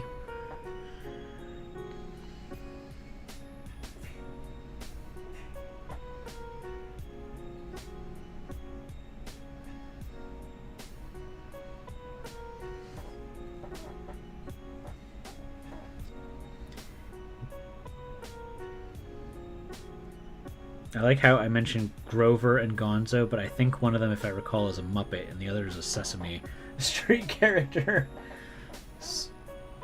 Gonzo is from... Yeah, Gonzo's the Muppets, and Super Grover, or just Grover, is Sesame Street. Alright, so these guys looking kind of nasty. I'm just going to go over that.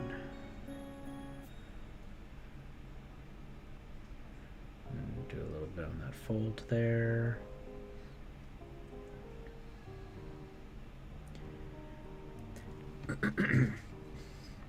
I went through I want to be a voice actor phase.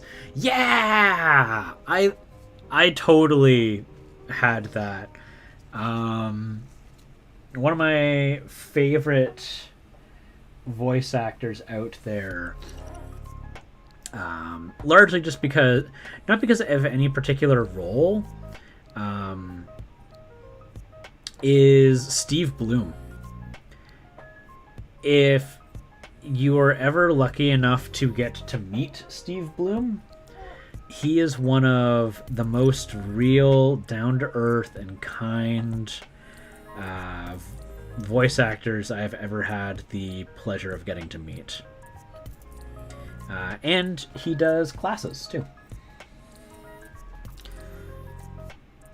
I am still in that phase. Who wouldn't want to be a voice actor? It's so fun. So, like, I'm a game master, right? And one of my favorite things is on the spot having to come up with a character. My players were once going to like a thieves guild, and they meet the guild master, who is this old, disheveled lady who has a scarf shop, and I describe all the scarves as just hideous. They're all of them are awful, and sorry, I just had to perch my whistle because of the voice I'm about to do. And I kind of describe her as like tiny, hostile smoker. So of course I went with like the classic 90s, 80s, like what do you call, like diner, like, what do you want, darling? What is it? You're looking for some bombs, eh? Well, let me tell you, back when I was your age, I didn't need no bombs, just 2 daggers and a bit of attitude. You know, so I would do voices like that, right? So she's basically a goblin. She could have been a goblin. That would have been a good one. But yeah, and I remember like doing that voice, and just like all the players like, oh my god, like I immediately want this character to never go away. I'm like, you're cursing my voice by doing that.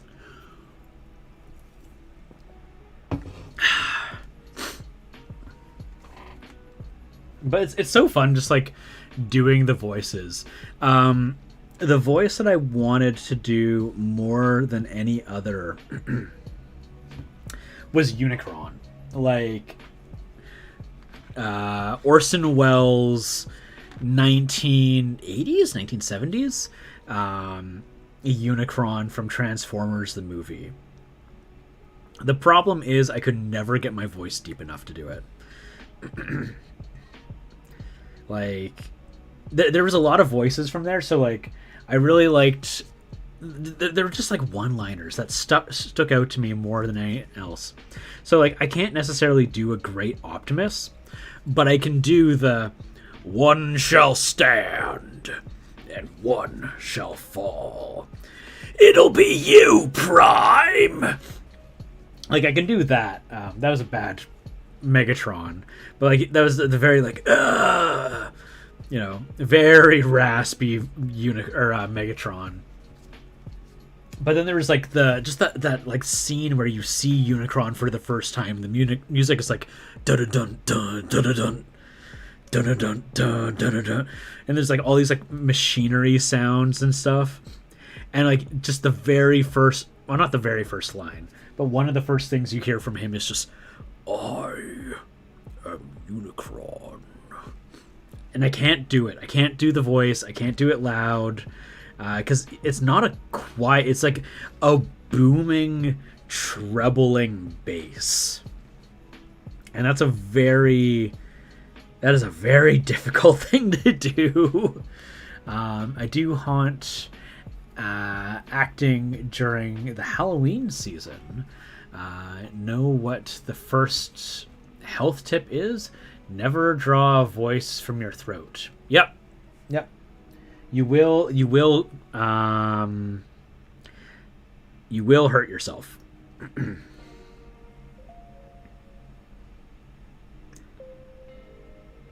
Yeah, anything that's like is not necessarily going to be great for you. You can't do it. It's not sustainable. And then at the same time, you'll see people like Mark Hamill, and when you watch him do the Joker in a recording booth, there will be times where he will grab his throat and he will like pinch it in one area so that he can do the Joker's voice. I try to find two characters or actors and try to stick them together.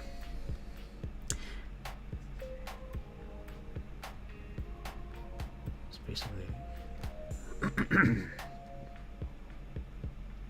Let's see here. I can see I didn't do a good job here on removing the sprue. But you know what? That's okay sometimes. Where was I? I think it's like in the extra credits of like Darksiders. Darksiders 1, because Mark Hamill did that one Wraith character. And there's a bonus content like in the behind the scenes making of.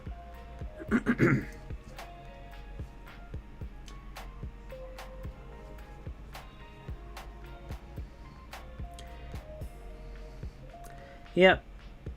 No, I mean, like, it's one of those things, right? Like, you just got to try and make sure that, like...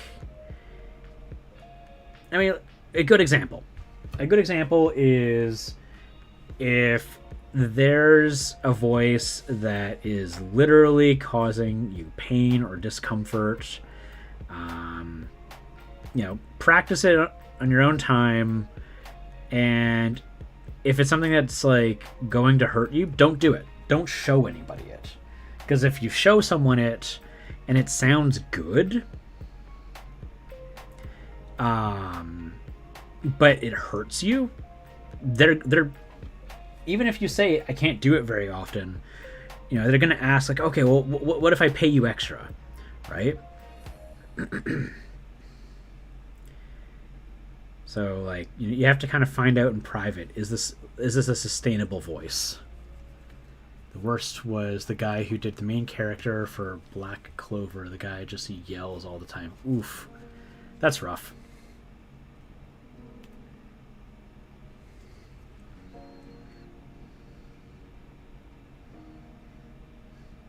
I think one of the funniest voice actors is H. John Benjamin, who just does his talking voice. Just his regular old, everyday, day-to-day talking voice. And that's him as the coach in home movies. That's him as Archer. That's him in anything and everything. He's just using his day-to-day talking voice. And I think that's so funny.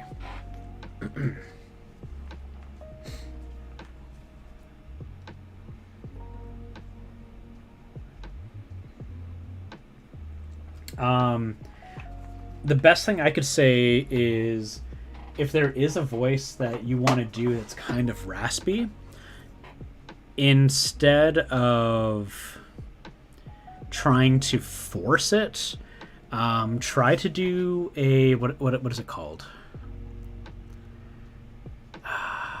What is the name of it? It sometimes gets referred to as like the Valley Girl voice. It makes your voice, oh, well, what is that? It's Hamill is the Joker is one of the best Jokers there is. What is it called? There's a term for it.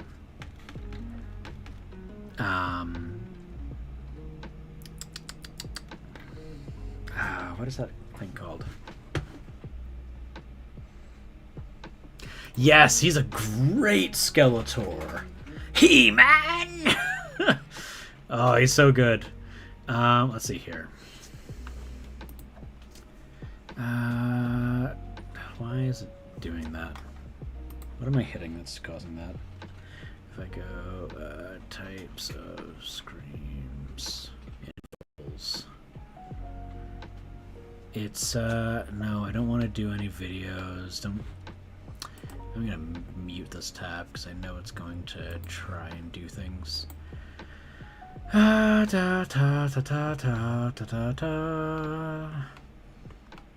anyone know what I'm talking about? It sounds like raspy. It's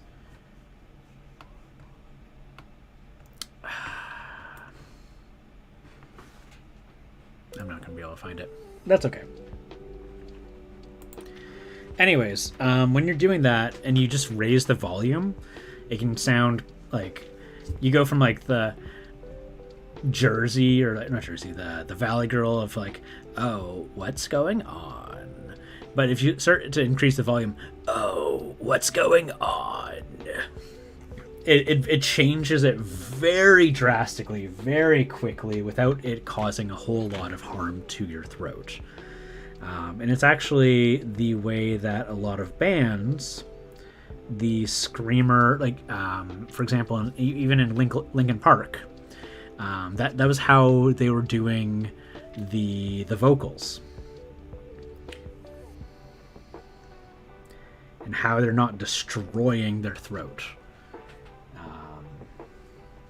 There's a term for it. I can't remember what the name of it is.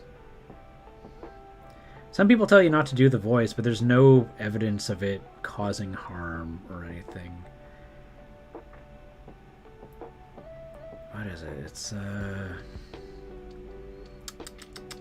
want to say it's like false something, or chord, pitch. No, it's not the pitch. It's I basically wanted some older VAs just so they could do their own voices. That's cool. I like that. It's not falsetto. You know what? I think I need to like search it as what do you call the Valley? I don't know what to call it besides the Valley Girl voice. But that's like not that's not what it's called. It's just what it's well known for. No.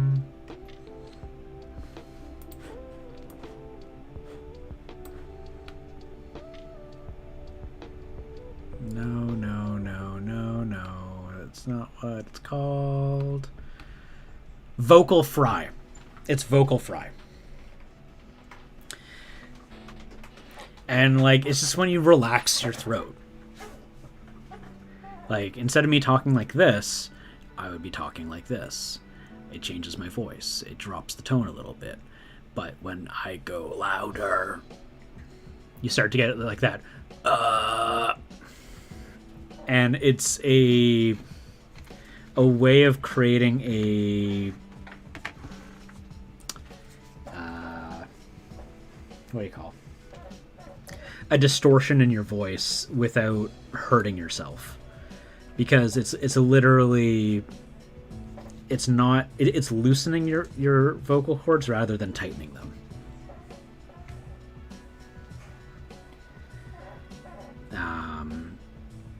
And in metal, that is what a lot of, not all of them, but it's what a lot of vocalists end up doing, so that they don't like ravage their throats. Yeah. So like the guy in Linkin Park, the guy from Alexisonfire, like that's how they were doing those vocals. It was vocal fry. And you just increase like the volume.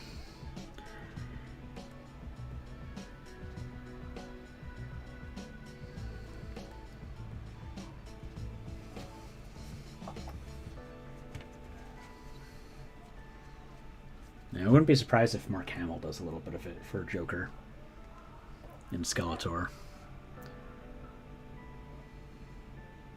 Yeah. Because you can't. I don't think you can do Joker without doing a little bit of vocal fry. Because otherwise, it's like He-Man. But then if you do add a little bit of vocal fry, He-Man. And what do you think you're doing today? Like, it tickles, but it's not. Yeah, it's vocal fry. Vocal fry is the term for it. He pauses to give himself a little more subtle, quiet voice. Yeah, a little bit, yeah.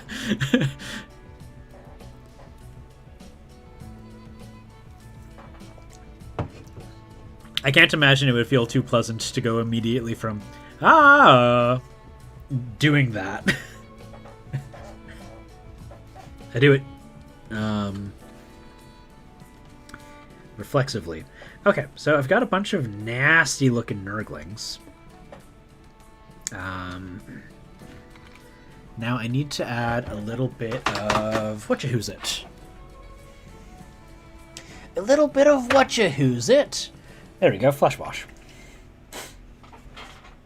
Because when I use... Normally I don't like this stuff. But when I use it on this orange is ugly. This orange looks nice.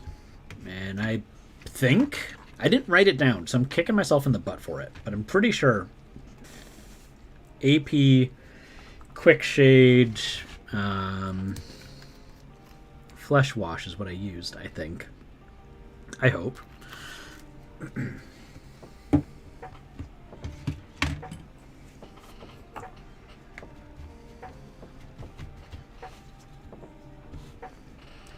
But yeah, voice acting is really cool. It's really fun. Definitely one of those dream jobs for me. I mean, you could probably like train yourself and take classes and join it at any time. Maybe that's what I'll do when I retire. If I retire. Can I afford retiring? Ugh. Some questions are best left unasked. That would be a fun one. Your voice changes as you get older, too.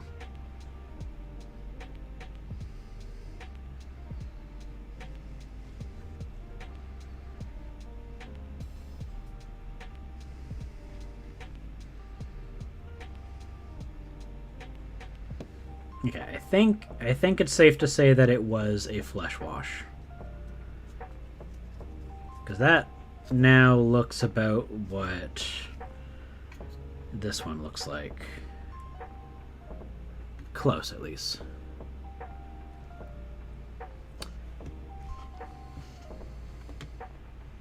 Just haven't pulled the trigger. Yeah, I mean, like, anyone can do it. I know anyone can do it. It's talking.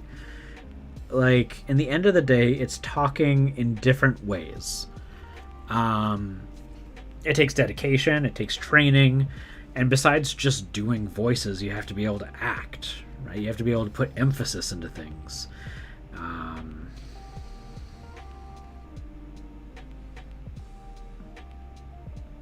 I know I've talked about it for a long time. My partner considered once getting me Steve Bloom voice acting classes as like a Christmas gift or birthday gift. Shoot, I didn't finish painting the butt.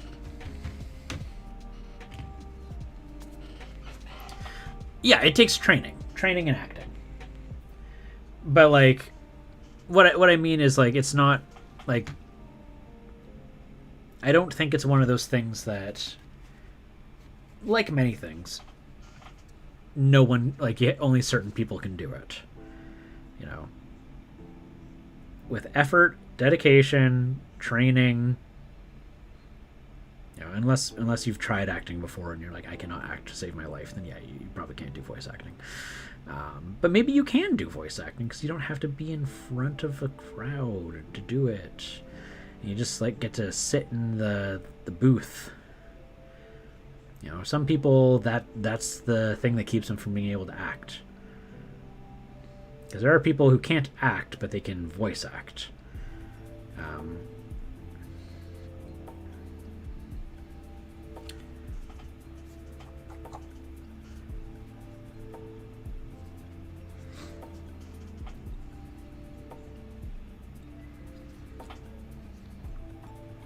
Oh yeah, like if you're looking to do like dubbing, absolutely.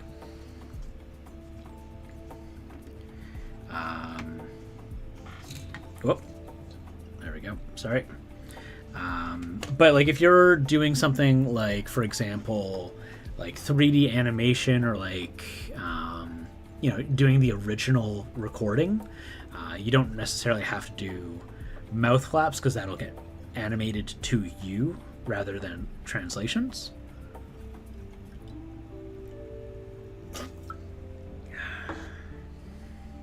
Because you get to be part of the development of the original creation.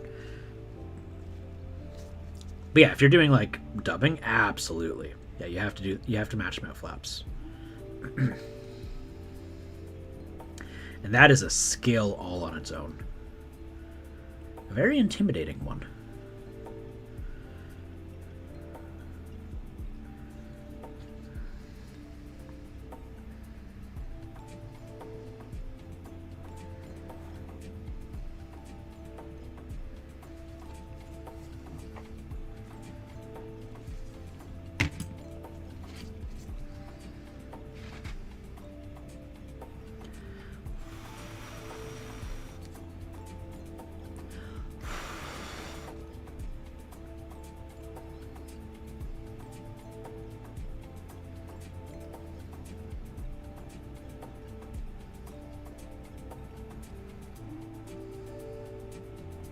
Yeah.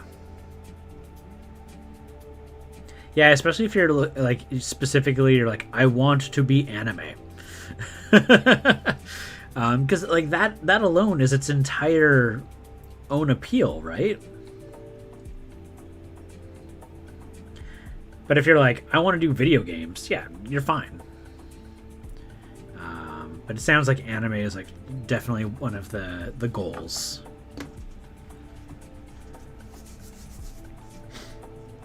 Which is valid. I freaking love anime. Okay, so I've got... Nurglings are really coming along. I need to get some additional coloration on those horns. Part of me just doesn't want to. And just wants to be like, whatever. I also need to figure out, do I want an additional colored one? Like, do I want to do a blue one? I need to figure that out. Because each of these piles of Nurglings has one extra spot. Because, they look like evil M&Ms right now. Or not M&Ms. Skittles. They look like evil Skittles.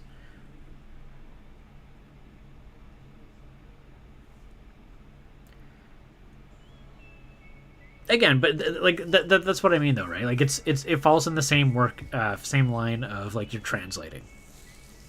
Like if you were doing dubbing for like the second language, I was just referring into like if you're wanting to voice for local shows or if you're wanting to voice for local video games rather than localization.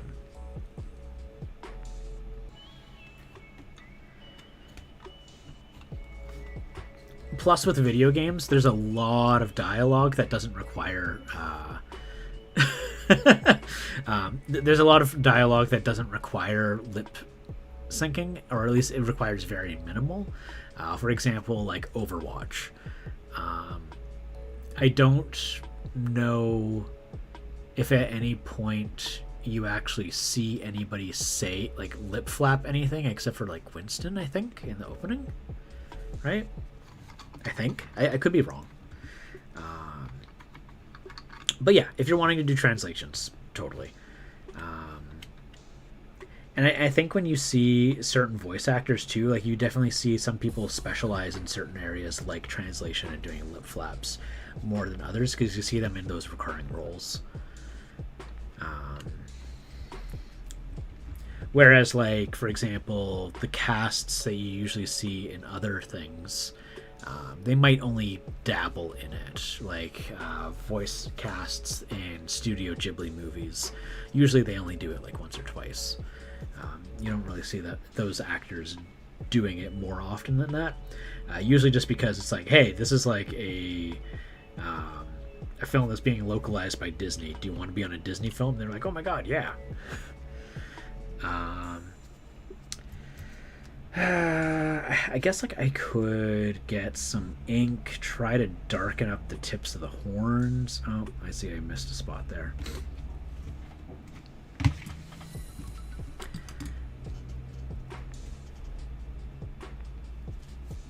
But I totally get you. Like, I grew up with anime, and to like be able to do something. Dang it! Come on, you. I grew up in the era when anime was still called Japanimation, which is a term that you never hear people use anymore. But that was like when I was growing up. It was called Japanimation. Seriously. Yeah. Because that was short for Japanese animation, which was an even bigger mouthful. But then people just adopted what they call it in Japan, which is just anime.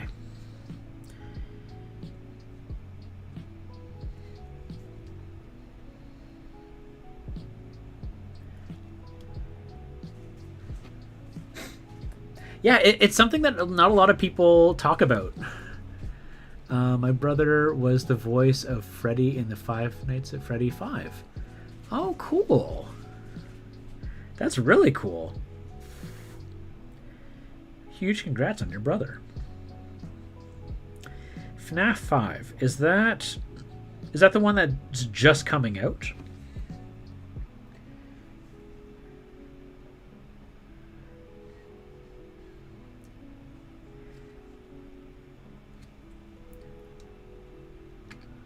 Oh, you're an 80s baby. I'm just after that.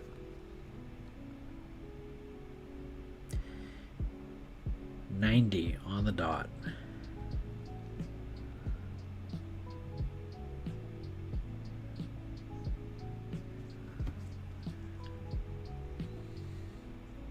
Are they on that many? Oh my gosh.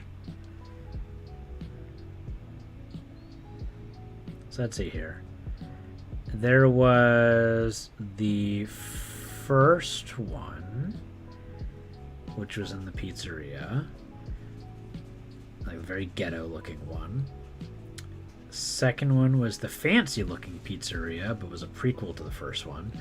And then there's the third one, which I want to say was the one that was the park, or not the park, the haunted house looking place. And you said your brother was in 5?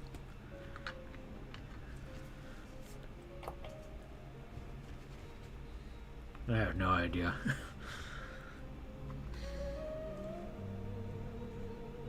My FNAF knowledge outside of when I am Ronin Warriors. Yeah, my FNAF knowledge usually shuts off unless I'm watching like Game Theory. When you say 80s and 90s babies, I mean it depends on like for a person. So like a person, typically it means when you were born. Typically.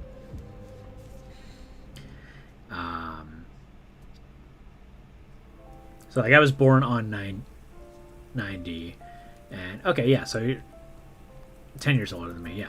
So majority of the childhood would have been spent in that time. For me, the introduction to anime was probably Sailor Moon. I remember when it first aired on 94? 94 or 93? In I don't know if it was YTV. I can't remember who aired it.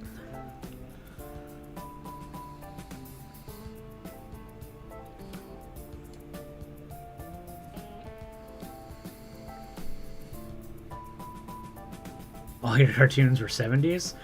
I think the golden era of cartoons started in the 70s and then went on to the 80s and 90s, and then after that there was a bit of, I don't want to say cartoons got worse, but they got less willing to be super out there and creative.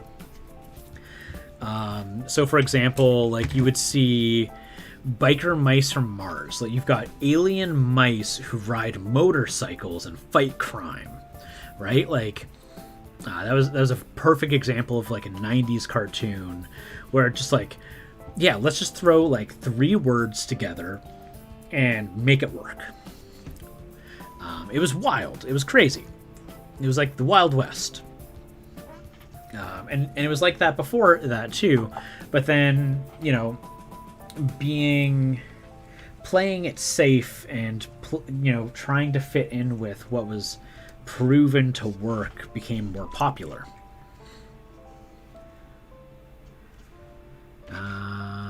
Let's see here. Battle of the Planets, which was called Gatchaman in Japan. Interesting. Grew up on Saffron Warriors, Dungeons and Dragons, TMNT, Conan the Barbarian, Pirates of Darkwater. That's a title I don't hear people say very often. I did not watch Pirates of Darkwater myself, but I know so many people who were like, was this thing like a fever dream? Like, did anyone... Because not a lot of people talk about Pirates of Darkwater.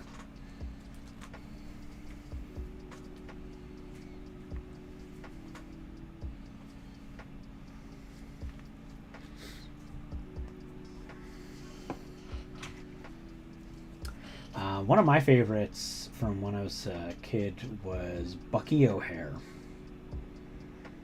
That one was great. Alright, so let's go here. Let's try to make these like kind of like that.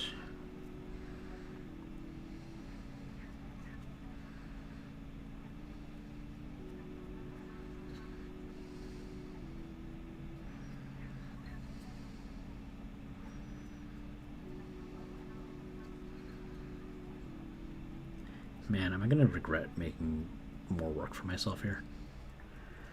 I feel like I probably am. That's fine. Bucky was super fun.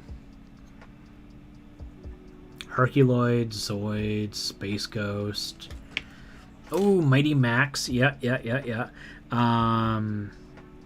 These ones were definitely 90s I'm going to bring up, but the Ghostbusters cartoon in 90s was so freaking awesome that when it came to actually watching Ghostbusters, I didn't care for it. Because the cartoon was so much better.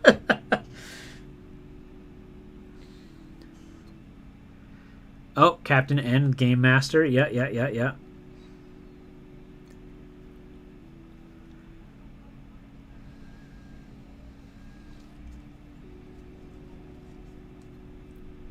The real one or the other one? Which one are you referring to?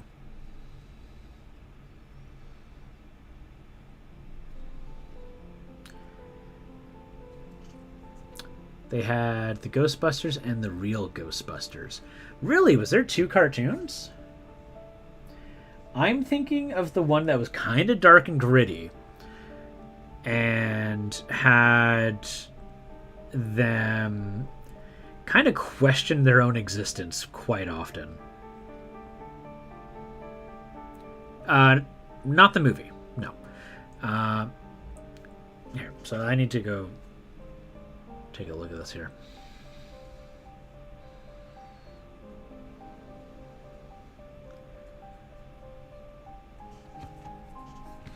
Help me, power of Google.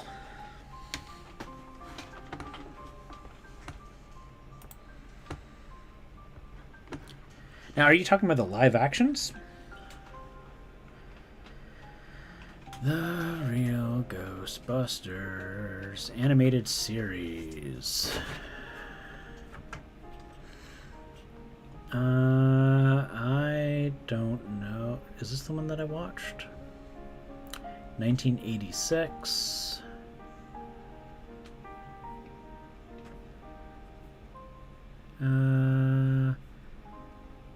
No, I don't think it was the real Ghostbusters I was watching. Oh. I'm pretty sure I watched the 90s Ghostbusters. Animated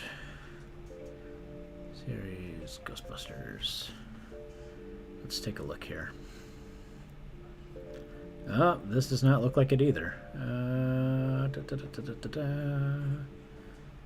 Was I watching one from the... Was I watching the real Ghostbusters? Oh, it definitely wasn't Extreme Ghostbusters. Oh my gosh, how hard is this going to be for me to find? Do I have to pull up Wikipedia? I might have to. There was no ape. I know that. Here we go. Is this it? Yeah, there was definitely no ape.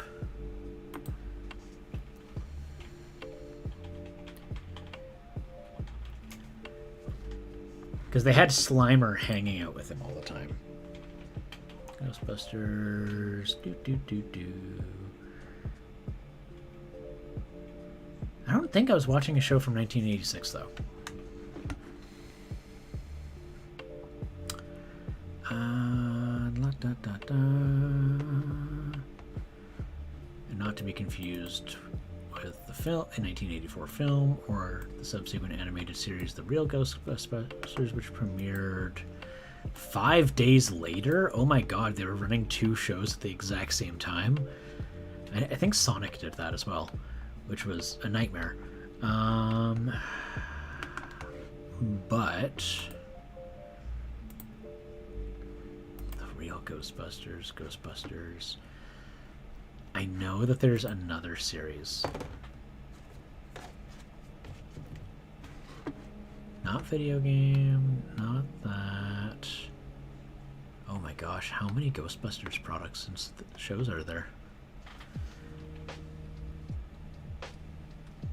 Video game. Comics, Ghostbusters Legion, another comic. Oh,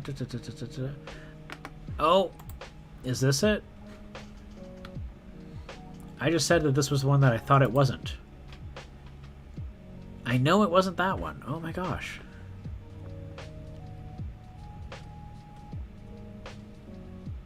I have no idea what one it was what I watched anymore. I think I would have to watch it. Hi Craft, how's it going?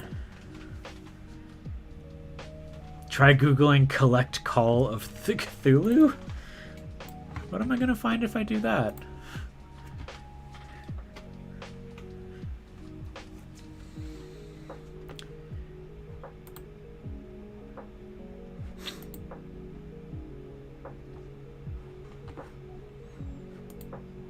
See, this actually looks much closer to the show I was watching.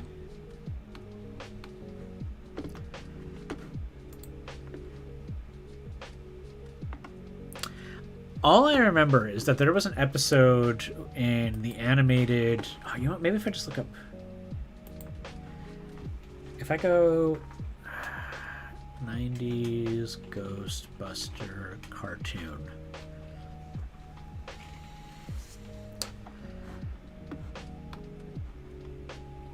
I don't think it was the Extreme Ghostbusters.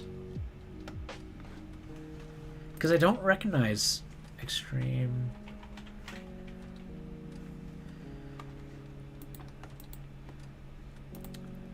Like, the one I'm remembering aired alongside with the Godzilla cartoon. But, like, I'm looking at these guys... Oh, wait, what's this one? Oh my god, was there another one? Real Extreme? Because, like, I look at these guys, I don't recognize a single one of them. Oh well, whatever. I spent enough time looking at that. Hey, Limaches! Good morning! Very early. For you. What was I doing? I was painting horns. That's right.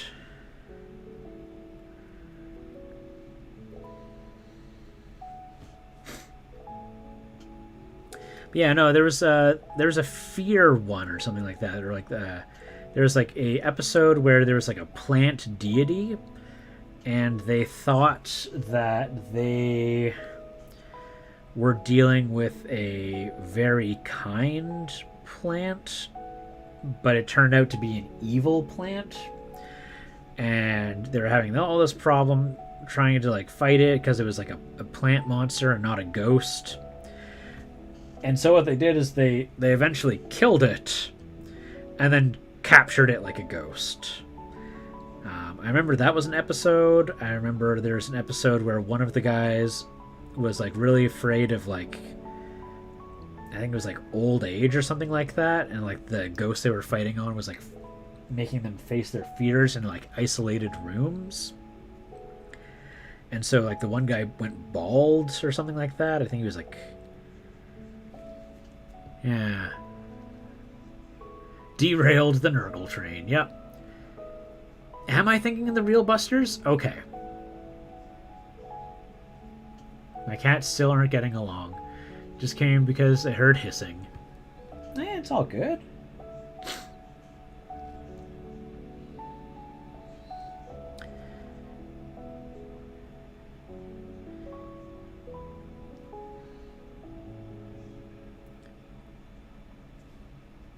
I mean, I would believe that I'm referring to like an 80s cartoon. I mean, thinking of like some of the other cartoons that were around during the 80s, there was great 80s cartoons. My God.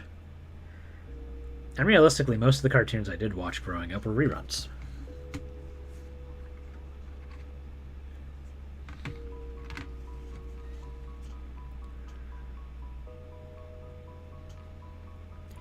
Yeah, because like looking at it, like the real Ghostbusters looks the most similar.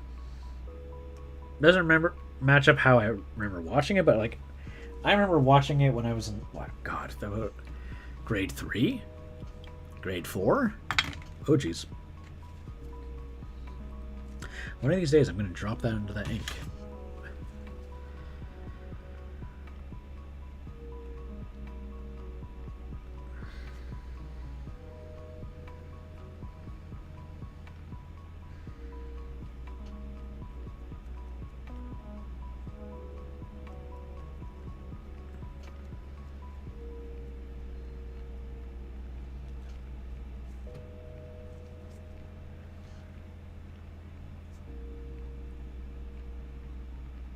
Yeah, that sounds about right.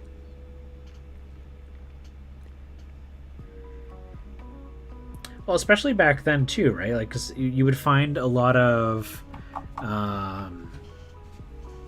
shows which would rehash the animation from a totally different show, and they would try to fit clips into it, right? And that was especially common with shows that maybe aired overseas.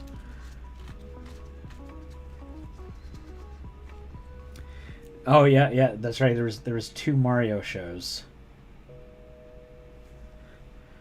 One of which, the very first episode involved like cavemen or something like that, and then the other one involved or like had the live action skits at the beginning and end of it.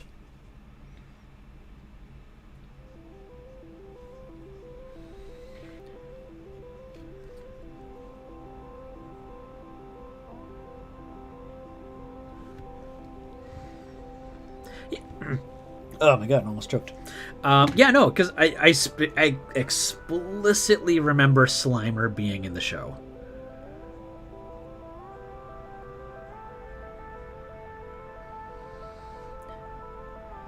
And so, like, when I was looking at all the other shows, I'm like, I don't see Slimer. Like, Slimer was like the mascot for the team when I was watching it.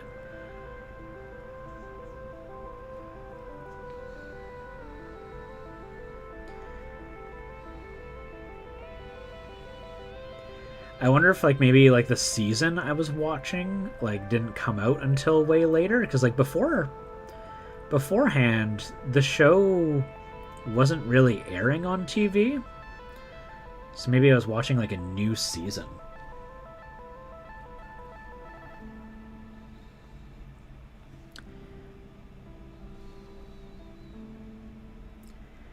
I think on like Amazon Prime you can watch the old Mario shows.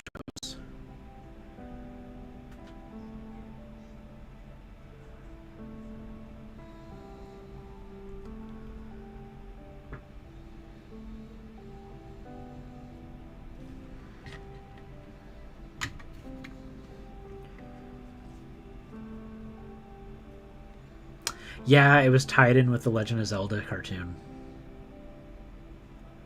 Yep. Which, oh my gosh, that was a whole other story to be had.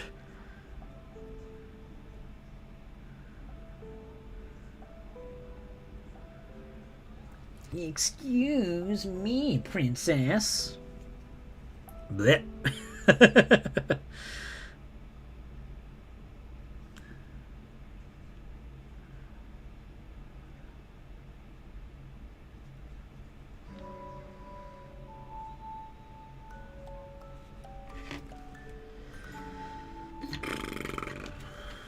Alright, so we've got those. And how are you doing, Alin? Looks like you went quiet. Hope you're having a good day. Excuse me. Ugh. So awful.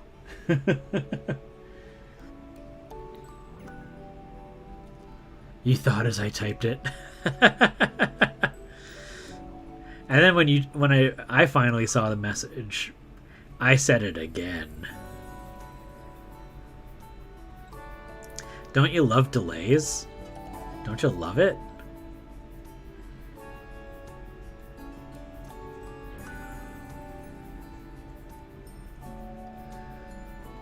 I mean, what else was there to remember about that show? There was nothing else going on it except for...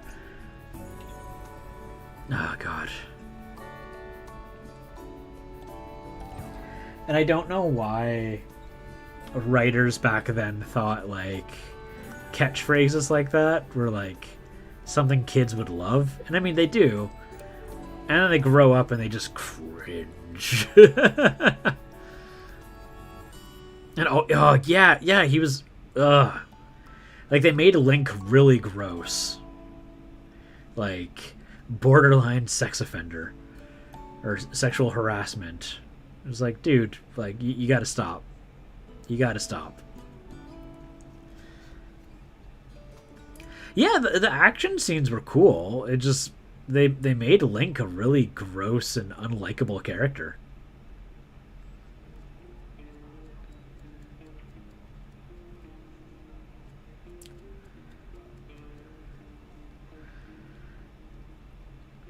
Most people think the cartoon the ape was fake. It was actually a live-action TV series. Interesting. So it was based on a live-action TV series that was based on the movie?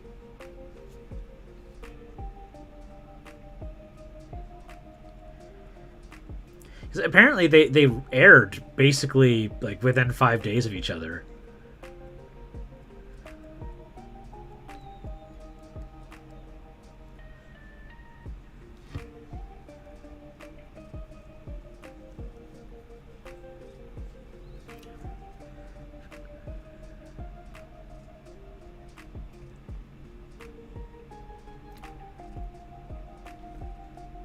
You're doing good. That's good. Glad to hear that. That's really good to hear.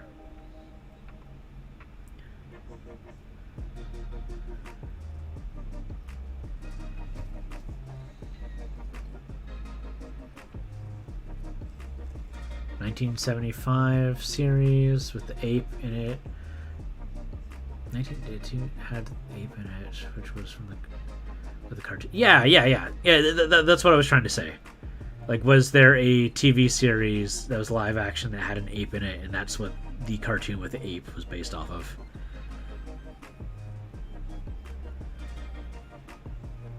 Because that sounds like something that would very much happen.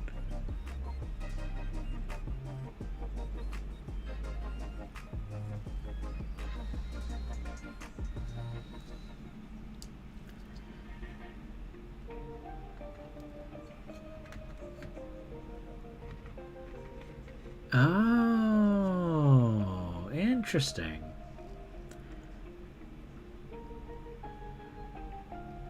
Okay, so it had nothing to do with the Ghostbusters.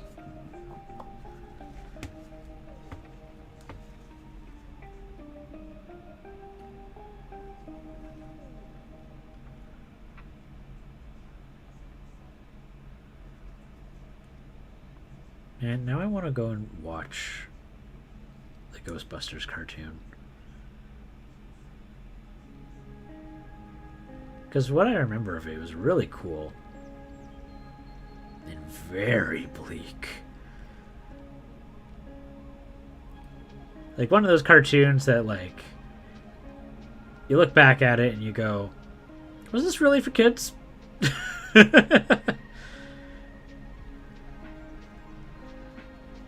Which, the answer is no, because the Ghostbusters, while loved by kids, was not a kids' movie.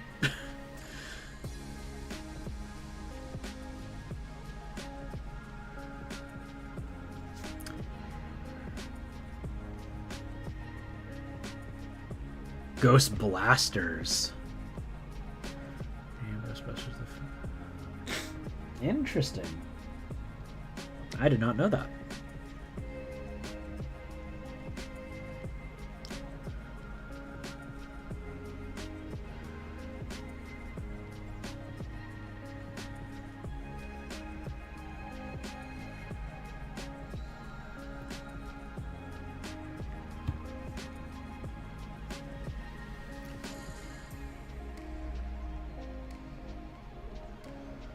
Alright, let's see here.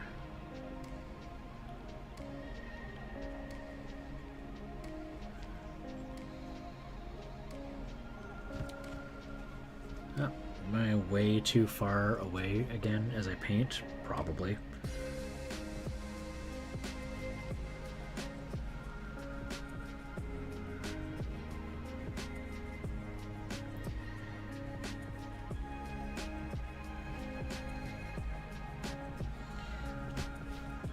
First movie I could quote word for word. Dad cracked up at me swearing. Yep. That sounds about right. Well, because the thing is, like, it's a cheesy film. Like, it's no wonder that kids absolutely loved it.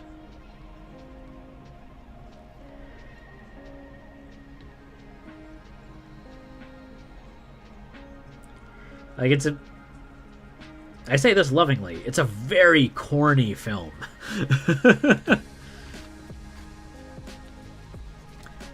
I saw the one with the bulls. The bull Xenos. If you sent it earlier today, I have not, because besides that, I haven't been in the Discord since I started streaming today.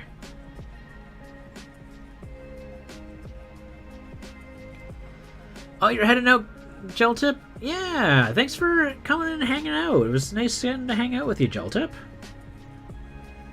Like I said, I'll be streaming tomorrow, same time, with Craft and Canvas, and with Jenny. Jenny and I were going to stream today, but she wasn't feeling too great, so had to rain check, so hopefully she feels better tomorrow. Obviously, health providing, if she can't make it, she can't make it, so. But yeah. Yeah, the bulls were really cool. I didn't get a chance to actually, like, look at the thing yet, but I'm going to probably immediately after stream today. Oof. I'm gonna try some speed paint. Nice.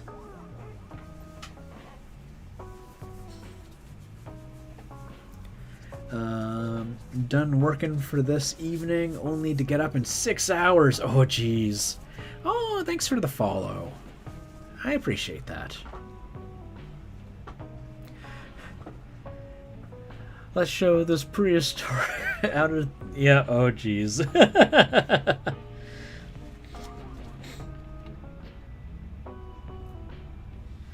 I do try to keep the stream family friendly, so I do appreciate the self-censorship.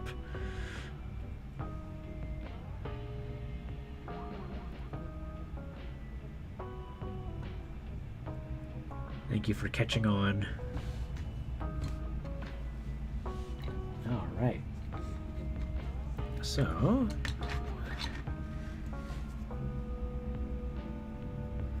get to this guy here.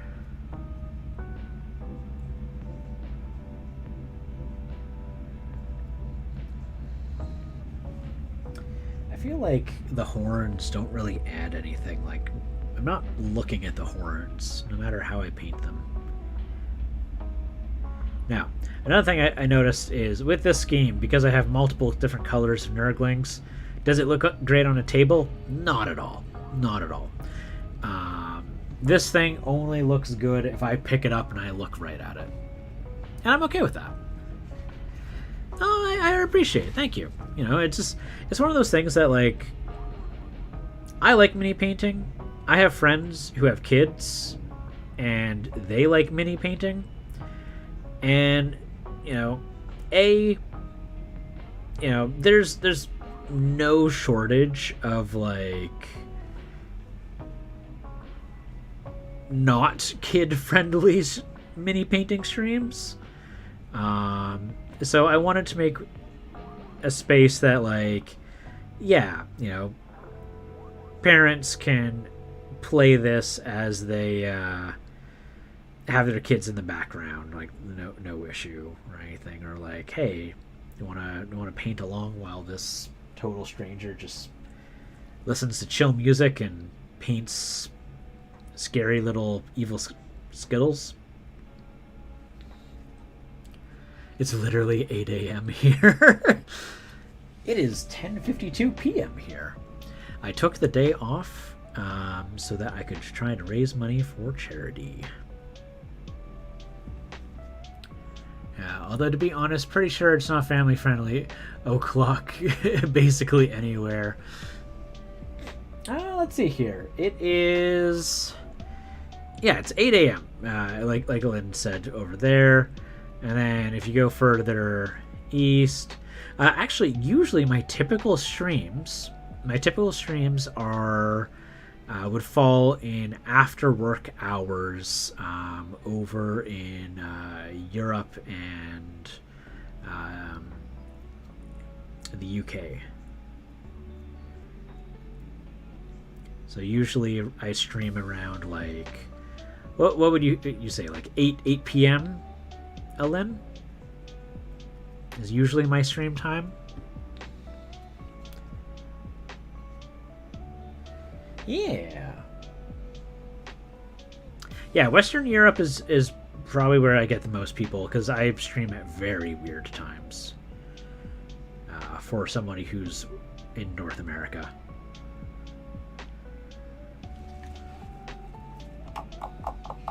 Okay, yeah, so I mean, that makes sense, yeah.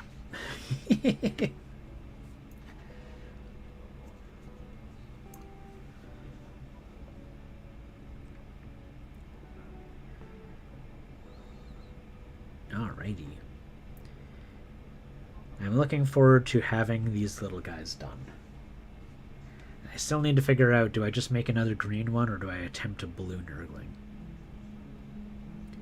I mean, I have an orange Nurgling. I got a pink Nurgling. I don't think a red Nurgling would be great, but I do have a magenta Nurgling.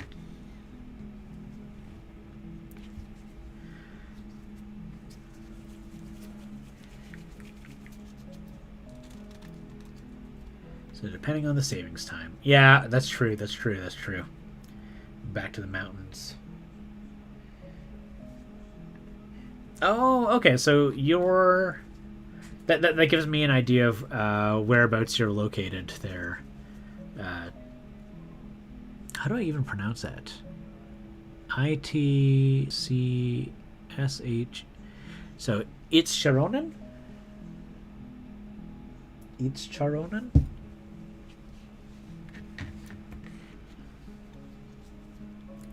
Because I'm located out west coast. And in Saskatchewan, I know that they do not do daylight savings. So when the rest of the provinces do daylight savings, they switch from Mountain Standard Time to Central Time, or vice versa. Or if you're up in northern British Columbia, where they also don't do daylight savings, they go between Mountain Standard and Pacific Standard. ITC, Sharonan.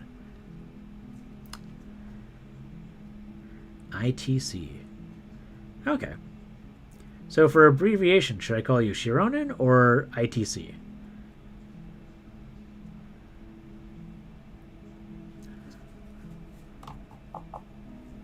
Like the ITC from Warhammer Competitive. I wouldn't have any knowledge of that.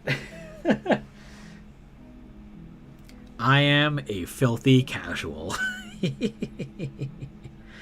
For me, it's all about the painting.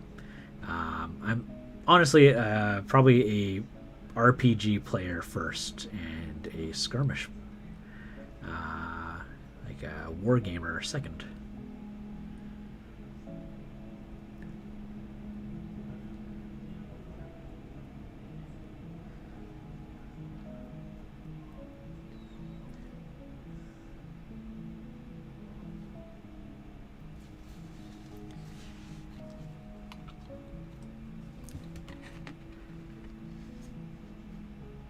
Shiro. Okay. That's going to get confusing because there's also Shiro Senpai.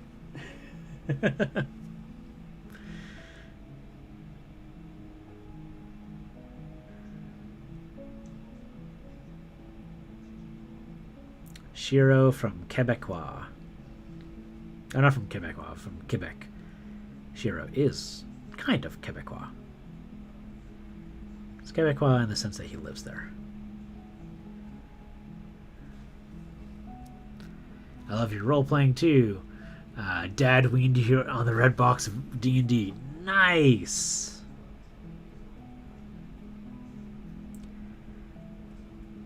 I still get a good chuckle in the fact that if you go on Games Workshop's website, they do not mention that their roots are in Dungeons and Dragons.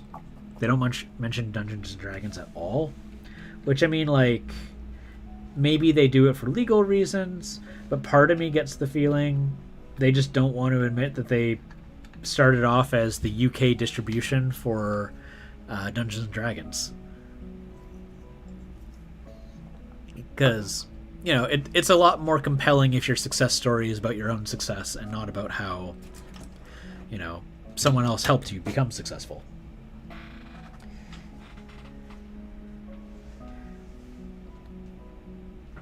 Because, like, if you look at, like, documentaries that are, like, the history of Dungeons and Dragons, they'll talk about Games Workshop. Games Workshop will not talk about them. Bad relationship. Bad blood. Blue, blue, blue, blue, blue. I feel like it should be a blue one. Like, blue is the color that tells me. Is what my instinct says. Used to do toy dinosaur fights for first edition Monster Manual. Oh, that's so cool. It sounds like you had a cool dad. Or have a cool dad.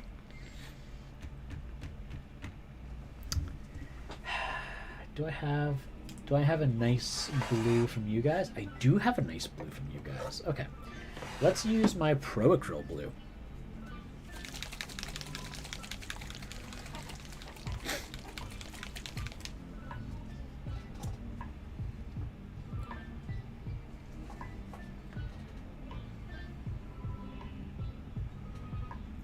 Come on.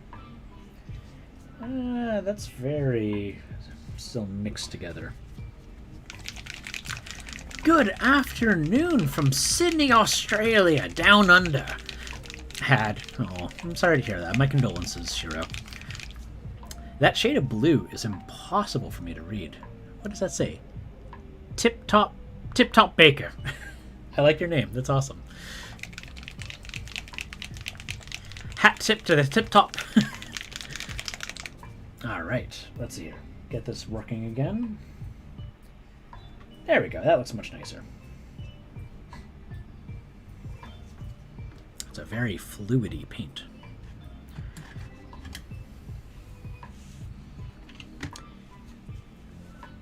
I don't know if you were here at the time, but I had my uncle hanging out in the stream, and he is who I have to thank for being as nerdy as I am. Or I should say maybe that he cursed me with being as nerdy as I am. Cursed me to a socially dysfunctional life until I moved to the city.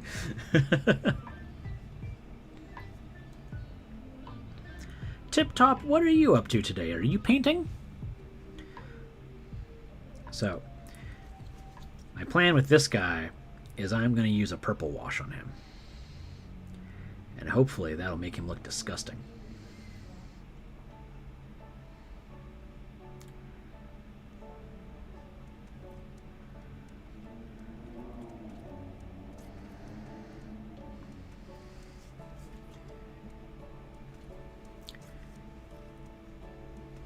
It's funny, I talk about having a family-friendly channel, and here I am, like, painting little gross demons with maggots coming out of their bellies.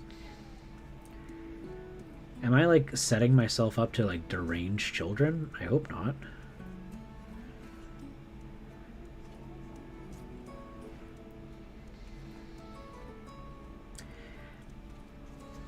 It's actually why I'm back in the mountains. Dad health worsened. I left the mountains to be with him.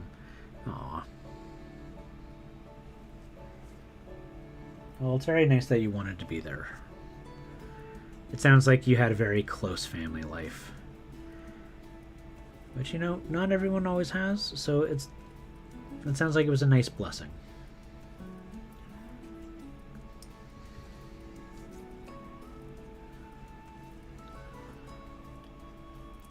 You are a lost and deranged child? It's okay.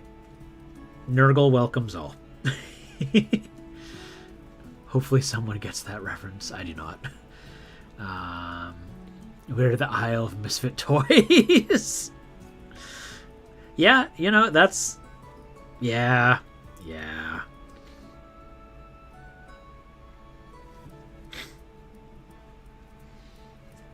Okay. It might be that this blue is just too rich. I'll see what I can do with it, though. Because the wash that I use, what it should do, or whichever wash I pick, like these are my goals with it, is that it should darken it, it should add some kind of red hue to it, and then I can just highlight. Because this stands out far too much. Tip Talk Baker, thank you for the follow. You do Warhammer, so I follow. I do other things too. I also do just fun little RPG minis. Look at this little dinosaur friend. Isn't he a friend? I got this little T-Rex guy in the back. A clay golem for when I get to him. I also do cool Aliens RPG minis. Look at how awesome this is. The mini, the paint job is okay. Making Tangles, good morning. I've also got this one if you want to see Tip Top. Another cool alien miniature from Protoss Games. The dinosaurs? Alin. They come from my partner, Reaper. If you go and you search up dinosaur, you will... Oh my god. Stop it. If you go and you check out Reaper, you will find these dinosaurs. You won't find the medieval fantasy ones. Those ones come in Bones 5, so they're yet to be released. Unless you buy the Bones 5 box.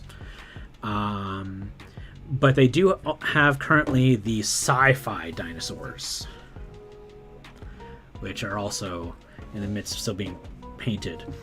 I do see, it looks like Commander Mittens. Oh my god, it's Commander Mittens. Let's do a big old shout out for all the streamers that are in chat right now still. So we got Commander Mittens. We've got Making Tangles. Reaper minis are generally very good. I love Reaper. It's where I got my big dinosaur from. And let's see here. And I don't think Wicked Mini is still in here.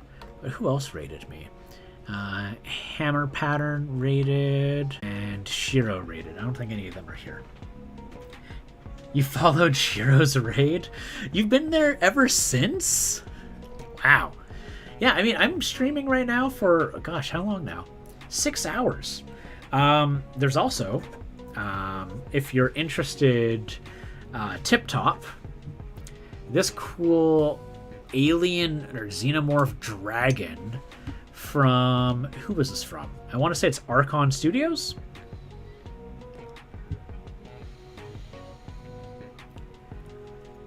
That was the mother cartoon Dino Riders. I haven't seen Dino Riders in forever.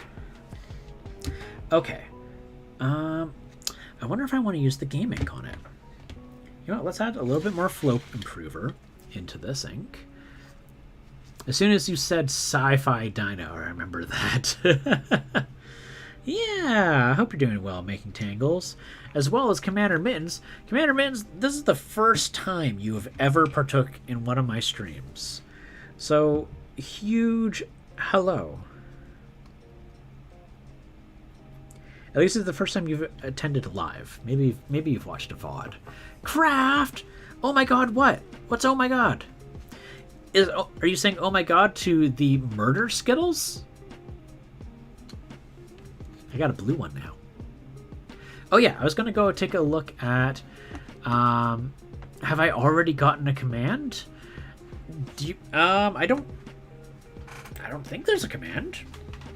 Let me find out. I did say that I was going to, didn't I? Is it a Lin? A Lin. Is that double N? Yes, it is. Inches. Nope. I need to do that. I'm very out of date with my commands. Usually stream when I'm not on. It's very true. Is it? I've been in here before, but it's been ages. I don't think you have. Oh, I know what's going on. I need to turn off Flux. Flux, go away. That's why the colors look weird. Quit. Oh, my eyes. Everything. Okay. So yeah, if I go like this. Okay, cool. You can see the colors. Dope. So, and by the way, as just a reminder for everyone who is still here, work is done, but I've got a Fully Dragon planned next Saturday. Ooh. We are doing a charity stream. It is for One Tree Planted. They, as the name suggests, they plant trees. $1 will plant a tree. You can specify in your notes to the charity where you would like to see the tree planted, because they coordinate with reforestation projects all across the globe. So you can have a tree planted, and don't say Antarctica. My uncle's a rascal. But you could say, I want to see it in Australia. Because maybe you're like, I want to see more work on the Australian forests after the wildfires, and they will plant a tree in Australia. They will coordinate with somebody one of the companies who is doing reforestation work, and they will see to it that a tree is planted on your behalf. Work is done. Making tangles. Happy holidays. So I won't see you before the New Year's. No more. Hopefully more in 2022. Here's to 2022 being a good year. And not a dumb year. But yeah. So I'm always doing charity streams. And if you're wondering, how can I make a donation? There's a few ways. One, you could use the links that I have over there. So if you do !charity, that will prompt up the Tiltify link as well as a link to their website. You can make a donation directly to them. Or you can use my tip button down there. Say, hey, Chris, I would like you to make the tip. If I make the tip, my name is on the receipt and my work will match the donation amount. But this is only if you want to. It sounds sketchy saying give me your money and I'll make a tip for you. Obviously I know that sounds sketchy, so there are the first two ways. When I do make the tip though, the price up there will increase because that is how much donations have been made so far. Here's to 2022 not being 2020 part 3 or 2016 part 7. 6. Okay, this blue looks terrible. JT Stark rating with 10 people. It's time for me to make a charity donation. JT, fellow Canadian friend from up north, how you doing there? Charity. Oh, there we go. There's the charity link right there. Thank you for the follow. So you came in with boop, boop, boop, boop, boop. 10 people. That is a $5 donation I am making. So I am making a donation for every raid, every raider that comes into a raid. I am making a 50-cent donation per person, and my work will match it. So I'm gonna go Mallow Minis, 10-person raid. Let me move this so I can still see the chat. Doing well. I'm glad to hear that. I can agree. 2016, $5 gets doubled to 10. That is correct. Craft and Canvas, thank you for the SO. Craft is awesome. I'm going to be doing a co-stream with Craft tomorrow. She's going to be doing some painting. I'm going to be working on her Mando bust. And Jenny Joyo will also be joining. I can word. And she will be working on her Forge World Mega Grot tank, which is a pretty cool model. I did not know there was a Mega Grot tank. I only knew about regular Grot tanks. And knowing her, she's going to turbo dork the heck out of it. Because that is how she does all of her whatchahoozits. Those things. Goblins? Orcs. Do I have a better blue? I don't like this blue. Maybe if I use this blue. It's more of a turquoise.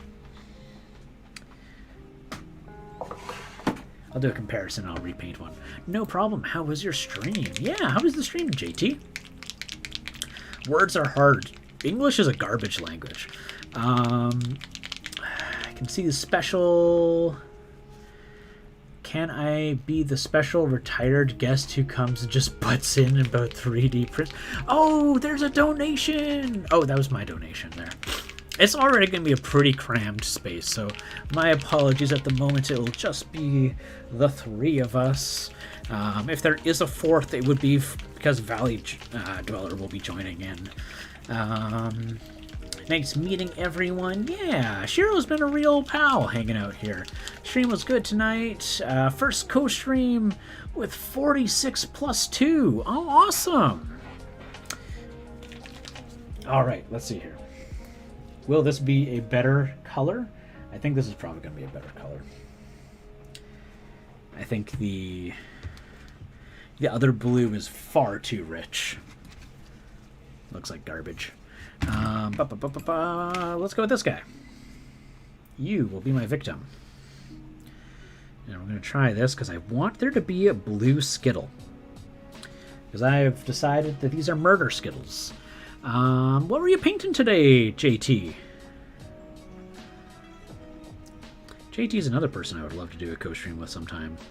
I got some more late night streaming availability, not next week, 22nd and 23rd. JT, if you would like to do a co-stream, I would be super happy to. But I think I'm also kind of like saying this, putting you on the spot, so like, don't feel any pressure. We can PM and message and talk about this later.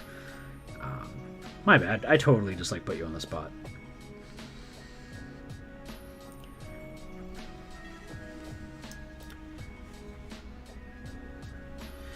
So we got this guy here, and he's all super bright, and hopefully I can make that kind of look grossish with like a reddish hue. Ooh, maybe a green. Maybe a little bit of red and green. Green make it sickly looking, and then a red to like a fleshy wash. Wait, hold up. Say it all again. I don't mind. I was going to say, so right now my work is giving me paid time off to do like charity work or do like community work and stuff, which I am doing in the form of trying to raise funds for One Tree Planted. So I am off work on the 22nd and 23rd, which are times I'm usually working. So I was going to say, if you want to do a co-stream, it would be a great time, because I know you usually stream later in the night. That's like when you're available. I don't think I have any other times that would probably like line up, unless I was like, hey, do you want to wake up early on a Saturday morning? But like, you got kids. Kids are like a handful. Ain't got no mornings left.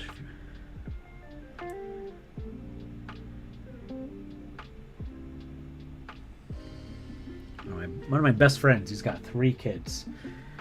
Somehow still makes it to like D&D sessions. I don't know how he does it. Absolutely, hit you up. I can totally do that, bud. I can do that. 4 a.m. What's 4 a.m.? Scheduling. Scheduling's hard, dude. But yeah. We can figure something out.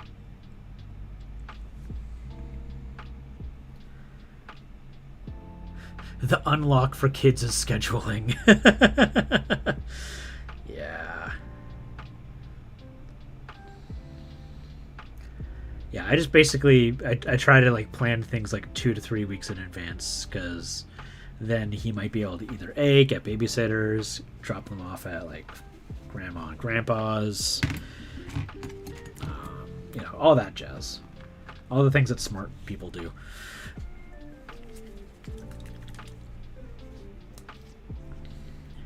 My shiny head? What's so shiny about my head?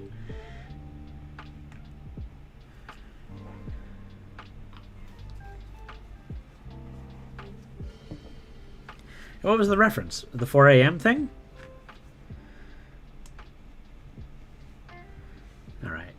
I'm gonna like try to convince myself that this is dried and cured and throw a wash on it and have it just mush everything. Alright, let's see here.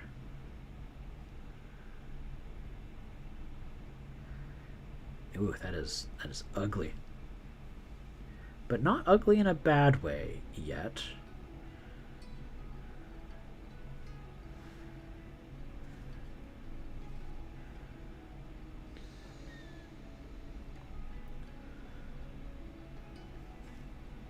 Yeah, it's kind of grimy looking. I kind of like that.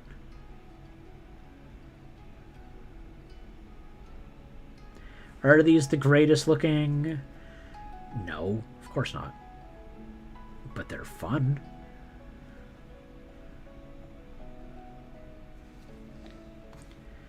Yeah, that's way better looking than that. Oh god, that guy's so ugly looking. Ugh. Sassy Lost Child is One Punch Man reference. I remember I remember there being a sassy young kid. But I also remember there being a sassy young kid in MHA. 4 a.m. is a SpongeBob reference for but wakes up unreasonably early while other people prefer to stay sleeping in. I mean, is that a reference to SpongeBob or is that just real life? Because that sounds like real life to me. Sassy lost child is one man punch. It's a person who's supposed to be there but doesn't look the part. Yeah, I don't understand at all. I'm sorry.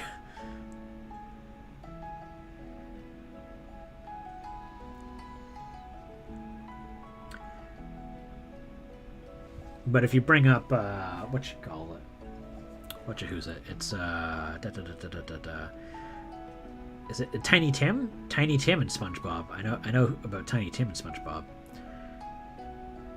Tiny Tim is the musician who played that one song that's always playing in SpongeBob. The doo doo doo. No, I can't. I'm not even going to try and. The music that I already have playing is messing me up.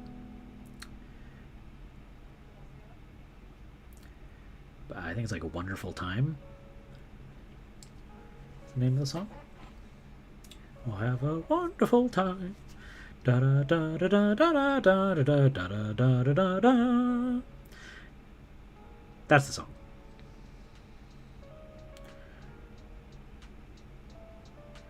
As I think he was known for having, is it a falsetto voice? Very high pitch. I always thought, yeah. Let's see here. Whoop.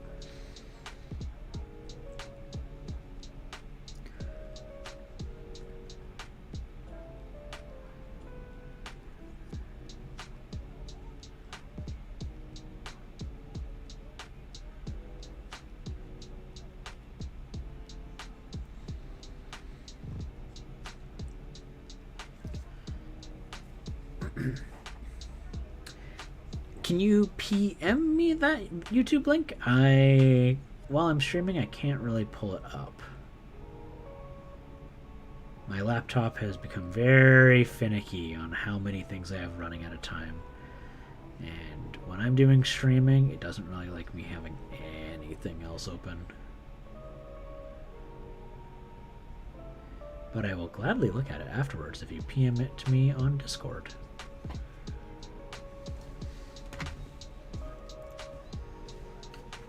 Let's see here. No, not that, not that. There's the... No, that is it. So there's that one, that one. Ah, this guy. Right here. Thank you. Thank you, thank you.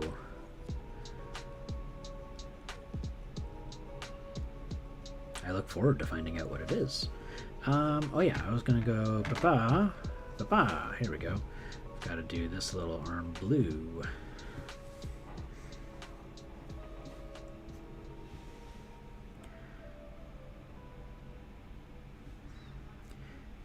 Working on any cool projects right now, Lynn?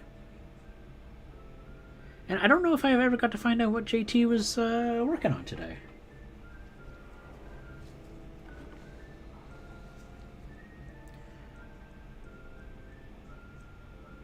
Maybe I asked just before he went on his bio break.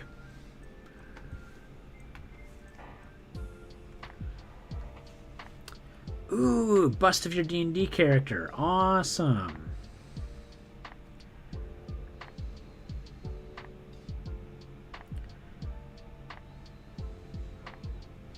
Today I found out a not too bad of a hack for doing a alright turtle shell. It needs a little bit more steps added to it, but it gets the colors decently there. A keyboard still to many other things. Like you're customizing a keyboard, like changing the keys and stuff, like on a mechanical.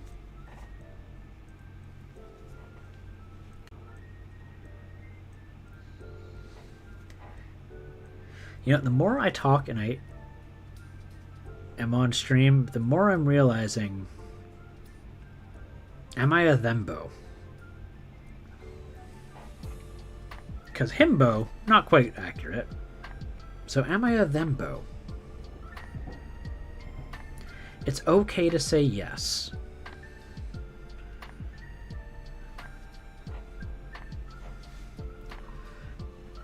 Making an entire keyboard from scratch. Oh, that's really cool. That's really cool.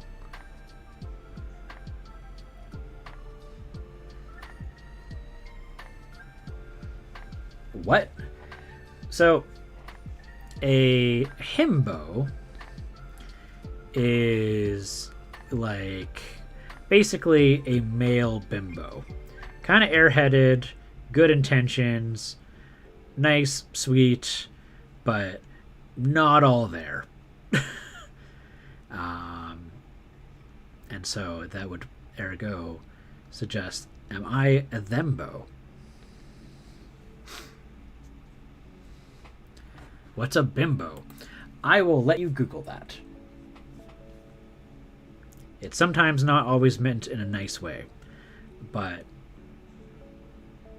they're not like always a great word. Himbos are large, typically manly men that are dumb, adorable in their own rights. That is a good description. But also typically not the stereotype is not that smart.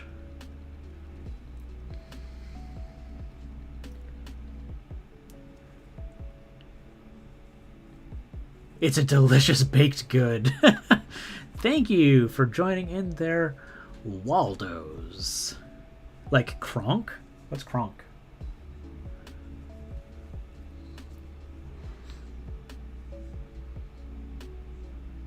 I don't know what Kronk is.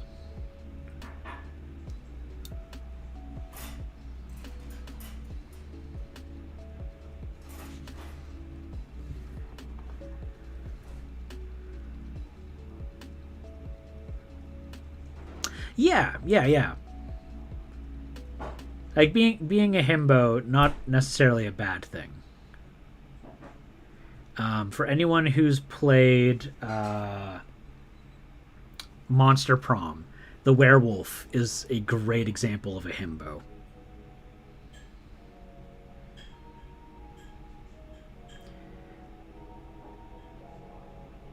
And I think that's actually like how his character is summarized, as being a himbo. He's a sport jock, big sweetheart, just wants things to be like good and positive, thick as a brick. Bimbo is a baked good company. I did not know that. But so, and the reason why I said I wasn't going to describe bimbo is because bimbo is sometimes, well, historically, it has been used as a derogative term, or not derogative, insult. Like all looks and not very smart, which is like not a nice thing to say.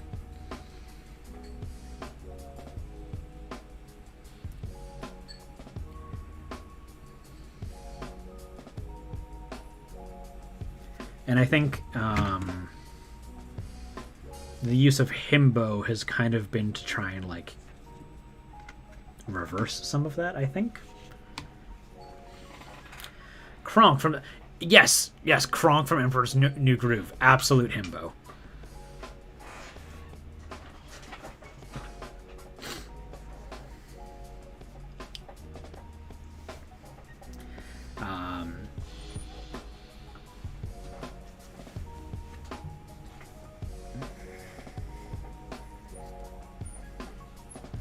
Let's see here.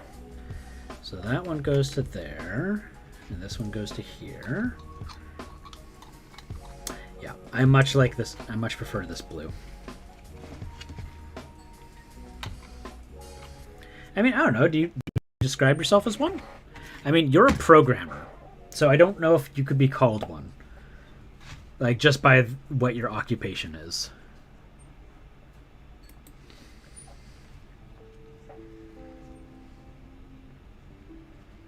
You're like, what you're going to school for.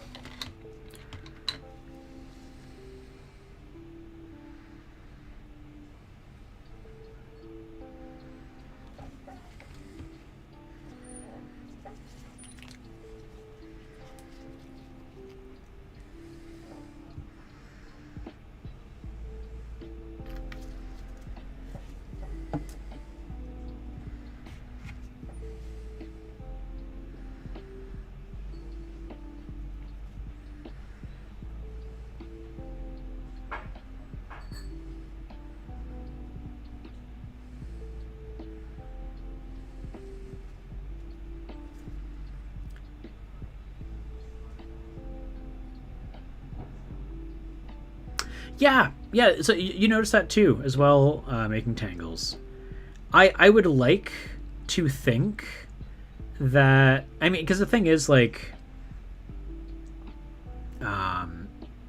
originally, like how the use was, like bimbo was an insult, and himbo has somehow kind of become not an insult, and I don't know if it's necessarily like has to do with the idea that like calling a man stupid isn't necessarily a bad thing. I don't know what the reasoning or why or how it kind of came to be, but I definitely know that, like, for most part, like, people do not want to be called a bimbo.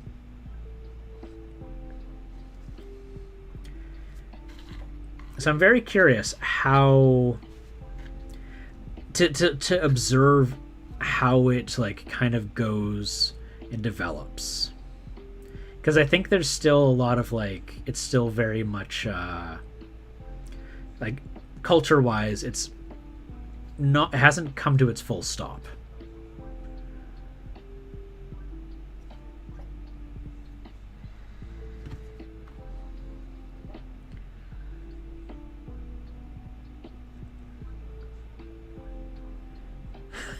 That's okay if you want to call yourself a thembo.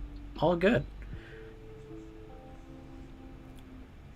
I think you're plenty smart, though.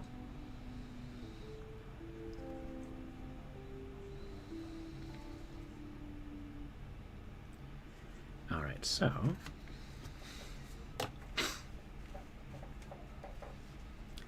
I think there's, let's see here. There's a thing where himbos are somewhat more useful because they are still large and can protect you, grab stuff from.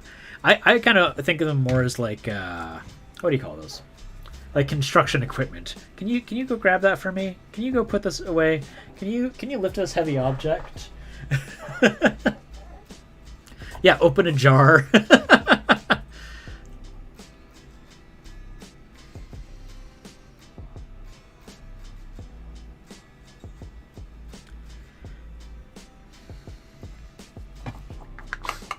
There's a lot of weird, like, cultural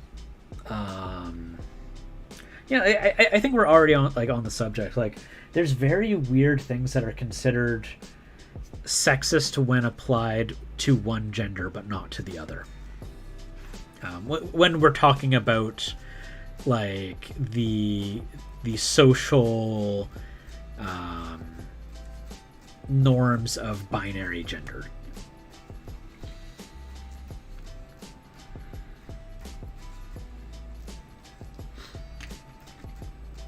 Right? Like, just there's so many weird things that do not make sense when you break them down. No, you know what? I don't like that. I don't like that at all. No, you're going away. I like that just how it looks. Filthy.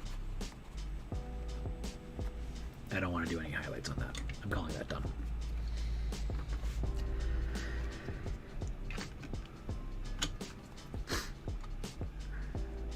And I don't really even know where to just start on the subject, but there's just so many things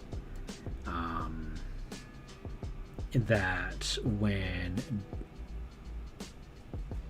done in a certain way, there was a great Cracked video where they talked about roles in movies and like how you see them and stuff. So like for example, you watch a James Bond movie, for example, and James Bond just goes in and he's blasting people and he's shooting bam bam bam, and like in films, violence against men, super acceptable, super normal. In comedy, it's considered funny.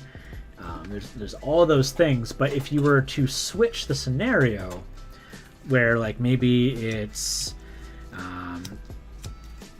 the voices, like the death screams and stuff, they're all women. Like it's very uncomfortable and very disturbing, right? And obviously, like part of that has to do with like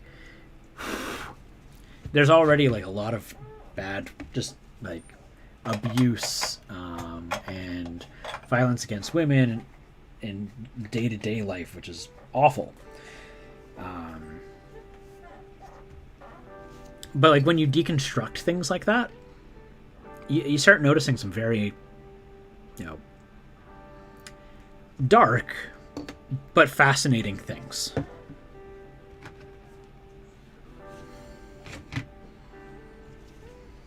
Let's see here. I'm just going to take a quick look at chat in just a second here. After I just put the... Oh, wait. That's right. I need to do on the bottom here, too.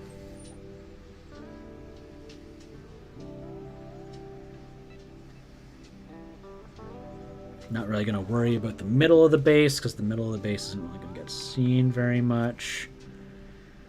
Just going to try and cover up the bottom parts there. Oh yeah, no, looking good isn't a bad thing at all. And like not necessarily having academic intellectuals, like, everyone has strengths. Not everyone's is going to be academic intellectual. And so it shouldn't necessarily be a terrible, awful thing. But, when something is historically used as an insult, obviously it's not great. And a lot of people will be are more likely to be sensitive to it. For good reason.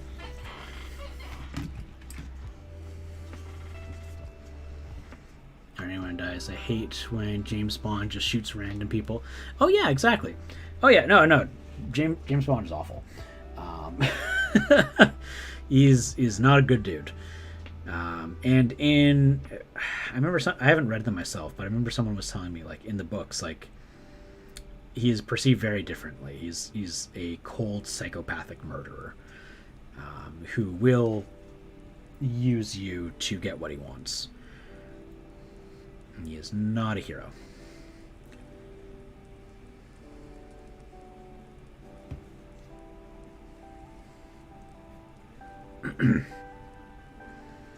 Let's see, maybe I should pull that out. Well, that's already kind of stuck in there. Okay, cool. I'll just do better on the next ones. I gotta paint them black first.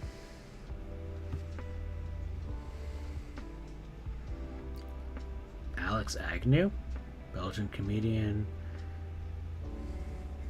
I do not know who that is.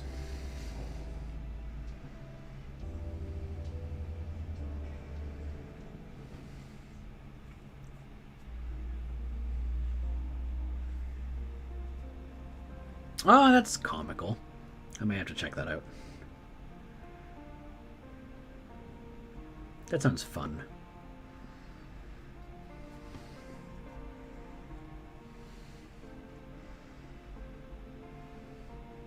Oh, Jesus. Very fascinated to find out how this goes.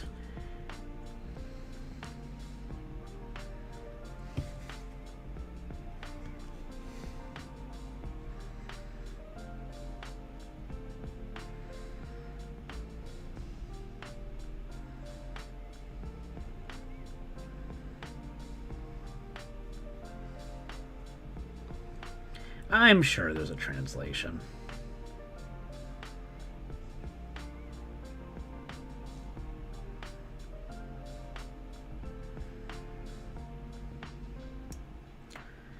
almost anything has an English translation if you look hard enough. Gotta start getting ready. Alright, you have a good night there, Craft. I will hang out with you tomorrow. You're in my server. Let's do the chat, like for the WebEx chat, in my conspiracy room. Which is like basically just for an area for streamers.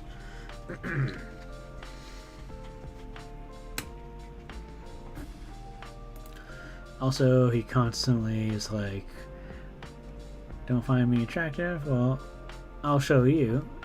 Oh, jeez. Oh, God.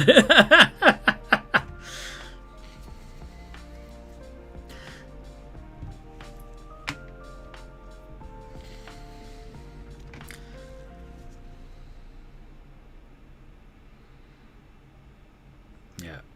No, my best friend is... One of my best friends is gay, and there's no shortage of comments like that.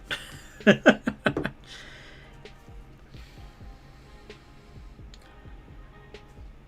don't think there's a day that has gone by where I haven't heard him make a comment like that when hanging out with him.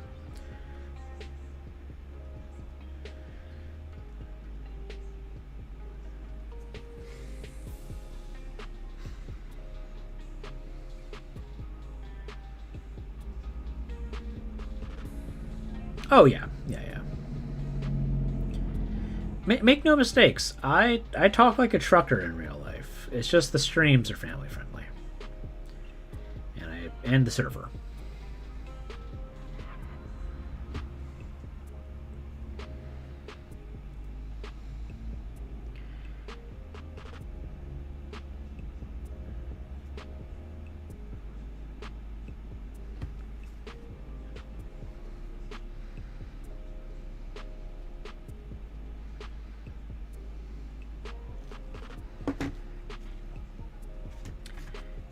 Yay, little friends.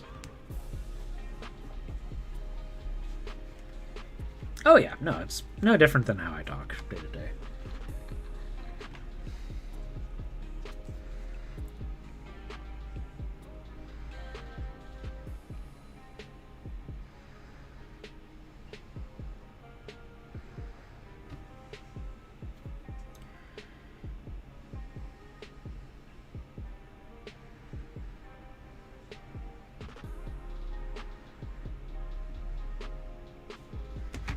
By the way, how's your internship going, Alin? Going well?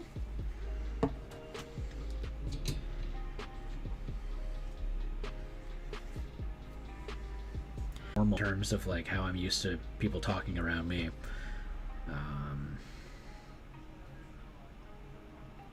Like my thing is my genuine and sincere thoughts is swear words as we know them, like, you know, the F-bomb, alternative words for poo, alternative words for butt, or illegitimate child. You know, I don't think any of those really are awful words. For me, things get awful when you start going into, you know, your curses are involving a person's, like, something personal, something about their gender, their sexual orientation, their race, things that like people have no control of, right? And like when you're using those as insults, that is where things that, like, for me, I'm like, hey, you need to stop right now. That's my personal boundary. You know, I don't think it freaking matters if like people swear. And I think it's very, very dated to find those words in themselves offensive.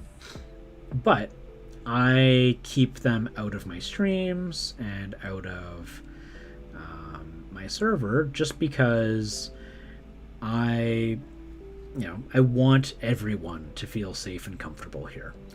And for some things, there's kind of like a tipping line where if I let some things slide, do I let others slide? And like, it's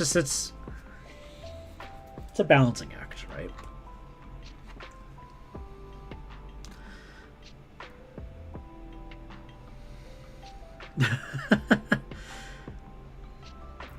There's very few people I know personally that get upset by curse words, and usually it just has to do with like our kids around, and even then, I think that the more you try to protect children from those words, you just kind of are creating this like, ooh, why am I not allowed to say that? And then when they finally do start saying it, they abuse it and they go over it. And it's the only word that comes out of their mouth. Those are my honest thoughts on that. Because guess what? When I started swearing as like a teenager, all I ever did was say those words, and like, I made myself sound stupid. I was saying it because I could insert it in that sentence, not because it actually added anything to it. Like using a word for emphasis, yeah, sure, why not? Yeah, I don't think it's wrong to be cursing, but there's the things that I think, and there's the things that people find acceptable. And as someone who is in the public, I just say, yeah, I'm just gonna call it family friendly and do the things that people associate with the word family friendly.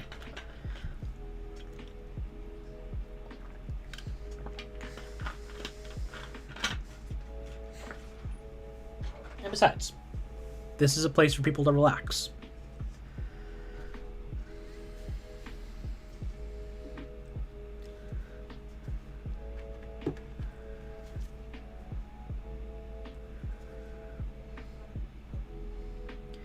That right there is an interesting word that you chose, Elin.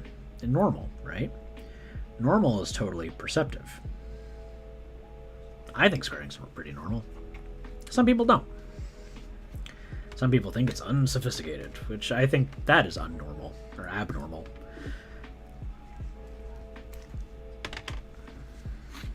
It's all about perspective.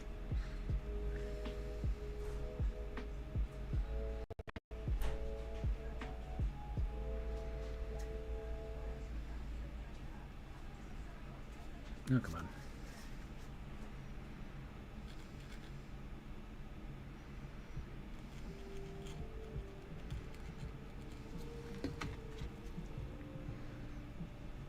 It's all about what you find to be, what were you raised with? What was your environment like? Cultural things, language things. Language has huge impact on what people find to be normal and abnormal, more than a lot of people realize.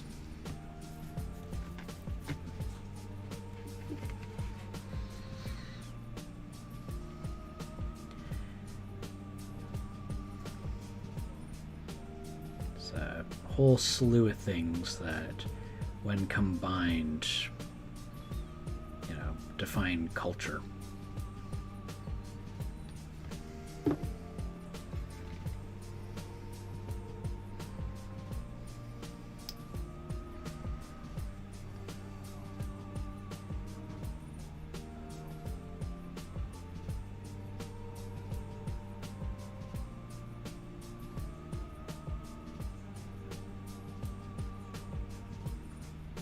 Ooh. So that right there, that's a little political bit. That I would probably like to ask that doesn't get finished.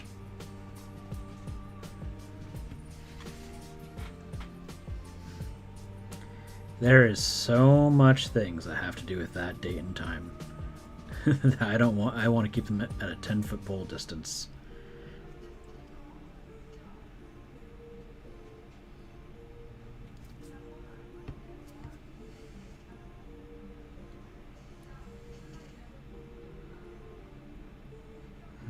means don't talk but work, but with somewhat more colorful language. Yeah, no. I mean, it's valid.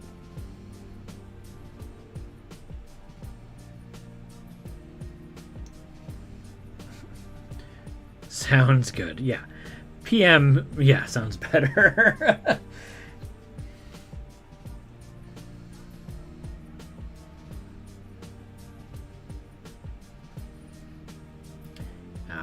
My personal thoughts are,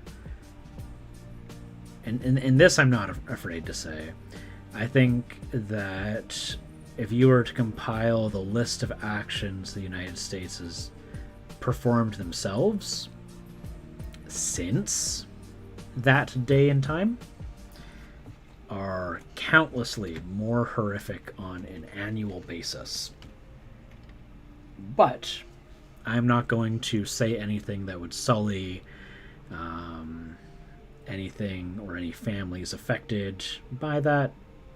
What happened was unfortunate. It was a tragedy, but I don't think it's a justification to create more tragedies. Yeah. So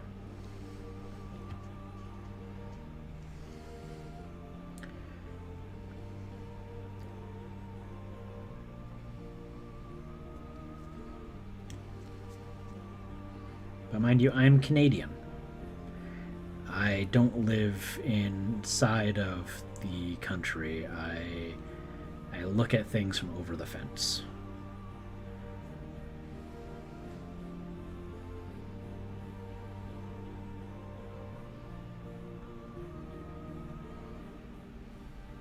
I don't think that's weird. Like whenever you would like have a mess up or like a screw up, you'd be like, "Ah, I'm an idiot."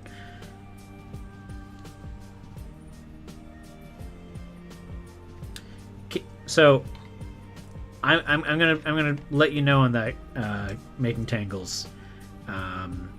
You never call a Canadian American. It's does not take you in good places. We prefer to be called North Americans. We're part of continental America. Never call us American. American specifically means someone from the United States. Unless you're saying the Americas.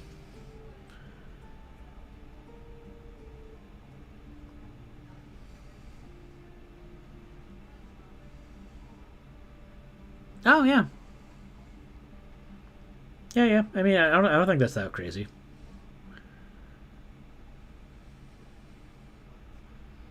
I mean, there are some people who, what do you call? It'll say that. I mean, I don't think that's too strange to say. I don't know. Everyone wants to be on a side and have their side be the good guy. What?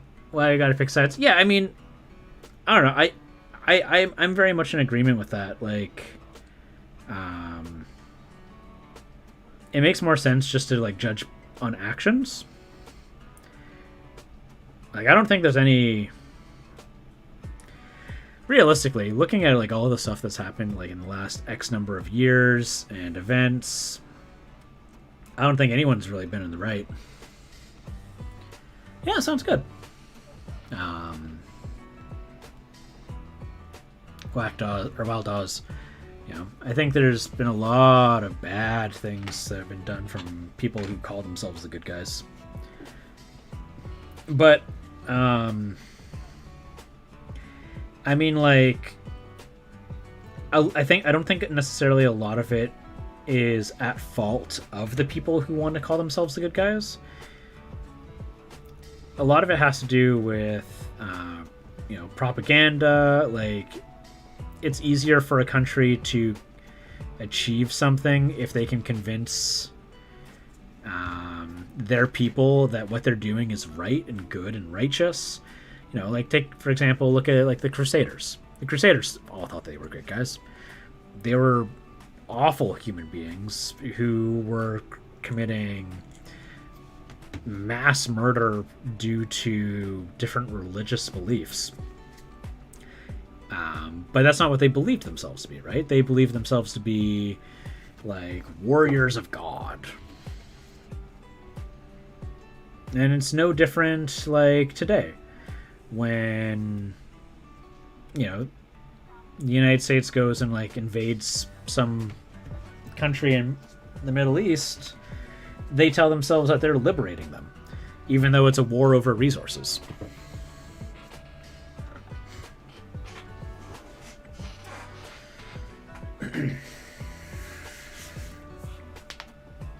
Yeah. History is written by the winners, or the victors. It's a very accurate statement, and it's tragic.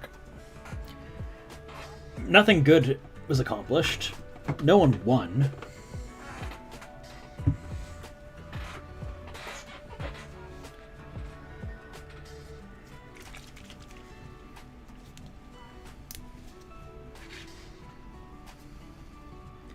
So a lot of people lost, and some people lost less.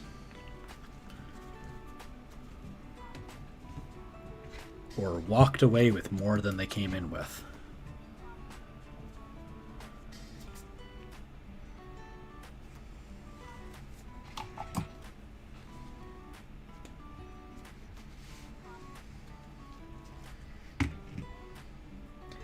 I think the only real winners is not picking fights. Or knowing when to stay out of it. Those are the only real winners.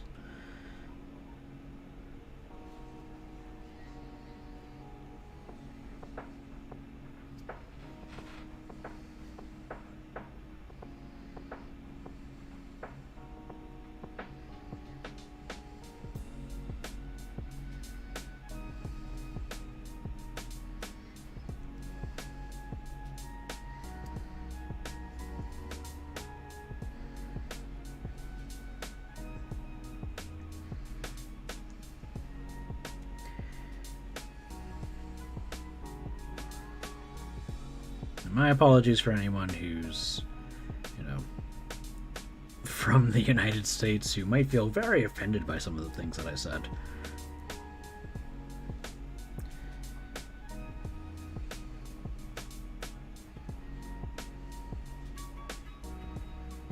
My criticism is not of you personally.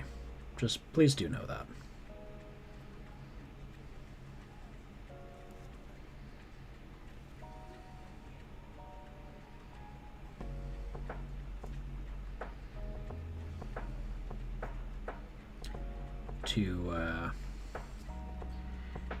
This did get a little more political than intended. It got very more political than intended, and that's kind of the danger of like political comments. It landslides super quickly. Like you make one comment, you make one comment, and there's no way of not finishing the idea. So, in other news, let's talk about the Alien RPG, because that's really fun. Making Tangles. I managed to finish a game of Alien RPG. It was super awesome. I got to paint some really cool minis for it. If you'd like to take a look at them, I can pull them out in just a half sec. You're making a caterpillar? Oh, that's cute. I like caterpillars. Caterpillars are just so cute. Give me uno momento. Oh my gosh, I love all these little guys. Look at these little guys. They're totally out of range. Look at these little friends. Look at these friends. Wow, it's midnight. I've streamed for 7 hours. I should probably call her quits pretty soon.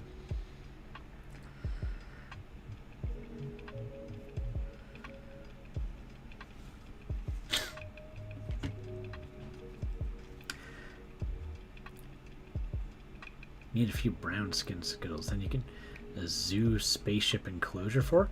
Yeah, the one I was doing the zoo enclosure for. So here's a couple of the minis that I used for it. So, well, I painted this one for it, but I never got to use it. This one I did get to use.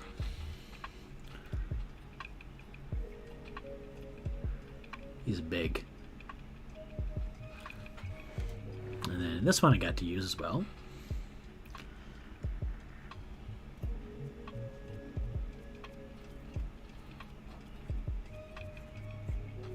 And this one I painted but didn't get to use.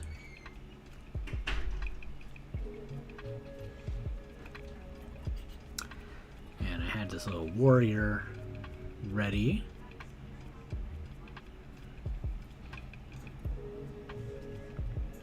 And then I had this queen also ready. Okay, really need to leave now. Okay, bye, Lynn. And then I've got this massive dragon.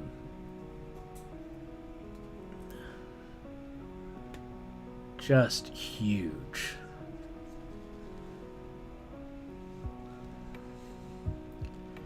So the intention was that it was like a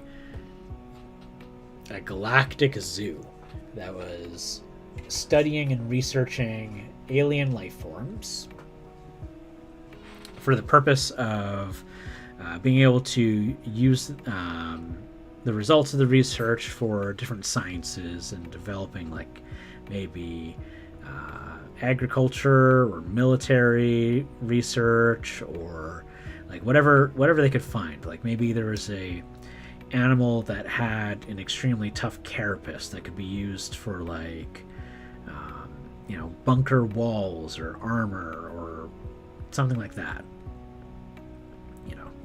Like just all sorts of things, whatever they could come up with. And they would use anyone who could bring in an animal that they already had would get a reward. Anyone who could bring in some kind of alien life form that they did not already have would be paid very handsomely.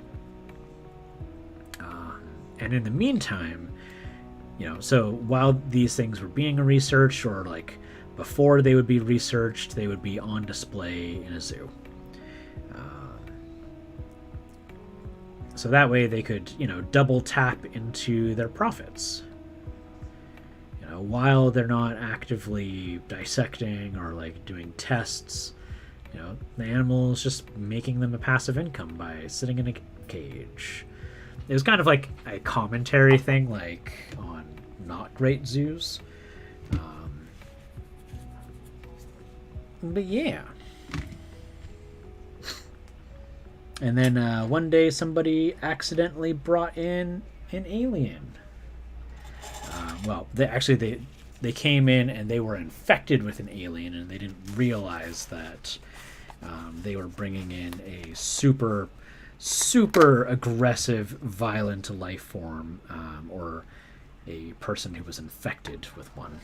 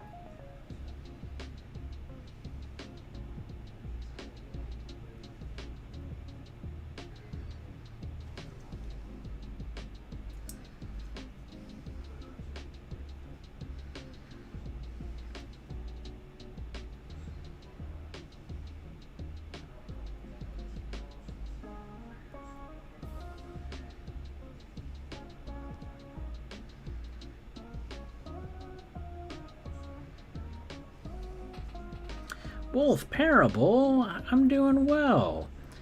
I'm just putting some basing on my murder skittles.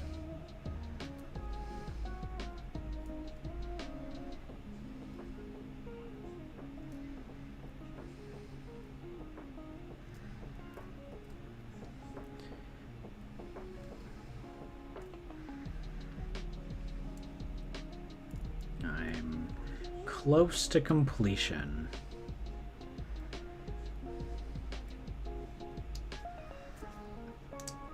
So spiky. Look at these little guys. Look at these little friends.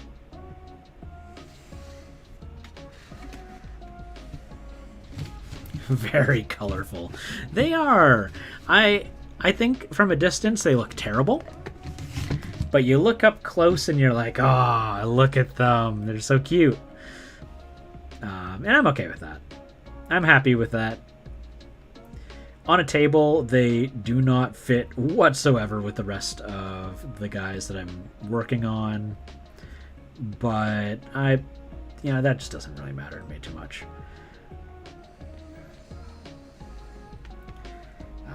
Because, I wanted to do some colorful ones, get killed by the rainbow.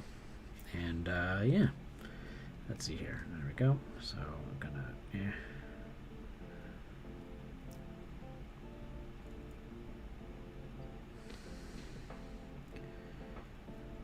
Let's see here. I'm just trying to get that in there without it.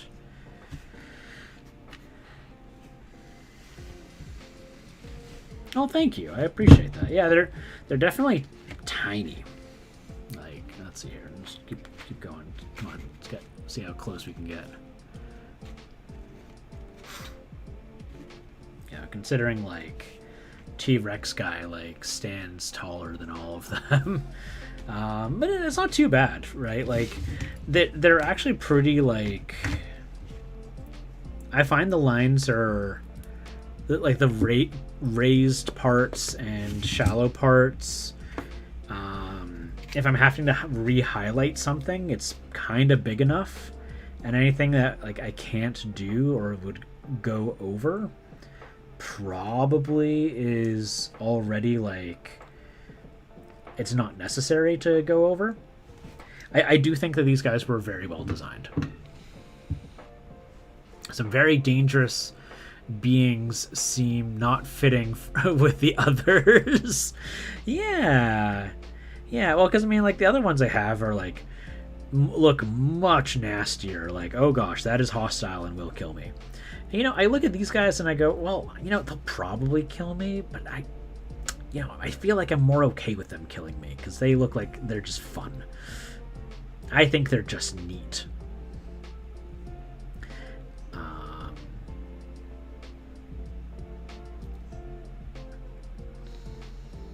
Let's see here.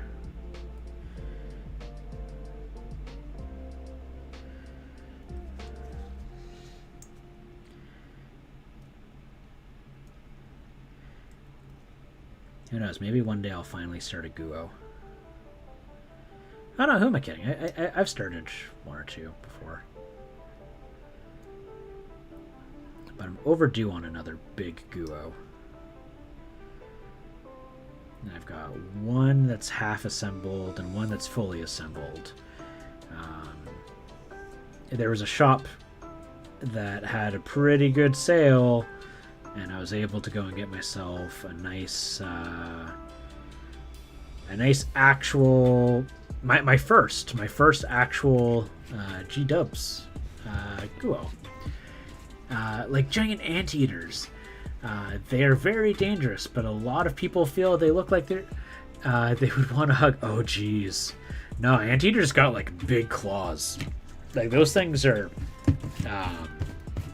from what I understand, giant anteaters can and have been observed like chasing off like lions,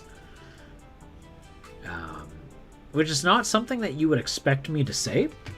That's not like a sentence you expect because they just look so derpy, right? But yeah, no, very capable of defending itself, extremely capable of defending itself. It's just so funny because they look so silly. It's like, aren't you just a little friend? Yeah.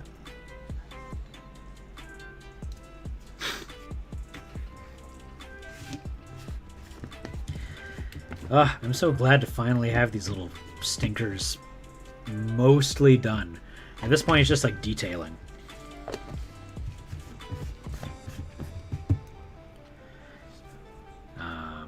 Oh, Wolf. I don't know if I sent a photo of this in the Discord server, but I got my my Triceratops guy kind of started up. I got this little Triceratops sorcerer, and I gave him different face markings because I wanted it to be like, ooh, he's like a mystic. Yeah. Because I realized, hey, why not have some fun with the face patterns? So I tried to give it, like, he's got a skull. Absolutely love those models.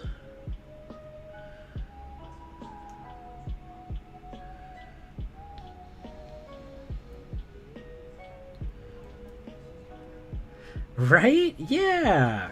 He's got, like, a little flame in his hand. He's got like some alchemy, like some vials. He's got one of the things I love that Reaper does really well is they give characters like accessories. They do a really good job at making sure like it's not just a knight. He's also got like a pendant. He's got a little dagger on the side. He's got like a little satchel because how else is he going to carry things? They pay really good attention to that.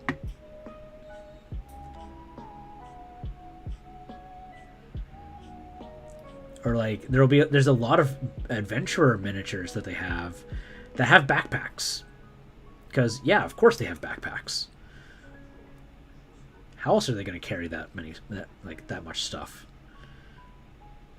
Like, it's not a matter of weight; it's like a matter of hands and space. And then I got like the sci-fi ones. I'm really looking forward to painting those up. Those are going to be my Stargrave guys.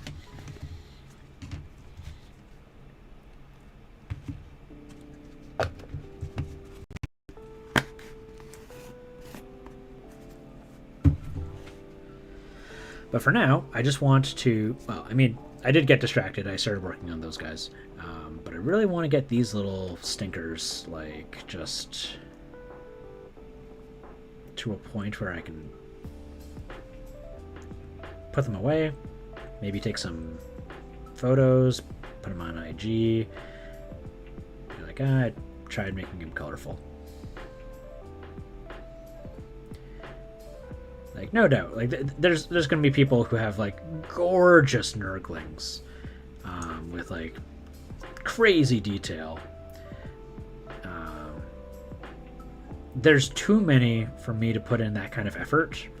So like a lot of these so far, it's just like base color wash, and then like try to undo some damage done by the wash.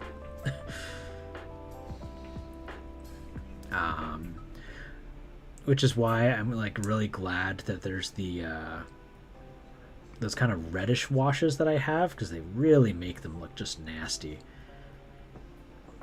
Like all the like little red marks on them, like they look really gross. Like they're unclean.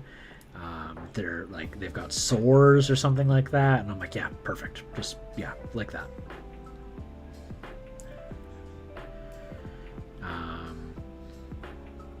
Because, like, let's see here. Because, Wolf, I think you could totally do this. I know you get the handshakes. I get handshakes, too. Yours are probably a lot worse than mine. Based off of, like, the fact that you were saying that you, like, I think you were doing hammering or, like construction-related stuff. Like, you get... Construction does awful things to your nerves. Like, I was able to use, like, big, fat brushes like this. It's like... You know, compared to, well, the sorcerer is a little bit smaller than the caveman guy, which is a nice little attention to detail I like. But like the caveman guy, like I can poke his eye, right? Like I can poke his eye with this. So these little guys here, you know, this totally works for like being able to get in some of those lines. But if you need something smaller, you can obviously go like way smaller, and then like it. I know you could do these. Given some of the models I've seen you do, I know you would do them with a cinch. All right, so I've got these guys. They are like mostly complete. They're definitely tabletop ready. Definitely tabletop ready. I suppose I should varnish and then do effects. Is there anything that I'm like, it's critical that this gets done? Oh my gosh, I just realized the guy that I have over here. Let's see if you guys can see that. The purple one, like his face is just like in another one's butt. But oh, I can see I missed a spot right there. Shaking isn't too terrible. Yeah, it's, I mean, it definitely goes away with like more practice, because like your muscles like get a little bit better with it. I know you drink a lot of coffee too, and that's definitely going to make it worse. Right now I'm kind of in a bad situation too, because like I finished an energy drink not too long ago, so like I can see there's a little bit of shake. You know, I've got my arms on the table, so that helps minimize that a little bit. I would consider this not too bad for my shakes as far as mine go. I mean, the worse it gets, I just have a couple Oreos. You know, up my sugar, get some like some garbage food. I'm usually okay. Okay, so I see that I need what's his name? Jeremy at Black Magic Craft. His video on like how to deal with like the handshakes. Oh my god. It was so useful. As part of a swarm, you can always pick a spot, and sometimes your spot in your face is someone else's bum.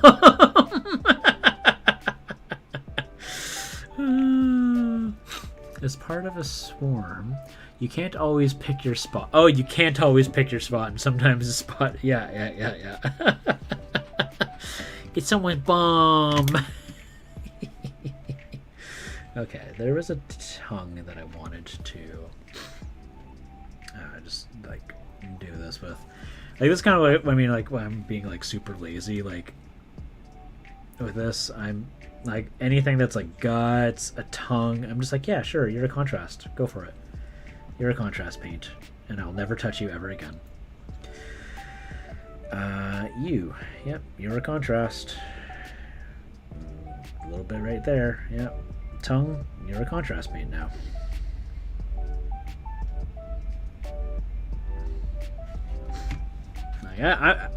I love these little guys, but I'm not going to spend like... I've already spent so much time on these little guys. So much, just because they're so small. I've tried to streamline it. Yeah, did it work? Yeah.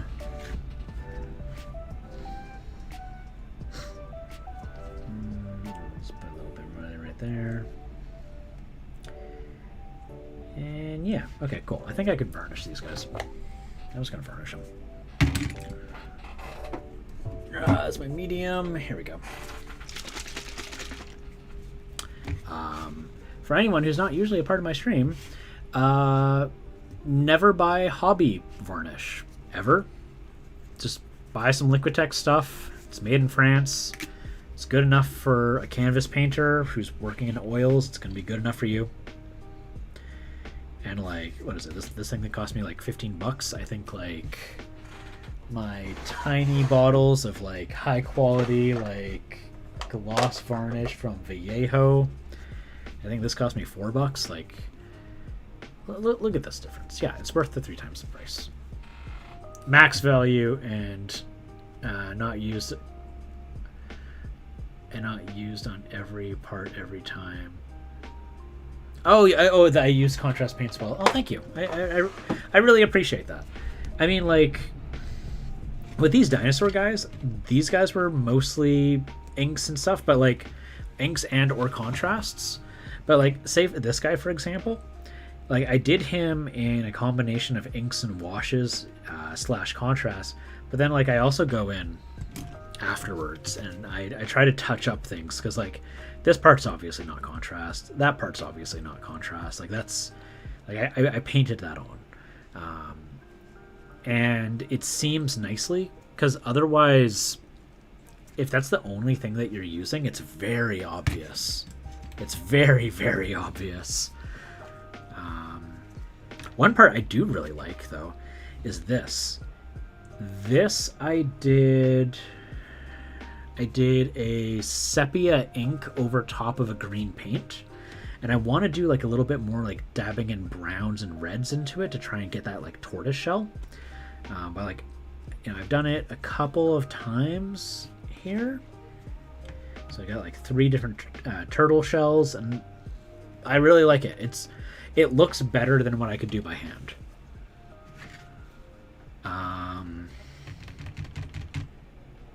Yeah, I think. Oh, geez.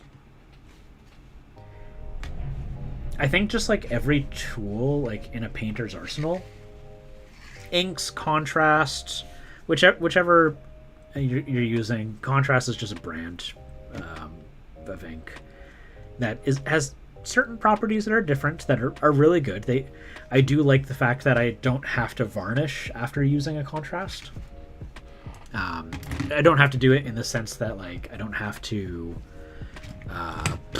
brain thinking hard. What's the word I'm looking for? Come on, brain, you can do it. I believe in you. I don't have to varnish in the sense that if I use like regular ink, I have to varnish right away, or not right away, after it like cures, or else water is going to just destroy my work. And we're just gonna go over here. We're gonna do this here. Oh my gosh. Okay, Wolf, let's have a fun eBay story. Let's talk about an eBay Pro Painted Mini. So there was a model I was really looking for. I'm really liking the look of the Army Painter speed paints. They look really good. I want to try them. I want to try them really badly. They do look like they work a little bit better than a contrast, and just slightly different. Like they look like they do the thing that we want contrast to work in the way that we expect it to.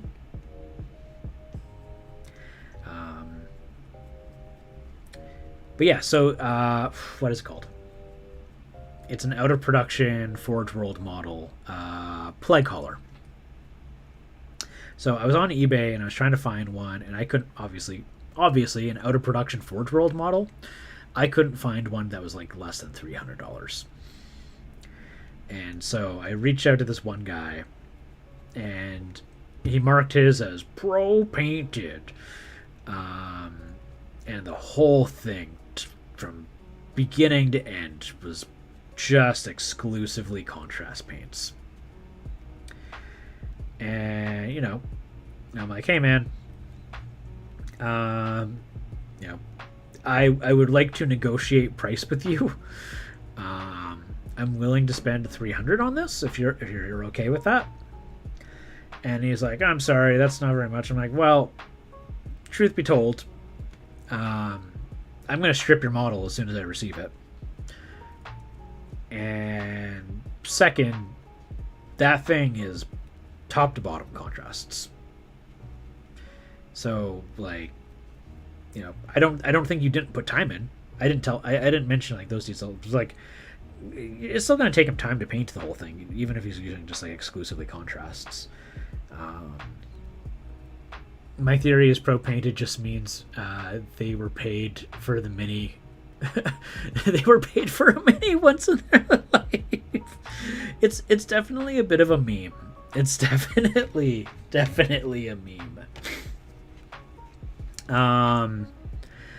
You know, and again, like I'm not gonna crap on them. I'm not gonna say how dare you say it's pro painted. You know, a professional painter who paints as like they're paid to paint models. If you really skimp them and you're not paying very much for it, there's a good chance they're probably gonna do all contrast if that's what you paid them for, right? I think it's silly. I'm not gonna give them grief, but I think it's silly. So you know, it is what it is.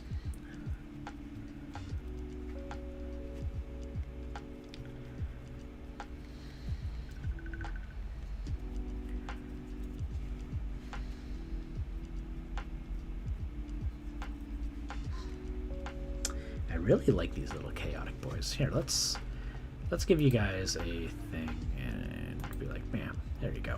You can actually see what I'm doing. Nah, as one of those two types of people, I think it's almost exclusively stuff that needs to be stripped.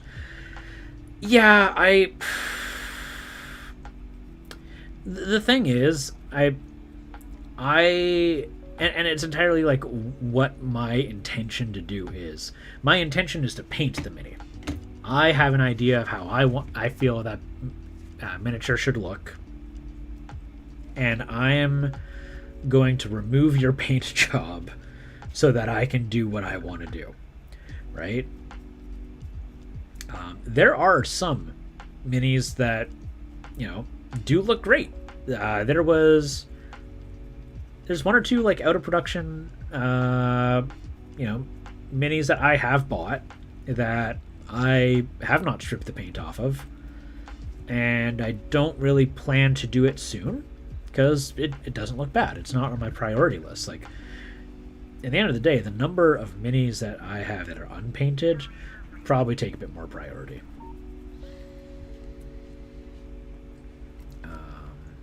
There we go.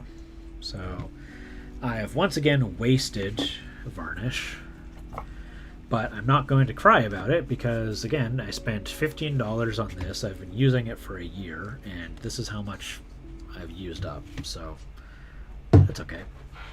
Oh, hi, Ganon. Your friend both parables online, Ganon. Your friend and mine. Let's see here. So let's go gloss varnish. So obviously the matte varnish. Hello, buddy. Hello. Are you gonna say hi? Are you gonna say hi, Ganon? Look at you. Yeah, cutie. Oh, you're so cute.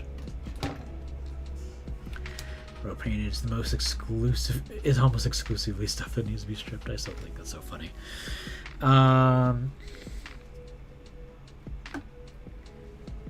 God, do you remember the photo of how my my metal demon prints looked? I spent days stripping that thing. What I was gonna say, varnish. I've done it. It is going to absolutely destroy the glossiness that I actually like from my contrast paint, so I just need to regloss a couple things here. Regloss the guts. The eyes can look really cool when they're reglossed. Tongues, you know, mouth a little bit, eye.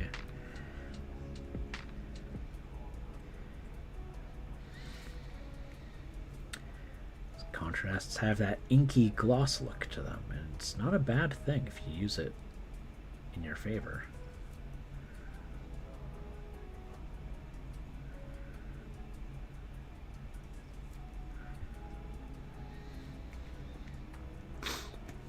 Do you remember the one age ago? Oh my gosh! Yes, I do remember the melted demon prince. Did you get him? Oh my gosh, did you pay money for that thing? I remember you shared it. Did you buy it? Why? Why would you spend money on that thing?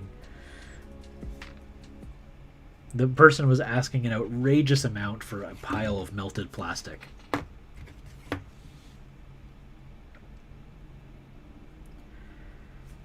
Like, it's very clear that person was trying to strip a model and they left it in way too long.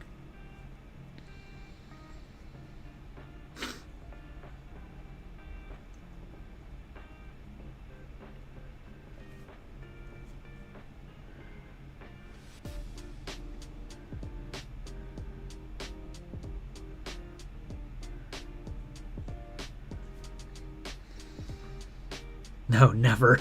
It was a travesty of a wasted, perfectly good model. It was comical how tragic it was.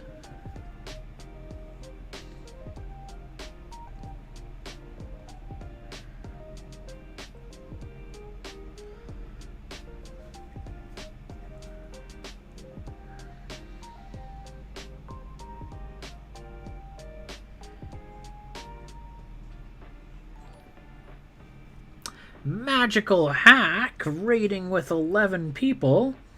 That is going to be a $5.50 donation. How you doing, Magical Hack? Oh my gosh, was I like doing this like too close again? I was. Here, now that I'm doing this, we'll just... So right now I'm just polishing up my Nurglings here. Nice little murder skittles. We'll just move this and pull them in close here for you guys to get a look at as I go and make my my charity donation. Hey, Bithtron. Burr, burr, burr. Charity. So I am doing fundraising for One Tree Planted. I absolutely encourage you to consider making a donation. They are a nonprofit reforestation fundraiser, charity group. Sorry, I'm trying to talk and type at the exact same time. Not easy. Oh gosh, that's one too many zeros. 11 Raiders. I'm just gonna finish this because my brain is like blah. Magical hack. First comment. All right. Where's my card? There it is. Make sure that I don't say my card out loud. You don't need to know my credit card. But if you do, I hope you do use it for the forces of good. All right, cool. Yeah, so if you donate to them, $1 will ensure that they have one tree planted on your behalf. They're a super cool organization. I absolutely encourage everyone to consider. I mean, if you've got like money for coffee, like $2.50, consider donating that amount to them. With their help, we can do things like recover some of the forests that have been lost due to some of the insane amounts of wildfires that have become far too prevalent and common day to day. We see them every year. How is the stream going? The stream, Magical Hack, is going pretty good. I'm just having fun painting up some nasty little murder skittles. I'm just trying to make the most of this time here. My work was kind enough to allow me to have some time off for the purpose of doing charity work, fundraising, whatcha-who's-it. So we've gotten a couple of donations from people today, which is good. I'm going to be doing this again tomorrow. Hopefully we get some more donations. And trying to encourage people to consider donating by attracting raiders by saying your simple raid, your mere raid will result in donations being made. And maybe that will bring someone who else also wants to make a donation. Let's make these guys icky. They're already kind of icky, but let's make them ickier. Give me the blood. Let the blood flow. Ah! I definitely didn't just drop stuff. You dropped stuff.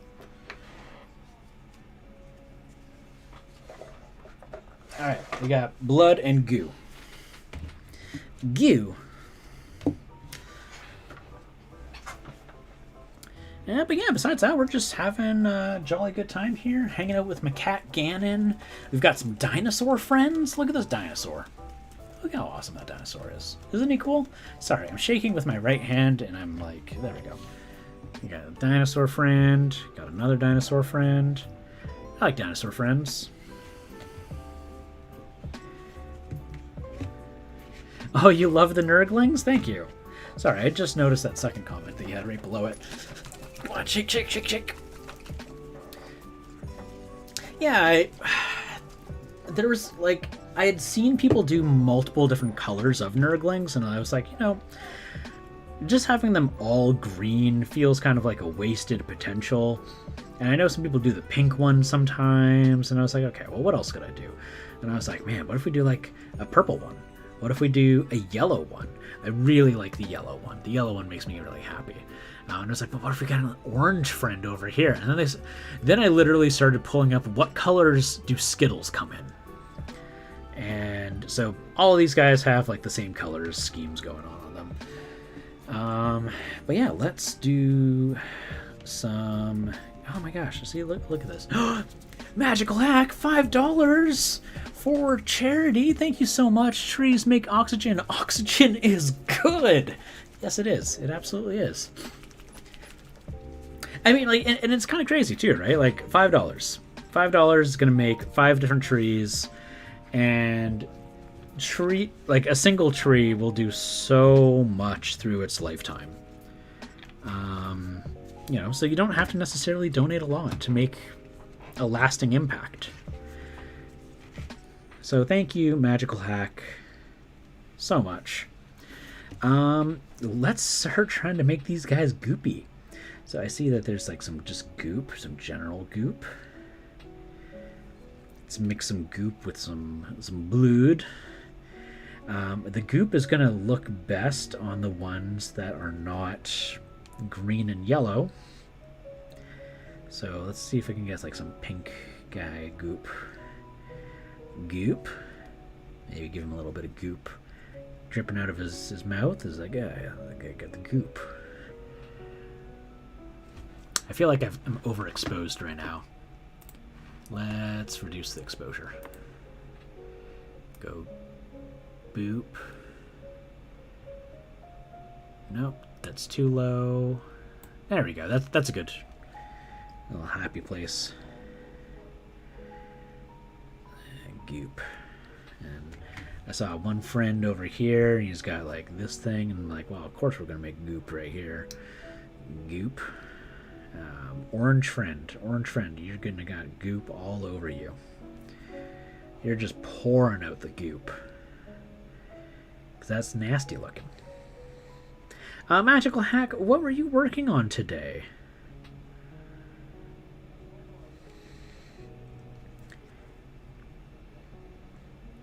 I have got to make it out to one of your streams sometime. I see you everywhere. I see you on Instagram. I see you in Discords.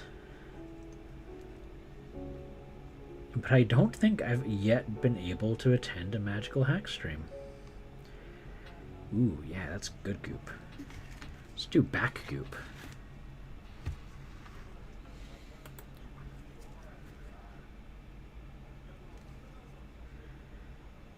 Do some back goop.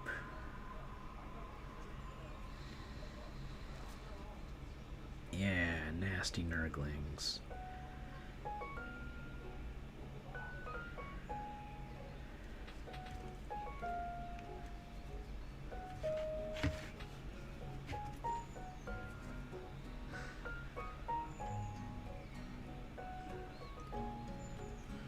I was painting a dragon bus, but then it's going to be a Christmas gift. Oh, that's lovely. I like that.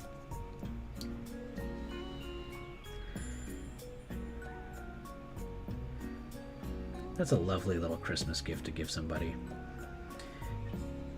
I have a co-stream tomorrow with Jenny Joyo and craft and canvas, and I will be working on my Mandalorian and Baby Yoda bust, which is for Craft, who sent me a lot of 3D prints. So I'm going to return the favor.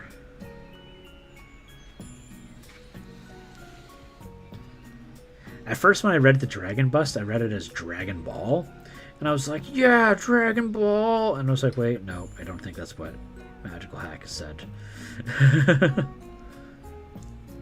Because I'm all for me some Dragon Ball.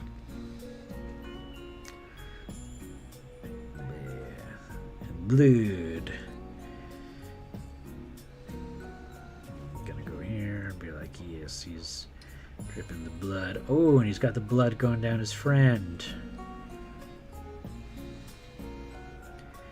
Let's see here. Maybe one of these guys has a little bit of blood on his horn. Yeah. Went right up somebody. Okay, this one's got a little bit of blood.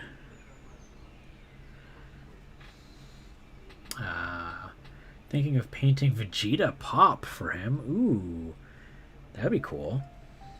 Or are you going to do like a different coloration? Like buy like a regular Vegeta and make it like a super Vegeta, or make it a Gogeta?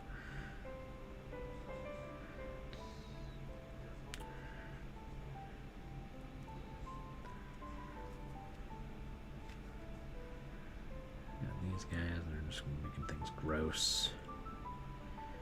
Make it gross, make it gross.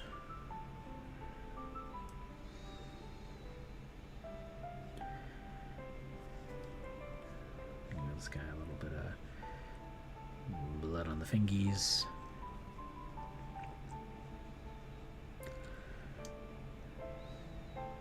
Let's see here. Yeah, this guy's got a little bit of blood on his tongue. This guy's got a little bloody horn there. Oh, you got some Funko Pop style STLs. Nice. I have seen some Funko style STLs before. Craft, I know she was going to make one of, what's his name? I know his first name is Cody. He's an artist, streamer. Placket ones. Nice. I have to apologize if I do not know. You know what? We're just gonna blood this whole thing. Do I want to know what it is? No. Do I want to spend the time trying to think about it? No. Got that. A little bit of blood on the teeth. Maybe bit somebody's foot with it.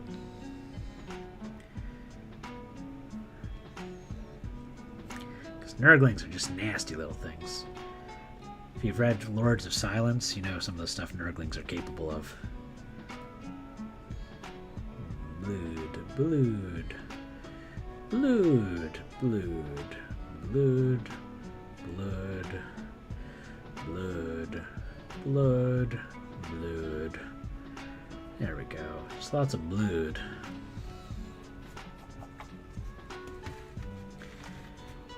Go here.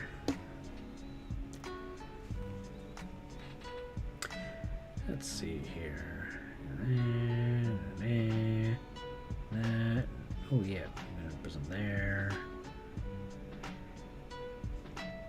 It's funny, I didn't really like Nurglings up until I read, well not read, I listened to Lords of Silence, and then I was like, oh my gosh, this is like, I get it, I understand now. The universe has shared with me why Nurglings are cool. Oh, that should be goop. I'm gonna make that goop.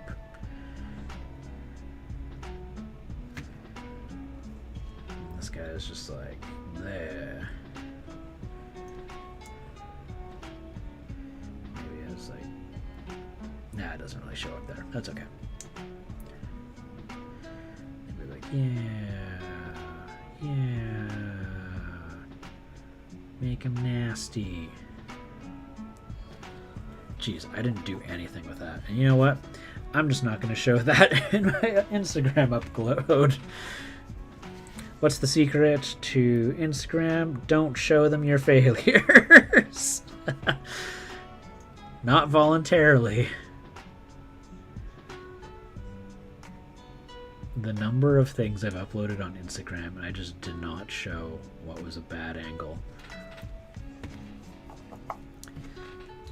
Alright. Oh, come on, come on. No vibrating like that. Work from tonight. Ooh, yeah, let's see it.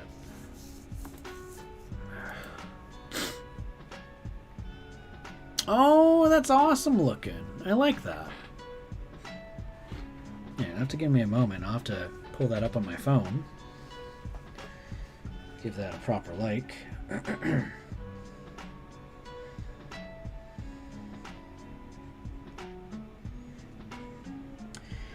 With this being said, though, I think this is probably going to be my end of the day. The fact that I managed to complete anything, I'm just like, whoa, crazy. Magical hack. Gotta look up magical hack. There we go. Heck yeah. That's a real cute bust. I like that.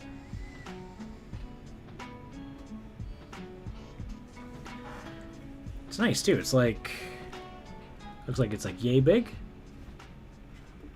Unless like your hands are huge. If your hands are huge, then it's gonna be even bigger. All right, so I got these little stinkers, and they hold hands and they skip. All right, cool. I need to go and pick somebody for rating. So let's go and take a look at who there is.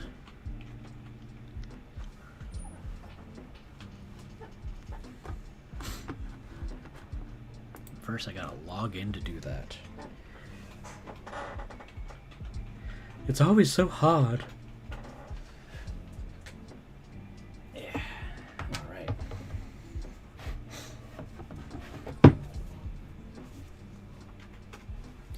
Have to log in and stuff. I can't just know. And I gotta use the two-factor authentication.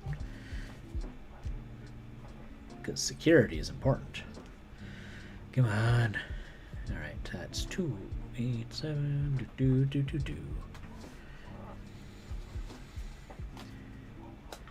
Yeah. Nah, it's plenty small. It fits nicely on a shelf then. That's all that means. Alright, what we rating? Who we rating? Oh. Are we wanting an excite? No, you know what? Let's raid Drax. I have never been online to raid Drax before.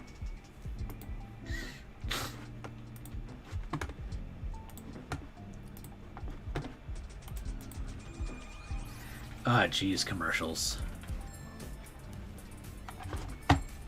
Stop it. Stop that. So, what we're going to do here is we're going to do that. Apparently, I don't have an iPad to take a photo. So, let's go grab my iPad. I can do that in a jiffy. But thank you all so much for coming out. I will be streaming with friends tomorrow to co-stream. And I look forward to seeing you all. So you guys have a lovely rest of the day. And take care.